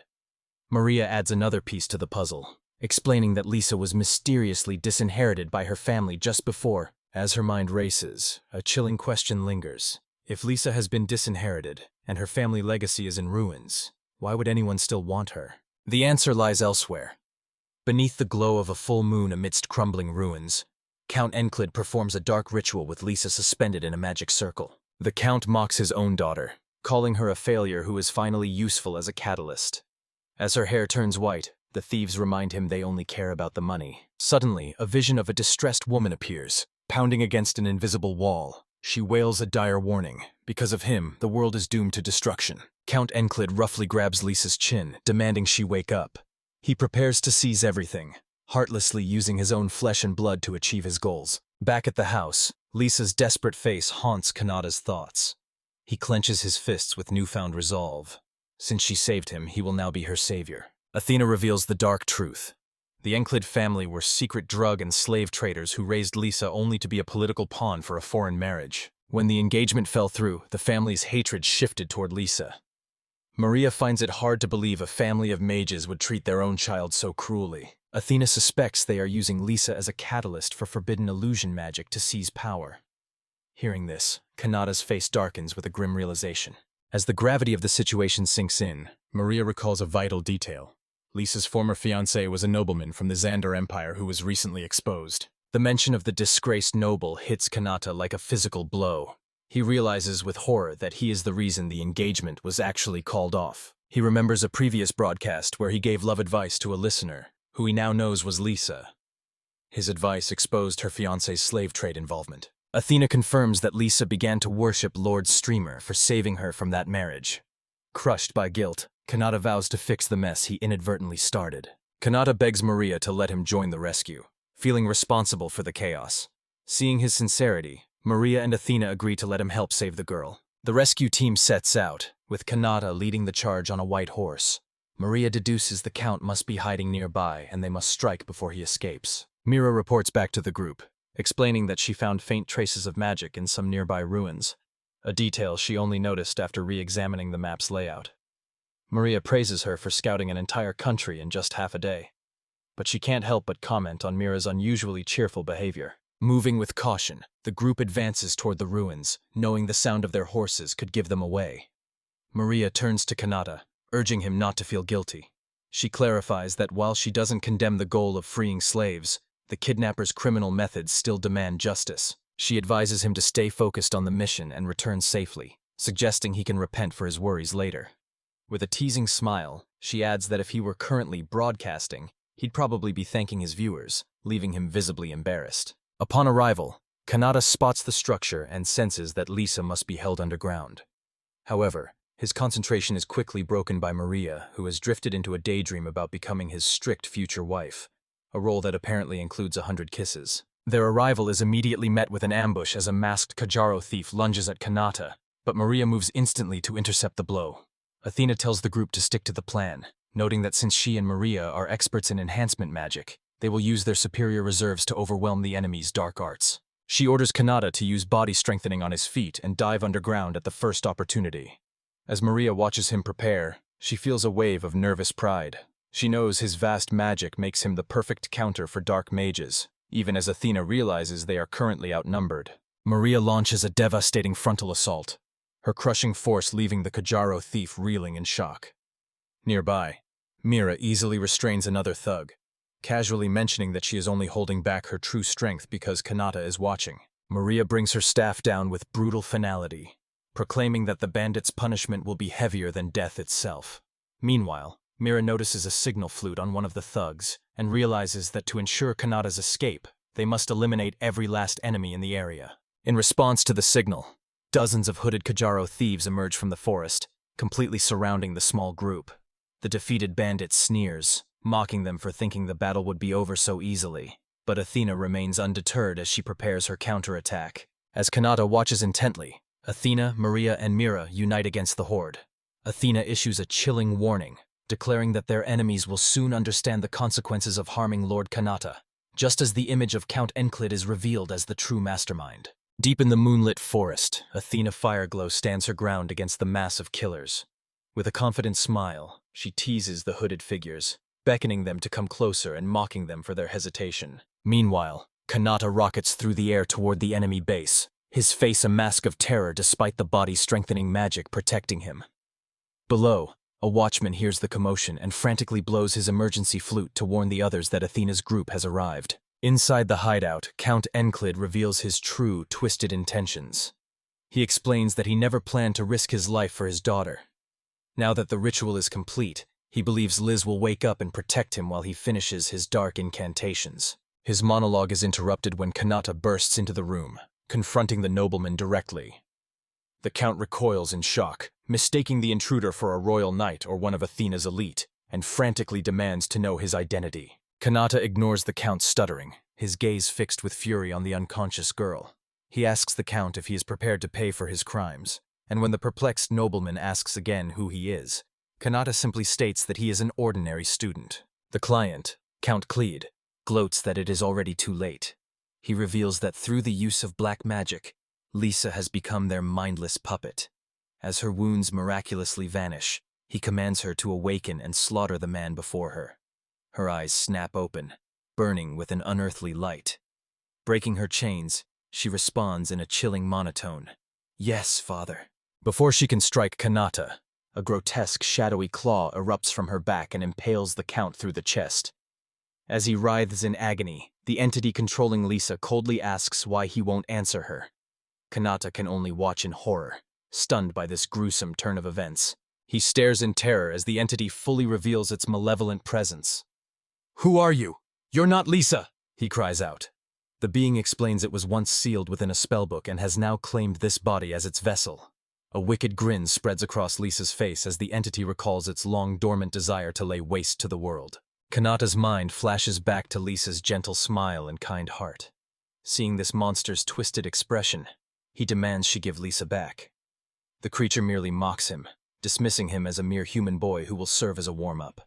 She lunges with shadowy claws, but Kanata prepares to defend himself with a magical shield. He swiftly dodges the strike, activating his body-strengthening technique. Determined not to repeat the mistake he made against Athena, he closes the gap. The entity possessing Lisa is caught off guard by his explosive speed as his fist flies toward her face. Suddenly, he retreats, his attack faltering. Even though she's an enemy, the creature is wearing Lisa's face, and the thought of striking her paralyzes him with guilt. His hesitation is met with pure disdain. The possessed Lisa ridicules his lack of resolve, finding him boring. She unleashes a torrent of dark tendrils, commanding them to tear him apart. The shadowy appendages whip toward him with terrifying velocity. A jolt of panic hits him as he realizes his shield won't materialize fast enough to block the lethal strike. But just as the shadows are about to converge, a blinding light erupts. An angelic winged figure appears between them, effortlessly repelling the darkness. Kanata stares in disbelief, recognizing her as the goddess of transmissions. She scolds him for being too defensive lately, remarking that while she finds him boring at times, being too interesting isn't a good thing either. She offers a way to save Lisa, warning that there's no time to waste. Desperate, Kanata asks what he must do. Sensing the same interference from before, the angelic being gives a bizarre order. He must start his transmission while dodging the possessed girl's relentless attacks. As Kanata processes the strange instruction, she explains the situation. Lisa's soul is merely dormant within her own mind, oblivious to everything since her kidnapping. Her body, however, has been completely hijacked by this ancient monster. She adds that thanks to Lisa's soul unconsciously resisting the entity, the monster miraculously missed Count Cleed's vital organs. If he receives medical attention quickly, he might actually survive. The plan is for Kanata to continuously speak to Lisa's soul. This will awaken her, allowing Lisa to seize the initiative, reclaim her body, and seal the monster in her subconscious. The goddess then offers an alternative.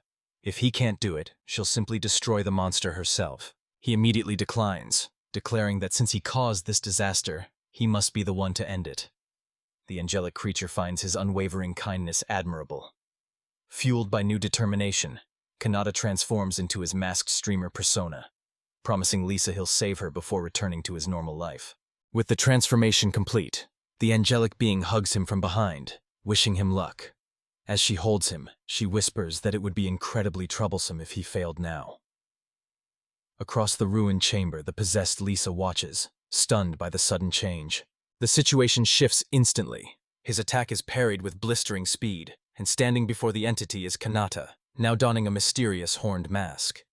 The creature controlling the body can only gape in shock, questioning the origin of the mask and wondering how he managed to dodge its lethal blow. He removes the mask with an expression of profound gratitude as the angelic being speaks through him, thanking the unseen listeners and explaining that without them, the transmissions would cease. Kanata then regains his own voice, acknowledging that while they saved him, he must now return the favor. He declares his intention to dedicate the entire broadcast to rescuing Lisa, urging everyone to keep listening. His words have an immediate impact. The entity controlling Lisa's body recoils, clutching its chest as its grip begins to falter. Within the depths of her consciousness, Lisa's true soul is jolted awake by her husband's voice. She greets her Mr. Streamer with pure affection, cherishing their bond as a wifely privilege and reaffirming her love as she is pulled back from the darkness. Awakened by that unforgettable call, a battle on two planes of existence ignites. In the mental realm, Mira clashes fiercely with Lisa, while in the physical world, Kanata confronts Lisa's possessed form. The entity demands to know who he is, having no memory of the abduction, and vows to carve the answer into his very soul, enraged that a mere mortal would dare to challenge her. As Mira launches her assault, Lisa's possessed form screams in frustration. From the sidelines, Kanata bellows words of encouragement, urging Mira not to falter against the monster and to protect their family's future. His words ignite a fire in the mental world, where Mira delivers a crushing blow, forcing Lisa to finally acknowledge her opponent's true strength. Despite the brutal combat, Lisa's deepest desire is heartbreakingly simple. She just wants her body back so she can enjoy her favorite streams again. In the real world, this internal sabotage drains the entity's power, causing Mira to cry out in agony. Count Clyde watches in utter confusion at the monster's sudden frailty, while Kanata realizes the goddess must have hidden a secret weapon in his pocket. The sudden drain of power sends Mira staggering back.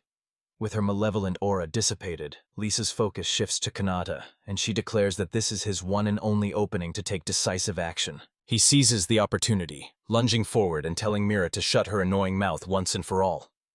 As he closes the distance, he pulls a mysterious small object from his coat. Reaching her, he deftly slides the objects into her ears. He explains that he purposely weakened her body so his attack wouldn't cause any real harm, noting that after taking so many hits, it's only fair to return the favor. Mira can only stare at him, completely baffled by his bizarre move. Dropping to her knees and drenched in sweat, she demands to know what he's done to her. Kanata holds up his streaming device, revealing that the objects are actually high-tech headphones. The screen even displays recording data from Miranda Line as he prepares to hit the play button. He asks her how she likes the world's very first ASMR broadcast. A recording of her own voice floods her mind, telling her she is an indispensable presence and pleading for her to keep living for him. The sheer emotional weight of the words sends a surge of power through her, shattering the mental chains on her wrists. Nearby, Count Clyde watches in horror, unable to believe her will could break his domination. Before she can even recover, Lisa's soul manifests and pulls her into a tight embrace from behind. Mira screams, not out of pain, but from an overwhelming, surging sensation that she claims is far more than just a simple power boost. Holding the trembling, blushing Mira, Lisa whispers a gentle welcome to this side of the fandom. The scene leaves both Kanata and Count Clyde utterly speechless, wondering what kind of sonic assault could possibly induce a state of pure euphoria. As Lisa's influence takes hold, Mira finds herself completely paralyzed. A strange warmth spreads through her body, and she loses all motor control. She knows she must destroy Kanata's device, but for some reason, her limbs won't obey. From afar, Count Clyde watches in regret, remembering when he initially thought the streamer's voice was a positive omen. The source of this bliss, Lisa, fully materializes in Mira's consciousness to embrace her. With an ecstatic smile, she invites Mira to drown in the pleasure and join the streamer's devoted following, declaring that these broadcasts are the ultimate form of entertainment. Count Clyde can only watch in horror as Lisa attempts to convert the monster in Mira's mind, tempting her to surrender to the joy. Suddenly, the entity within Mira manifests, slamming Kanata to the ground. The spiky-haired girl pins him down, telling him to quit the boring fight and take a break. Leaning in close, she makes a singular, intimate request for him to whisper her name. Confused, he asks if she's lost her memories. The spirit explains she was once a being sealed within a grimoire, and having never possessed a name, Kanata offers her one. Pell. The name resonates deeply.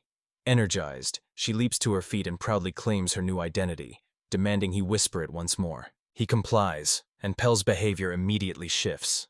She proposes they stop fighting and become friends instead. Even without knowing her past, Kanata vows to work with her to prevent such a tragedy from ever repeating. His sincerity reaches the audience, who watch the event in awe. As Pell contemplates this, Liz's influence envelops her once more. She explains that the hollow ache in her chest is actually called love. Having grown up without it, she finally feels the affection of her followers pouring in.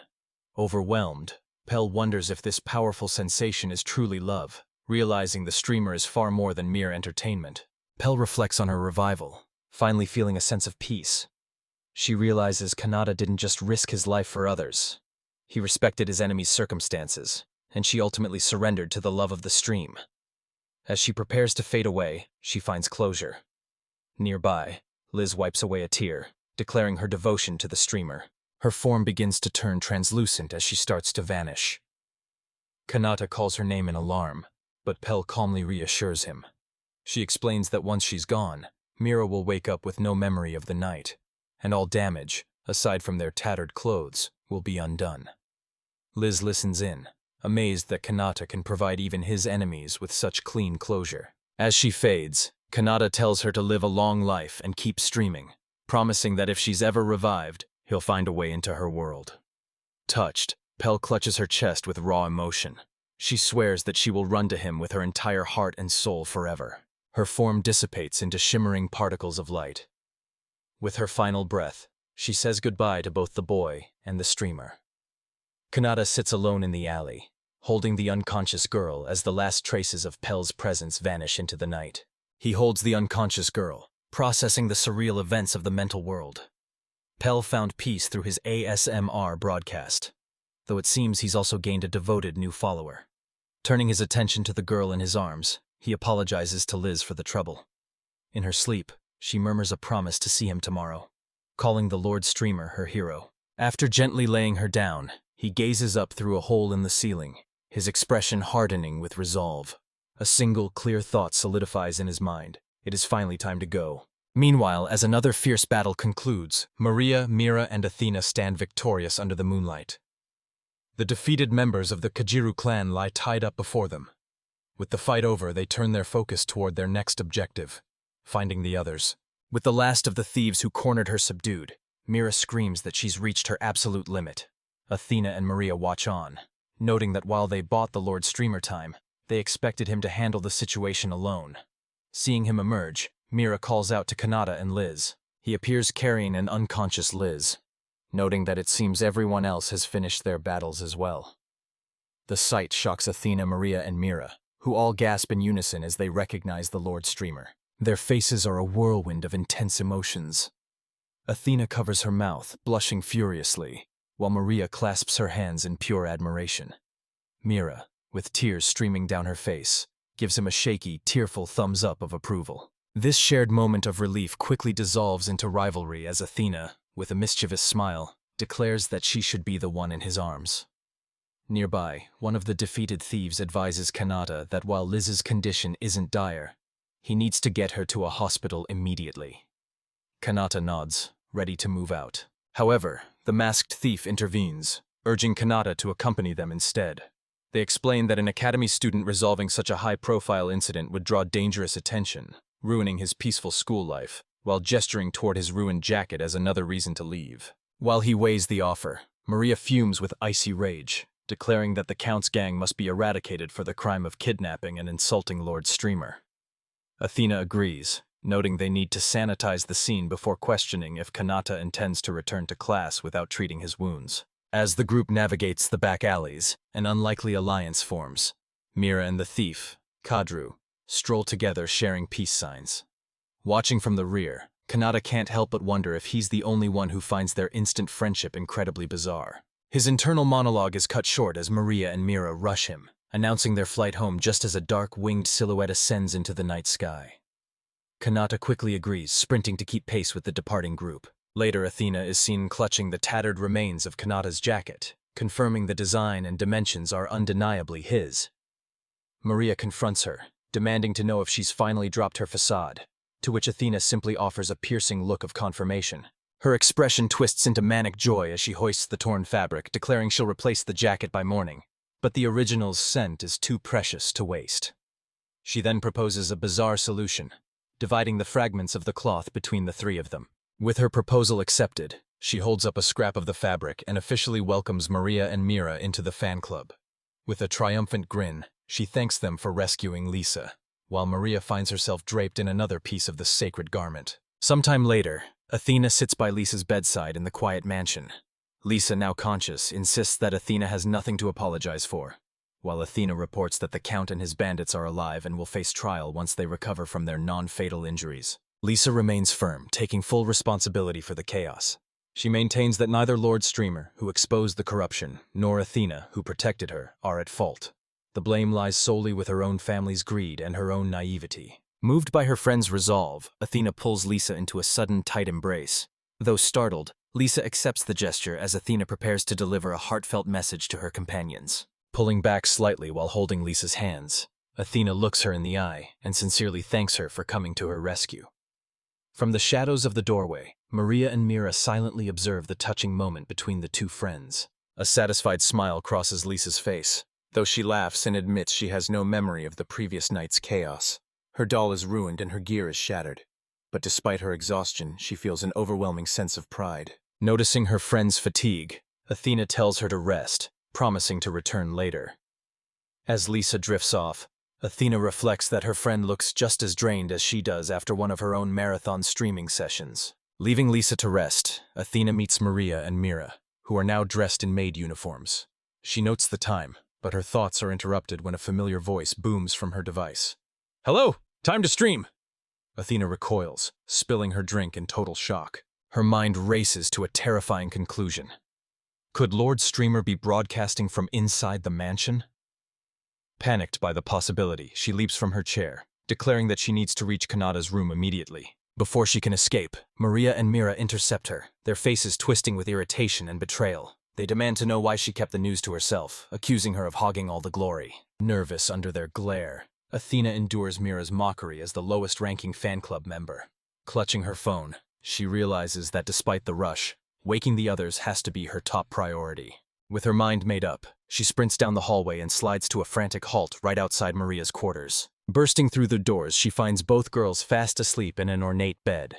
She screams for them to wake up, announcing that Lord Streamer has started a surprise broadcast. Despite her frantic shouting, they remain dead to the world. Athena stares at her phone in disbelief, her mind racing with jealousy and confusion until a sudden, chilling realization strikes her. Her gaze shifts to Kanata, who is sleeping peacefully right beside them. If Kanata is out cold here, then who on earth is live streaming? She stares at the icon, desperate to unmask this imposter. The noise finally rouses Maria, who groggily apologizes for the commotion, until her eyes widen in shock. She realizes she's in bed with both Mira and a sleeping Kanata. As Athena watches in awe, Maria clutches her device, calling this the greatest wake-up call of her life. The chaos isn't limited to the bedroom. Across the entire city, citizens glue their eyes to their screens as a wave of excitement and confusion ripples through the masses. As the broadcast continues, the noise finally jars Mira from her slumber. She mumbles sleepily, asking what all the fuss is about. Her groggy question hangs in the air as the girls exchange a series of silent, panicked glances. Maria looks at Athena. Athena looks at Mira, and they all eventually stare at Kanata, who is still fast asleep. Suddenly the pieces click for Mira. Beads of sweat form as she clenches her fists, claiming she finally understands the situation. She insists they move to a private location so she can explain everything. While Mira formulates a plan, the others are still reeling. Athena demands to know how a stream is live while Kanata is asleep, while a flustered Maria wonders why she was even in bed with him to begin with. Mira quickly takes control of the panic, ordering them to calm down and follow her.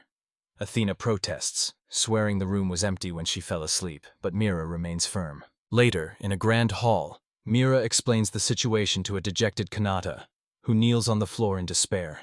She tells him it's time to head back to the mansion, promising to fill him in on everything that happened while he was hospitalized. His gloom is short-lived, however, as Mira lifts her device and excitedly announces an impromptu gorilla stream. With a joyful shout, she leaps forward and playfully clings to him. Kanata's sudden burst of joy does little to ease Mira's confusion. He questions the need for a broadcast on a day of rest, wondering if she's trying to craft an alibi. Mira confirms her suspicions, explaining that everything became clear the moment he spoke. Kanata reflects on this new reality, finding it hard to believe his words wield such power over his listeners. Mira points at his transmission device, exclaiming in disbelief that he's only now realizing his broadcasts have become a beacon of salvation and hope for the masses. Her frustration mounts as she considers the powerful figures he's influenced. She recalls numerous cases where his words shifted the scales of destiny for entire nations, bringing the conversation back to the present. Mira asks if he intends to go live without his usual setup. Kanata explains that while the system is limited to 10-minute intervals, he can bypass this by using a sub-terminal and magic as a remote to link to his dorm's main terminal. Mira processes the technical jargon, comparing it to the Wi-Fi from his previous life. He confirms that as long as he can bridge the connection to the main terminal, he can transmit from anywhere. Kanata nods, affirming that she's hit the nail on the head. However, he reveals a major snag found during secret testing, a massive 5 to 7 hour transmission delay. Mira realizes this means that whatever he records now won't actually reach his audience until much later in the day. With the setup finalized, Kanata tells Mira she should head back to the mansion to rest, promising to return as soon as he's finished. He offers her a sincere thank you for all her help. Mira, however, has no intention of budging. Out of thin air, she materializes a chair and a listening horn, declaring she's always prepared. Kanata watches, realizing she's one of his most dangerous fans, now officially the first person to hear his words. Elsewhere, Athena Faratoa and Maria Elfa listen intently to the transmission. Athena assures a confused Maria that this isn't an imposter, it's the real streamer, even if the broadcast is reaching them through unusual means. Upon hearing Mira's voice on the airwaves, both Athena and Maria scream in frustration, lamenting the unfairness of her being by his side while they're stuck far away. In a separate scene, Alfana and Maria sit with Kanata. Alfana holds out a piece of fabric, telling Mira they've prepared remnants for her. She encourages her to take a scent as the group breathes in deeply, while others watch on, baffled by the strange ritual. The group soon discovers the true nature of the leftovers they were offered. The broadcast featured Kanata and his spirit companion discussing ways to end prejudice and conflict, the very promise he made to her. The message leaves Alfana, Mira, and Maria in a state of pure bliss. The impact of the transmission spreads like wildfire. Rumors suggest a ceasefire was even reached in a warring nation as a direct result. While skeptics dismiss it as a childish pipe dream, many others take his words to heart, their souls filled with gratitude. For Alfana and Maria Elfa, the experience is nothing short of overwhelming. They lose themselves so completely in the broadcast that it ends before they even realize it, leaving them in a total daze. Having passed out from pure exhaustion and missing the live event, she decides to listen to the recording later. However, her focus quickly shifts to the immediate disaster of her bed, and she lets out a sharp cry of frustration. Athena's frustration boiled over as she interrogated the other two, demanding to know what Kanata had done to them while they slept. Despite Alfana and Maria's insistence that nothing had occurred, their giggles only incensed Athena further, as she screamed that there was no way they were telling the truth. Meanwhile, after finishing his broadcast and showering, Kanata was utterly spent. Moro found him dozing off in the hallway, looking completely drained. Fearing he'd catch a cold or be targeted by the Count's daughter, Mira decided to relocate him, grunting as she hoisted the sleeping streamer into her arms. As she carried him, Mira realized her own exhaustion had reached its limit after a long day of movement. She noted that her room was on the 3rd floor of the east wing, right next to Maria's, but her train of thoughts soon drifted away. Deciding she needed a moment of rest, she laid him down on the nearest bed, intending to take a quick 30-minute nap before heading to her own quarters. However, she quickly fell into a deep sleep beside him until Athena burst into the room, shouting for them to wake up because the Lord Streamer was starting another surprise broadcast. Athena then explained the situation to the gathered crowd, noting that Mira and Kanata were simply so exhausted they hadn't realized they'd crashed in the wrong room. Upon hearing this, Maria Elfa approached Mira, stating that if it had been anyone else's room, Kanata would have faced a severe scandal. With a gentle expression, she told Mira that everyone makes mistakes, but then leaned in close and whispered her true feelings.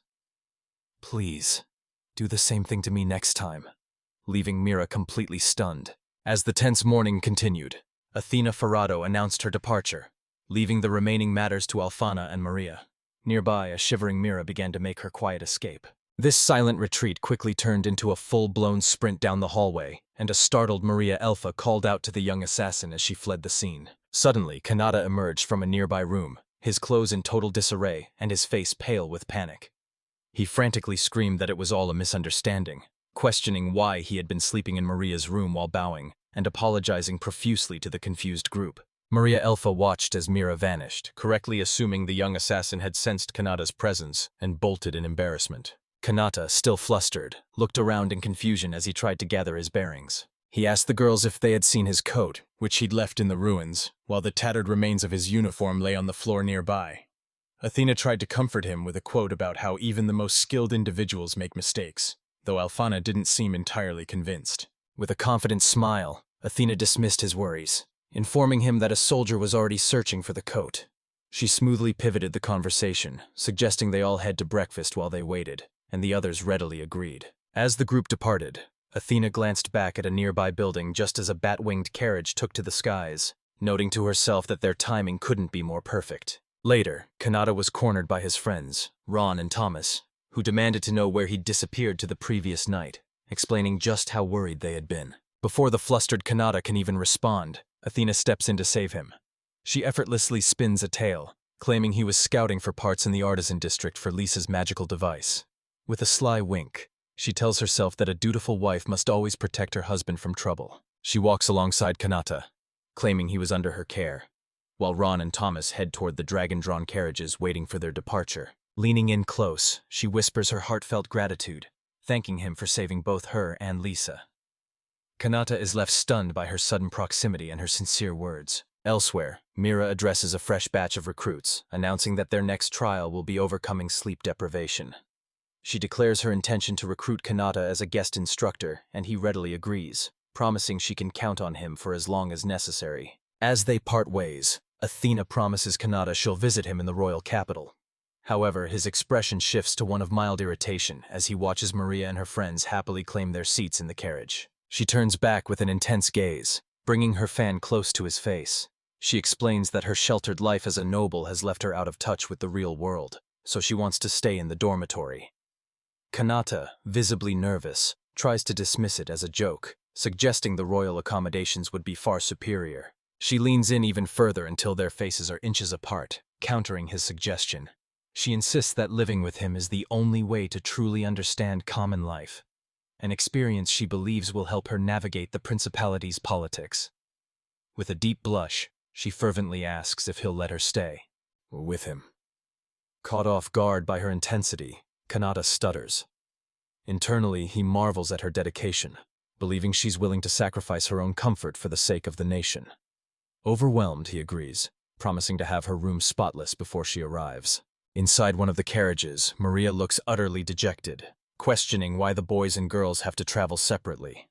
Moments later, the two dragon-drawn carriages take flight, leaving the academy behind. In the other carriage, Kanata sits with Ron, diligently taking notes. He reflects on his time in the Principality of Randall, telling Ron that the people he met there have truly opened his eyes. He continues his reflections, admitting that despite his time in this world, he's still quite green. He explains to Ron that meeting those who love his streamer persona, and those who see him just as Kanata, has helped him mature. He used to believe that his streaming career was everything, content to remain mediocre as long as he gained fame, never feeling the need to actually grow as a person. This mindset stemmed from his previous life, where he understood that newcomers needed to be sociable, a stark contrast to his true nature. He begins to recall a past attempt at collaboration, but his memory is interrupted when a voice calls his name. The voice belongs to an angelic figure watching Kanata's journey through a crystal ball. She smiles, noting the happy conclusion to his trip where he gained both friends and knowledge. In the vision, Kanata and his companions share a laugh, with one of them joking that their reports won't write themselves. She continues to peer into the orb, noticing that, unbeknownst to him, his streaming has become the center of the world's attention. With a sharp, knowing look, she warns that he shouldn't think this story is over just yet. Her words reflect a growing reality. The streamer's broadcast is shifting public opinion and de-escalating conflicts. This popularity has sparked massive economic growth through merchandise sales and tourism, even drawing the attention of academic researchers. This widespread influence has shifted the goddess's focus. While she was once obsessed with Athena's quest for power, She's now captivated by how this outsider, Kanata, is rewriting the world's common sense. She eagerly anticipates the moment he is finally conquered. However, she scoffs at the notion of winning him over, declaring it an impossibility. With a triumphant smirk, she reveals the truth.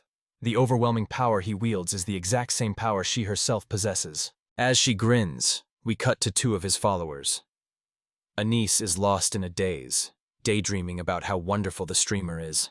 Clasping her hands, she begs her lord to return to her side, especially if any danger is lurking nearby. Elsewhere, a massive, imposing cathedral marked with a cross stands tall beneath a clear blue sky. Inside, a small TV-headed creature wakes up with a yawn, calling the dusty room a paradise. Watching Kanata sleep, she muses that things would be far more entertaining if he attracted even more obsessive, yandere-type followers. Back in the royal capital, an unsettling tension grips the streets. Lady Sayo and her demonic entourage observe the hungry, obsessed crowds waiting in anticipation for Kanata's return, an excitement that feels both palpable and dangerous. Far from the city's chaos, an angelic figure reclines with a playful smile, wondering who will make the first move. She dangles two cherries, one containing an image of Kanata and the other of Maria, as she hungrily awaits the impending disaster. Her gaze intensifies as she focuses on a small globe held in her hands. Within it, the image of Kanata stands out, an otherworldly figure now feared and revered simply as the streamer. Kanata explains that while his friends returned to their duties, he slipped away to a local establishment. He's soon greeted by Kana and Miro. Kana asks if his trip to the Principality of Handel was fun, while Miro praises his stealthy escape. Kana apologizes for not finding him sooner, explaining that a customer appreciation festival at her workplace kept her busy. Her expression darkens as she reminds him of their missed dinner plans, clinging to him desperately. Though she's sad to leave, she's thrilled just to see his face, even suggesting she might visit him as a client next time. Meanwhile, Mira watches in agony, muttering about the soul-crushing difficulties of being a working woman. As Kana departs, Kanata's attention shifts to Alfana. He tells her he has a lot built up that he needs to get off his chest. Alfana blushes furiously, convinced that this is finally the start of a romantic date. At an outdoor cafe, Mira snacks while completely misinterpreting Kanata's words. Kanata tries to focus on a report due next week, but Alfana protests, annoyed that he's making her wait after she's been patient for so long. Mira's imagination spirals out of control, envisioning Kanata and Alfana in various intimate training scenarios involving ropes and shared chairs. She clutches her head in distress, wishing she could just shut off her brain. Her fantasies escalate from self-defense to counter-assassination training, though it looks suspiciously like a massage. Suddenly, Mira snaps back to reality, shouting an apology to Alfana and admitting she's lost her focus. In reality, the scene is far more peaceful. Alfana maintains her composure, reminding herself that as a saint, she must remain dignified before Kanata, who simply thanks her for waiting. Taking a sip of his drink, Kanata brings up the incident in the park regarding Belle. However, he quickly drops the subject, noting that since Belle is gone, there's no use dwelling on it further. Sensing the heavy mood, Alfana shifts the conversation to a nearby statue of the goddess, now inexplicably wearing a hoodie. She explains they've made life-sized replicas, though she doubts they'll sell, reflecting on how the goddess often misuses knowledge from her past life. Kanata insists she try on the new outfit, handing her his coat before turning away. Though she worries about looking like a crazed fan, she agrees, only to be hit by the scent of his coat, noticing even the subtle change in his detergent from 2 days ago. Before she can spiral further, he returns wearing a matching goddess hoodie. While he's pleased with the fit, Alfana struggles to keep her cool, desperately wanting more coffee to steady her nerves while reminding herself that a saint must show restraint. Her rational thoughts of holiness are instantly incinerated by pure instinct. She lunges across the table to snatch the cup he was just using, savoring the indirect kiss as a monumental achievement that sends a wave of euphoria through her soul. When he returns to the table, he compliments how well the new outfit suits her. Alfana plays it cool, wondering aloud where her coffee went as if the staff took it, before Kanata asks what she'd like to do next. They decide to explore the city, now joined by Mira, who is also sporting one of the new hoodies. The trio blends into the bustling crowd, looking like a group of ordinary travelers. As they walk, Kanata tries some ice cream, marveling at the taste. While Mira is distracted by a street artist, Alfana's gaze is fixed solely on Kanata, beaming as she declares she would follow him anywhere. She eagerly agrees to his suggestion to tour the castle town. With a hint of shyness, she asks to hold his hand so they don't get separated in the crowd. and he kindly obliges. With their hands clasped, Kanata casually mentions how the beautiful lady he guided here previously also loved the view. The atmosphere shatters instantly as Alphana's expression turns terrifyingly dark, her sweet smile hiding the fact that he just triggered a total disaster. Kanata tries to apologize for not mentioning his dealings with the demon tribe, but Alphana just stares blankly, mentally counting his transgressions. She realizes that Kanata is dangerously kind and defenseless, a trait she finds both endearing and infuriating. Suddenly, she lunges forward and pulls him into a tight embrace. While she can tolerate him being friendly with demon girls, she worries for his safety, hinting that her role as a diplomat gives her access to information he doesn't have. Kanata's apology is met with an unexpected command. She pats her lap and orders him to lie down. Confused by the sudden demand, Kanata hesitates, but the sheer intensity in her eyes leaves him with no choice but to obey. His head rests awkwardly on her lap. As he lies there, Alphana gazes down at him, a triumphant snicker escaping her lips as she whispers another faux apology. Kanata realizes her acting skills are world-class. He truly believed she was furious. Alphana admits she was only teasing, fueled by a hint of jealousy toward his demon companions. Blushing, she explains this closeness is to ensure he feels her warmth and stays faithful. Internally, she's in heaven, savoring the weight and breath of the man she loves, a moment she considers absolute paradise. Kanata admits she could have easily kept the act going, recognizing that her lecture came from a place of deep concern. He expresses his gratitude, noting that since she and Maria were the only ones who stood by him when he was a social outcast, they are far more than friends. They are his benefactors. Alphana listens, deeply moved by his sincerity. His voice remains earnest as he confesses how terrified he was for her safety during the unrest in her country. He recounts his own recent brushes with death, battling scammers, dodging robbers, and risking his life for his viewers. Tears well in Alphana's eyes as she begs him to prioritize his safety, insisting that even his magic can't protect him from every danger. Kanata notices her tears, but her sorrow quickly morphs into something far more intense. Alphana explains her sheer terror at the thought of him facing danger alone. Then, with a sudden manic laugh, she declares that if he won't be careful, she'll simply tie him up so he can never leave her side again. Unfazed by her radical threat, Kanata gently reaches up to wipe a tear from her cheek. He tells her that even when she's being extreme, her kindness still shines through, before giving her a reassuring head pat. From a distance, Mira watches the scene unfold, wondering how to intervene now that Kanata's hands are full. This simple, tender gesture shatters the tension. The two share a warm, genuine smile, their conflict finally resolved and their bond stronger than ever. Kanata apologizes for causing her such worry, but remains firm in his resolve to continue his life as a streamer. With a sigh of exasperation, Alphana tells him he'd better be prepared for the consequences of his stubbornness. He explains that his time in the Principality of Randall taught him a vital lesson. To improve his content, he must experience the world as a human. He asserts that the growth of his channel is directly tied to his personal growth as an individual. With a gentle smile, he adds that if anything were to happen to him, it's just the path he's chosen. He tells Alphana that if she can't accept his dangerous lifestyle, he would understand if she stopped supporting him as Lord Streamer, leaving her momentarily stunned. She quickly moves to clarify her heart. Alphana explains that while she was initially drawn to the noble Lord Kanata, spending time with him made her fall for the real man. She corrects him, declaring that her feelings aren't for his title, but for the streamer himself. Her cheeks flush as she steps closer, her voice trembling with raw emotion. She begins a heartfelt confession, starting with the words, "I love," leaving Kanata completely taken aback by her sudden boldness. The word "you" hangs heavily in the air, leaving her feeling vulnerable and flustered in front of him. She stammers, unable to find the rest of her words as she clasps her hands nervously. Kanata, still processing the confession, calls out her name in confusion. Overwhelmed by the intensity of the moment, Alphana turns as if to flee. In that split second, Kanata vanishes. Alphana whirls around to find only empty space where he once stood as a torrential downpour begins.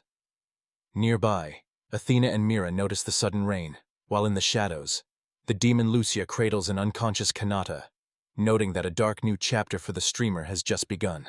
A young woman with long, fair hair introduces herself as Athena, a founding member of the Lord Kanata fan club. Beside her stands the demon Lucia, who explains she's part of Lady Shrusa's capture squad.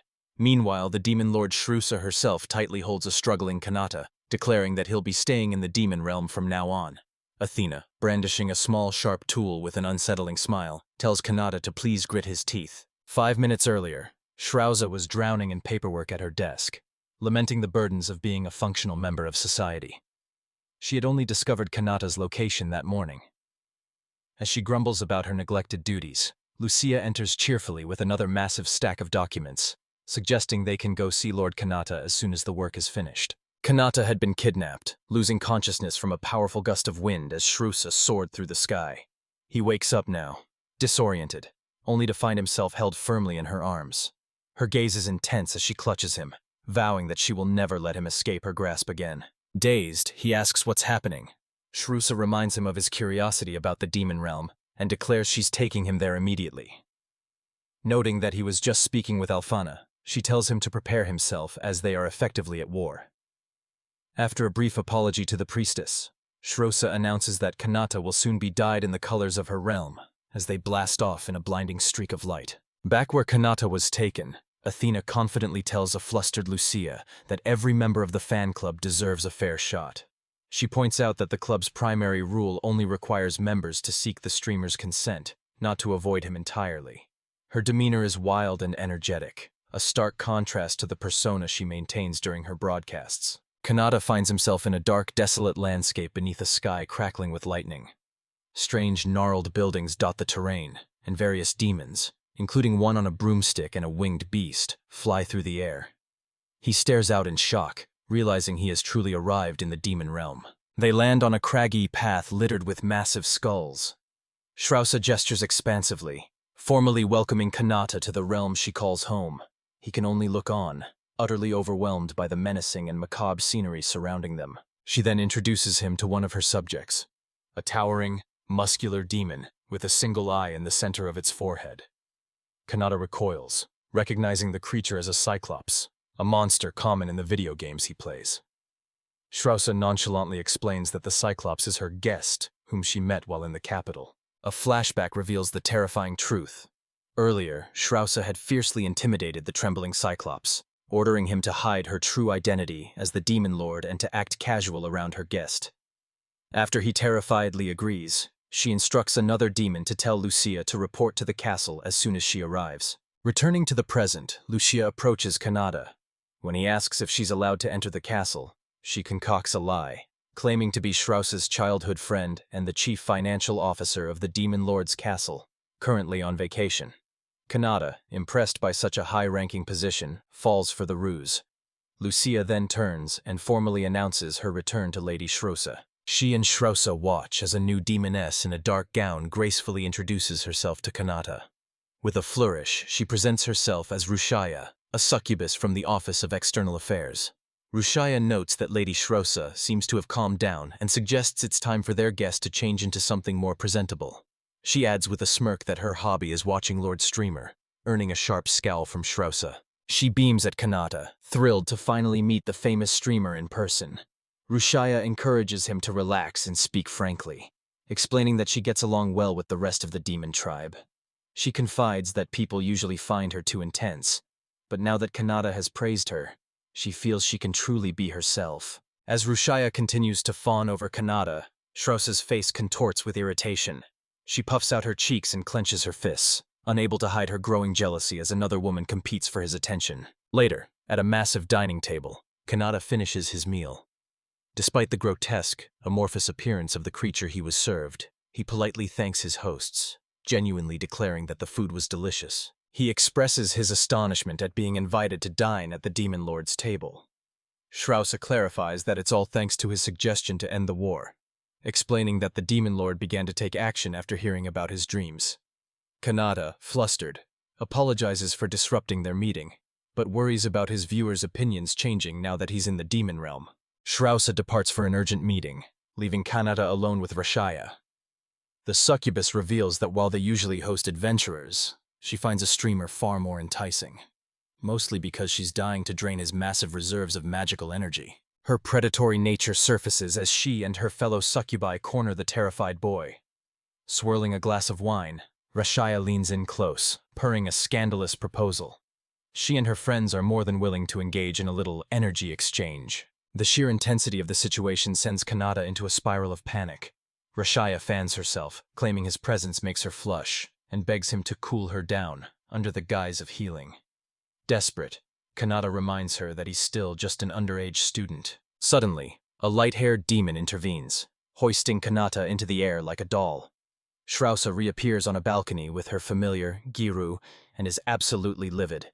She snarls at the intruder, demanding to know why he's interrupting her private time with Kanata. Shrausa seizes the demon by his collar, but he remains unfazed, flashing a cocky smirk. Unamused, Shrausa informs him that the Chief of External Affairs is hunting for him and orders him to vanish before things get ugly. Dismissing the tension, the light-haired demon tells Kanata not to worry about their daily routine. He beckons the boy to follow him, while in the background, the tiny, familiar Giru is already relaxing in a steaming hot bath. Kanata finds himself in the bathhouse, bewildered by the sudden invitation. The familiar introduces himself as Garura, an executive of the Birdman race, but when Kanata tries to play the innocent student card, the light-haired demon corners him, correctly identifying him as the famous streamer. The four-horned demon shuts down Kanata's denials, explaining that high-ranking demons can sense raw magical power. He's known the truth since the Aurora stream, but he promises to keep Kanata's secret safe from the Demon Lord herself. Elsewhere, Rashaya is lost in a daydream, plotting a fated encounter between the streamer and Lady Shrausa. Meanwhile, the demon reflects on how impressive it is that they tracked Kanata down without even needing to rely on magic detection.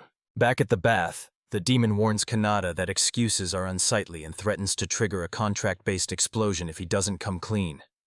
Cornered, Kanata finally confesses, and the demon reveals that he's the only one smart enough to have connected the dots. He questions why Kanata would hide his identity from the Demon Lord, but before Kanata can answer, the demon drops a bombshell. He just wants to be friends. Now identified as Garura, he vows never to betray Kanata, even under pressure from the throne. Garura explains that he rented the bath specifically to teach Kanata how to mask his presence from other high-tier demons. It's his way of thanking the streamer for being the hero who brought an end to the war. He describes magical control as a faucet that can be turned off, allowing Kanata to blend in as a low-magic human. However, the lesson hits a snag when Kanata admits he doesn't even know what magical power actually is. Garura remains patient, encouraging him to focus and master the skill. He adds a final warning. This only masks his energy, not his reputation. Something Kanata realizes is a problem, as he thinks of all the powerful women currently hunting him. After the lesson, Garura tells him to keep the feeling of suppression in mind for the future. Meanwhile, Rashaya is buried in paperwork, wishing she could see the streamer, while Shrausa explains their new mission, modernizing the demon realm to match human culture. Kanata asks Garura if he shares his goals, and Garura admits he dreams of finding a tall human girlfriend, confessing they're more his type than demon girls. Kanata's eyes sparkle in agreement, praising tall, muscular women as the two bond over their shared taste, until Garura's expression suddenly hardens as he senses an approaching presence. The doors slide open to reveal Lady Shrausa and Rashaya, who claim a cleaning appliance accidentally destroyed Kanata's room, forcing them to move him. However, Shrausa's predatory smirk betrays the truth. She wrecked the room just to catch a glimpse of Kanata's body, leaving him horrified to realize the bath was mixed gender all along. He's then met with a startling proposition. With beaming smiles, Shrausa and Rashaya suggest that as an apology, all three of them should share a bed at Shrausa's mansion. Kanata internally panics, pleading for Garura to save him, but Shrausa slyly explains that in demon culture, the highest form of hospitality is to sleep with one's guests, a complete lie. Desperate to escape the trap, Kanata suggests he should just stay at Garura's place instead. This plea puts his friend in an impossible position. Garura merely apologizes, telling Kanata there's no escape and the best he can do is collect his bones in the morning. As Shrausa claims her prize, Rashaya grabs a stunned Garura, insisting they must go disinfect themselves elsewhere. Moments later, Kanata finds himself trembling on a luxurious bed in an opulent room, overwhelmed by what he mistakenly believes are the standard customs of the demon realm.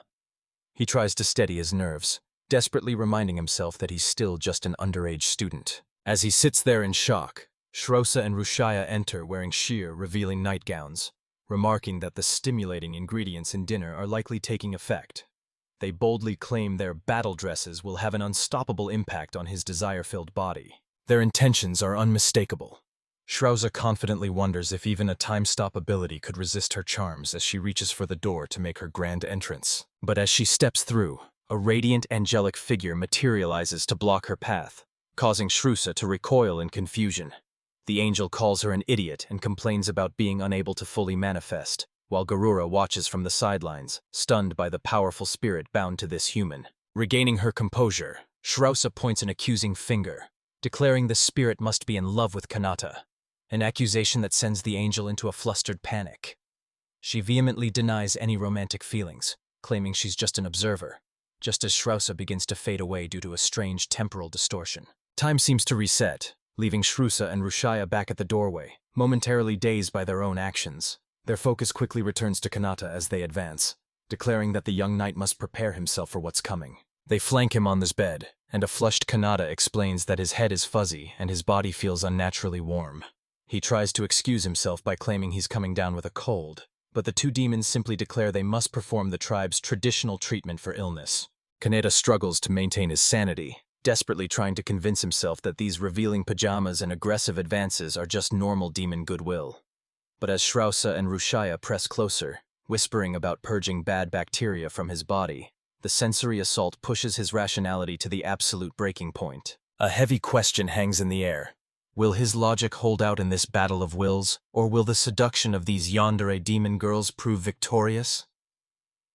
Kanata's panicked expression stands in stark contrast to Rushaya's confident, predatory gaze. Elsewhere, under a starry sky, Lisa clutches her cross in fervent devotion, praying that Lord Kanata remains unsullied. She knows all too well that tonight's outcome will determine the winner of this momentous battle. Since their devotion is rooted in a strict code, the fan club's golden rule is absolute. No one makes a move without the express consent of Lord Streamer himself. This principle stands as a direct challenge to the yandere demon tribe's impending schemes. Deep within the demon realm, Kanata finds himself pinned to a bed by two succubi, Rushia and Lucia. He realizes with sweat-drenched panic that their methods for deepening their bonds are far more aggressive than he ever anticipated. As Rushia presses closer, she whispers her intent to strike once his excitement hits its breaking point. Kanata, however, is in genuine distress, feeling his desires begin to overflow due to a strange chill, the demon realm's unique mana fever. His mind races, connecting the cold to the realm's oppressive atmosphere. Recalling Garura's advice, he manifests a protective membrane of magical power to repel Rushia's influence. To fully purge his thoughts, he pictures his mother, and the mental exertion knocks him out cold. An hour later, Kanata is sound asleep.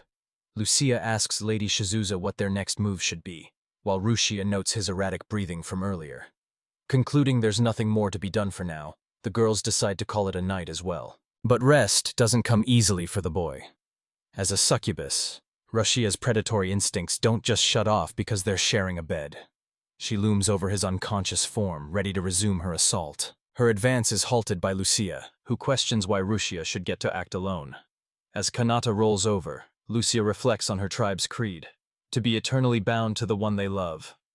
Lady Shizuza appears, coolly stating she doesn't mind being the second lady for now. Declaring herself a revolutionary force for the demon tribe, Shizuza begins her preparations. When Rushia protests, Shizuza reminds her of the fan club's first rule, no acting without Lord Streamer's consent. She implies that a much more private reward is waiting for Kanata later. Infuriated, Rushia casts aside all pretense. "Who cares about the fan club?" she roars internally. A dark, clawed hand reaches for the sleeping youth, as she vows that Kanata will belong solely to her and the demon realm.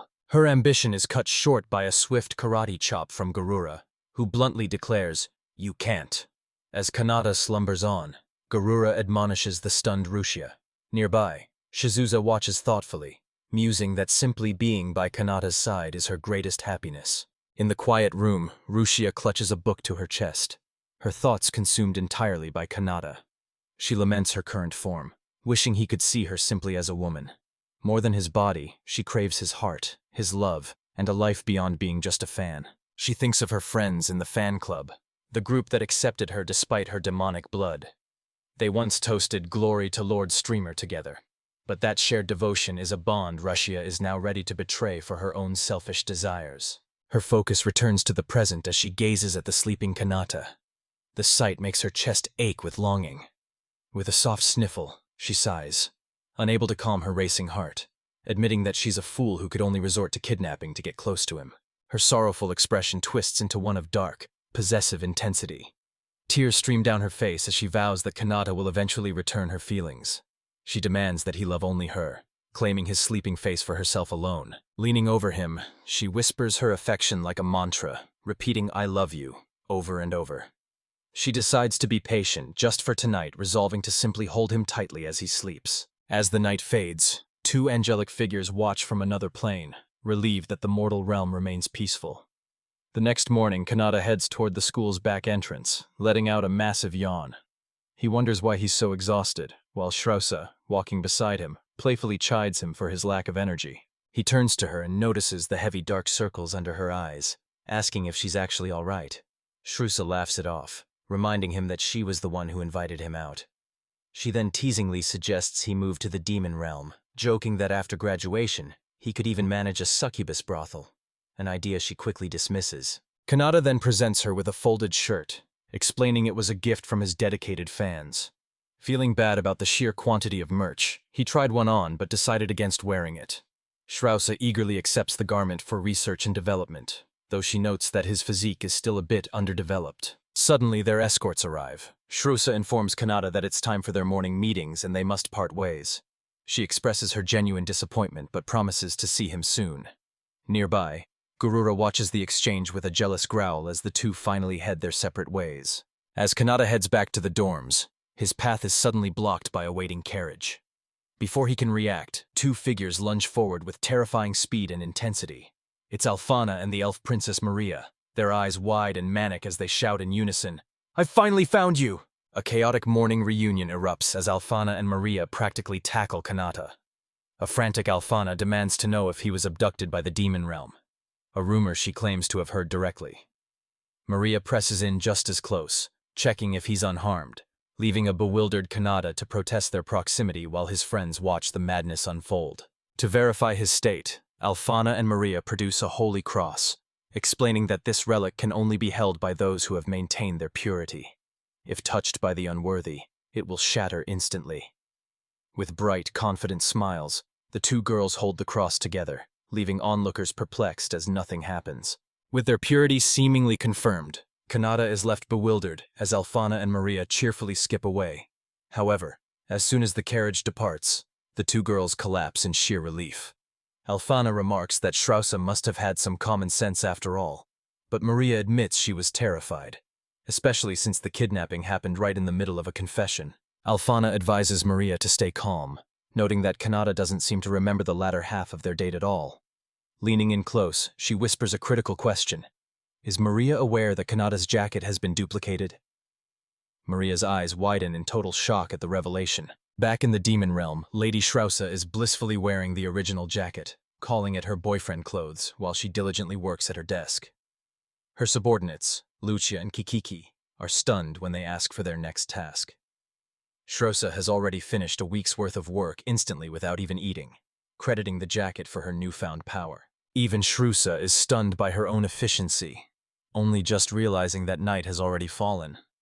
As Lucia announces she is retiring for the evening, Shrausa is struck by a sudden realization. It's finally time for the stream. At that exact moment, Kanata sits before his monitor, preparing to go live. He announces his return to his regular schedule, reflecting on how, even though it's only been a few days, it feels like an eternity since he last streamed from the comfort of his home. His return to the airwaves is met with an explosion of emotion. Alfana and Maria watch the stream with tears in their eyes, so moved that Alfana accidentally snaps her memorabilia in half. Her possessiveness quickly flares up as she warns Kanata not to dare thank any super chat donations from other girls. Meanwhile, Kanata scans the chat, noting the general praise before a peculiar message catches his eye. A first-time super chatter asks for the best place to propose or be proposed to. The question makes Kanata reflect on the beautiful scenery he's witnessed, a world so different from his previous life. This mention of a beautiful place sparks an idea for Maria and Alfana, who decide to create a field of flowers in the capital. In the demon realm, Lady Shrausa overhears this on the stream. She looks out over the desolate, blood-soaked plains of her kingdom and wonders what such a barren land would look like if it were overflowing with flowers. Shrausa listens intently to Kanata's broadcast, reflecting on his advice to resolve conflicts through reconciliation. She wonders aloud if such a gentle soul would ever truly find a reason to fight in a world as beautiful as hers. On screen, Kanata's persona suddenly brightens as he calls her a fascinating person, catching her completely off guard with the compliment. Meanwhile, the stream's chat explodes with viewers calling him naive, while others jokingly ask him to be their wedding planner. The mention of marriage sends her into a vivid daydream where humans and demons coexist, allowing her to finally confess her feelings to Kanata.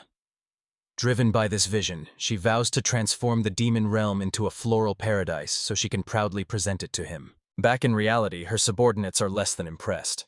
Garura bursts into laughter at her delusions while Lucy sighs in exasperation. A flustered Kikiki snaps back, reminding Garura that they still have work to do despite her desire to watch the rest of the stream. Garura offers to lighten her workload, but his earnestness only makes Kikiki blush and dismiss his kindness as cringy. Shifting gears, Garura gives her some genuine advice. If she wants to win her man over, she needs to capture his heart, not just rely on her looks. The scene peaks with Shrusa imagining herself in a stunning wedding gown, holding a massive bouquet of white roses. This fantasy is fueled by a supportive message from Garura, leading her to spend the next day buying every flower seed in sight to make her dream a reality. Elsewhere in the Rawato Republic, a struggling toy maker named Rumiu faces a harsh reality as her creations fail to sell. Desperate and broke, she clutches her unsold toys, wondering if she'll ever find success as she turns to her favorite streamer for comfort. A month prior, a cynical shopkeeper had rejected her work, mocking her dream of bringing joy to children and demanding she make cheap toys for a quick profit. Rumiu had begged for a chance, even offering to take a pay cut, but the man remained unmoved by her passion. The confrontation ended with her being thrown out into the street and told that her high ideals wouldn't put food on the table. Left with nowhere to go, she sat in defeat, feeling the weight of her rejection and the uncertainty of her future. Back in the present, Rumiu is paralyzed by the fear of her upcoming rent and her lack of sales. In a final act of desperation, she sends a message to Kanata seeking advice, never expecting a popular streamer to actually notice her plea. To her shock, Kanata reads her message almost instantly, offering the simple suggestion of selling her toys on the roadside instead of in stores. This small spark of hope is exactly what Rumiu needs to hear. Taking a massive gamble, she sells her furniture to afford a business license and sets up a small stall on a street corner.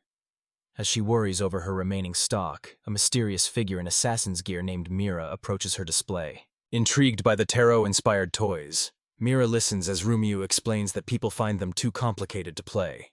Mira, who views herself only as a tool for destruction, expresses genuine admiration for Rumiu's creativity before asking for the price. When Rumiu asks for a mere 3 copper pieces, Mira is stunned by the low price and insists on paying 5 silver pieces instead. Touched by Mira's encouragement to have more confidence, Rumiu breaks into tears, vowing to give her final day of business everything she's got. As the day ends, Rumiu watches happy families pass by, feeling the pressure of being 26 and still chasing a dream. Meanwhile, Mira suddenly reappears in Kanata's room after weeks away, cryptically brushing off his questions about her long journey. Mira announces she has a special souvenir for him. Instead of a physical gift, she strikes a pose and offers him the legal rights to turn her into a body pillow. Kanata can only stare, utterly flabbergasted by such a serious yet absurd proposition. This bizarre offer earns her a swift headlock from a flustered Kanata. He loudly protests that he has no such interests, shouting that if she has time to mess around, she should just go home. Though he quickly clarifies he's joking as he examines the actual souvenir she brought. His attention shifts to the deck of playing cards in his hands, and his eyes widen in recognition. He exclaims in nostalgic wonder that they are exactly like the poker cards from his previous world, immediately brainstorming games like Daifugo, or even just a simple round of 2-person poker. Seeing his genuine excitement, Mira leans in with a hopeful expression. She asks if she can use his idea, proposing that she'd love to learn how to play the games directly from him. Kanata is momentarily taken aback by her sudden, earnest request. Meanwhile, at the market square, the toy maker Rumiu packs up her stall under the fading light. A neighboring shopkeeper watches her, reflecting that his initial assessment was right. She lacks the talent of both a maker and a seller. Rumiu sighs, acknowledging she only sold a single piece, yet she feels fortunate to have made even one sale. As she prepares to leave, her communication device buzzes to life with an incoming live stream. Her eyes widen in surprise as she realizes the broadcast is coming from the same location as the Aurora stream she saw before, featuring the massive streamers Princess Alfana and Lady Maria. Her attention is drawn to a new figure on the screen, a woman in a fox mask who introduces herself as a guard. The guard announces that to ensure the princess's safety, the stream will feature the four of them. Rumyu watches, intrigued by the rare evening broadcast as comments flood the chat. On the stream, Princess Alfana waves cheerfully to her audience. She mentions that her guard gave her a souvenir earlier today, but then realizes with a start that she forgot to ask where the guard actually found the distinctive mask she's wearing. The streamer then steps forward, instantly capturing the audience's attention. He declares that the topic for the day is playing with his fun toy. The chat reacts immediately, with some viewers wondering if it's just a plaything for children, while others simply settle in to enjoy the show. He holds up the deck, stating that while he doesn't know their local name, he'll simply call them cards. Watching intently, Rumyu hears a viewer dismiss them as a mere toy, but the streamer counters that he will enlighten them on what a real toy is, something that can rekindle the spirit of both children and adults. Inside a grand estate, the masked streamer sits at a table with Alfana, Maria, and Mira. He explains the rules of Old Maid, detailing how 53 cards are dealt and pairs are discarded. The ultimate goal is to avoid being the last one holding the unpaired joker, which he reveals with a flourish, announcing he'll start with it. As the game progresses, Maria deftly plucks the final card from his hand. With his hand empty, the streamer declares his victory. The entire scene is broadcast to devices across the land, where an unseen viewer marvels at the psychological battle unfolding, finding it surprisingly gripping. Having received the joker from Maria, Alfana holds the card to her chest with fierce determination. She thanks Maria for entrusting it to her, vowing to see her will done. Watching them, the streamer is perplexed by their intensity, wondering if they've completely misunderstood the simple premise of the game. 20 rounds later, the game has reached a fever pitch. Maria throws herself backward in a dramatic display of defeat, letting out a cry of despair. Alfana urges her to stay strong, reminding her they are friends, not enemies, while the captivated audience finds the unexpected drama incredibly exciting. With Maria finally eliminated, only Alfana and Mira remain. Alfana calmly addresses Mira, suggesting they finally decide the victor. The air grows thick with tension as the others watch, their bodies rigid with nervousness as the final showdown begins. Her expression is one of intense focus as Mira reaches for her target, a single bead of sweat trickling down Alfana's temple. Mira's hand finally closes on a card, pulling it free with a confident smirk. "I've got you now." Mira triumphantly completes a pair, but Alfana quickly reveals her master deception. She explains that her specialty is water magic, which she used to make the losing card feel cold and sweaty to the touch. Realizing she was played, Mira can only stare in shock while Kanata acknowledges Alfana's clever strategy. Before she can even process it, Alfana is suddenly embraced by an ecstatic Maria, who congratulates her on a marvelous victory for defending the streamer. Confused by this bizarre interpretation, Alfana tries to object, but Maria is already suggesting they rename the game Guardian. Kanata tries to point out that Alfana actually lost, but his voice is drowned out by their excitement. The three girls huddle together, frustrated but clearly exhilarated by the chaotic game. Alfana clutches the Joker card as if it were a hard-won trophy. Watching the girls bond, Kanata concludes that as long as everyone had fun, the actual outcome doesn't really matter. Kanata then shifts the topic of the stream, holding up a small toy box and noting that everyone must be curious about the creator. As he reads the name, Miss Remu from the Roado Republic, a woman wearing spiral lens glasses and a beret suddenly appears on screen in a flash, letting out a cry of pure shock. The toy maker, Remu, stares at her phone in disbelief as Kanata's stream continues. His viewers are in a complete uproar, all clamoring to buy her new Guardian game. Kanata himself heaps on the praise, calling the toy maker a certified genius. Overwhelmed by the sudden fame, Remu can only stammer, even jokingly asking to buy some cards herself.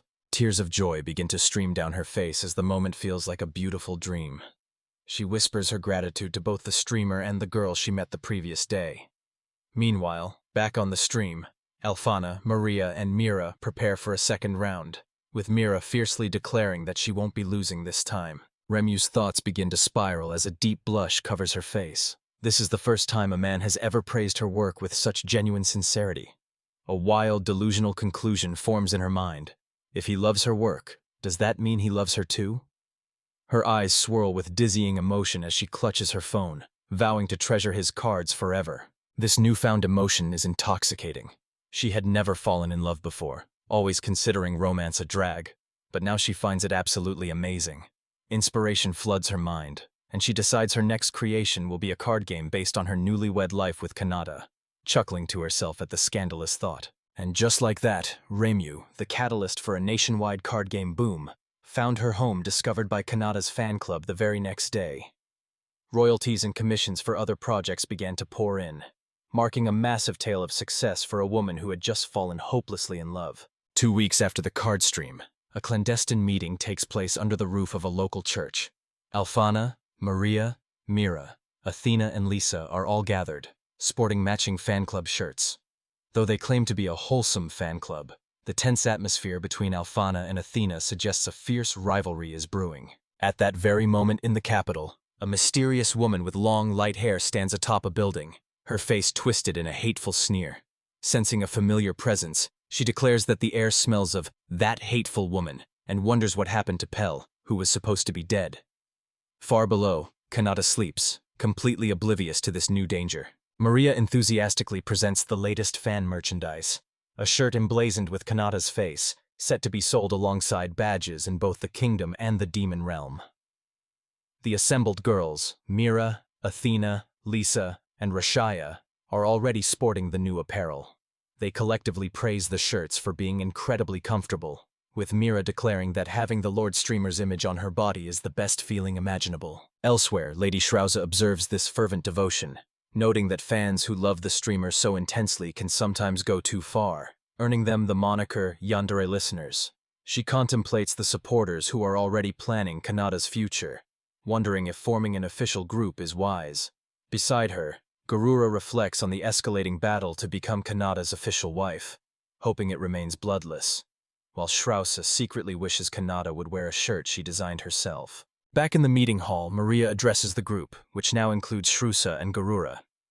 Mira asks if they've heard of student marriages, but Maria dismisses the concept as non-existent in the demon realm. She then boldly declares that she is the only one truly suited to be Kanata's wife before moving on to the final agenda item, the introduction of new members. Maria first introduces Athena, a noble from the Randall Kingdom who joined on her recommendation. Next is Rushia, a succubus recommended by Lady Shrusa. Mira notes that it's just like the great streamer to attract such influential figures, while Lisa quietly laments that a commoner like her feels out of place. Maria firmly cuts her off, stating that as a group recognized by their lord, every member deserves respect and must follow their strict code. Her voice takes on a commanding edge as she lays down the group's foundational principles. They must never act against Lord Kanata's intentions, and they must never cause him harm. Above all, she demands they carve it into their hearts that he alone will choose his official wife. She glares at them intensely, making sure every word is understood. A chilling intensity flashes in Maria's eyes as she asserts her dominance, a move meant to crush any potential rebellion within their ranks. The new members quickly submit to her authority. With the hierarchy established, Maria declares the meeting over. As the group begins to disperse, Rushia, curious about her next move, calls out to Kana. She rushes up to Kana, who is taken aback by her sudden energy. Completely starstruck, Rushia exclaims that Kana possesses an incredible, almost supernatural power of seduction. She explains that as a succubus, she has never witnessed such potent magnetic charm. Kana tries to clarify that she's just a humble girl, but Rushia sees it as a great honor and begs to be taken on as a disciple. Meanwhile, Lady Shrausa confronts Garura with a heavy sigh. She mentions the rumors that he's been showing Lord Kanata around the demon realm. He confirms the story but quickly defends himself, insisting he was doing nothing more than acting as a simple tour guide. He then bounds over to Mira, brimming with excitement after hearing how amazing the food is in the demon realm. He eagerly begs to join their dinner table, promising to do anything, even the dishes, for a taste. As Mira looks on in surprise, Maria invites Athena to join them as well, urging everyone to head back to the dorms before it gets late. As they walk, Lisa remarks that Athena seemed far more introverted than she expected. Maria agrees, noting that the girl often seems to have her head in the clouds. Unseen by the group, a shadowed figure watches their departure from the darkness. Later, Maria and Lisa discuss their new fan merchandise, wondering if they can improve the designs to make the clothes more appealing to the public. Lisa playfully asks Kanata for an autograph on her shirt, much to his flustered embarrassment. As Athena and Rucia look on, the light-hearted moment is shattered by a sudden heavy knock at the door.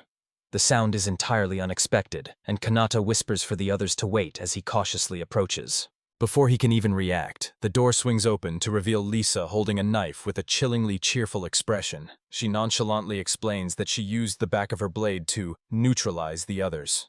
Behind her, Maria and Athena lie unconscious on the floor. Kanata can only stare in disbelief, calling out their names in shock as Lisa assures him they're just sleeping. He demands to know why she's there, pointing out that she was supposed to be back in the kingdom.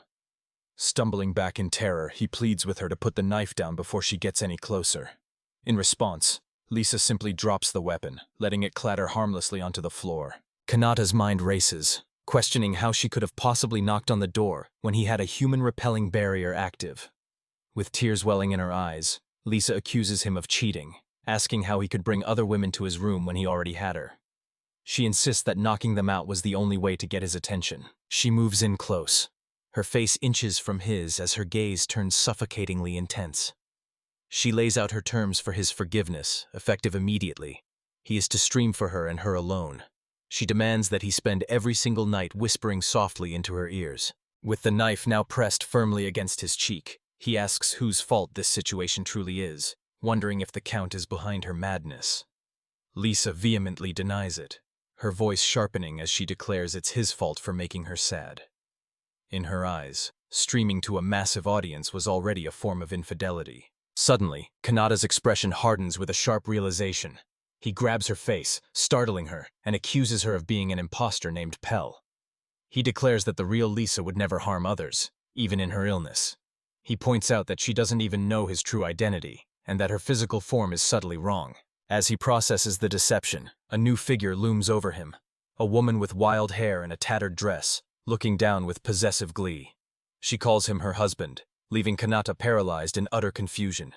He stares up at her in shock, unable to comprehend how she could be here when he was certain she had already died.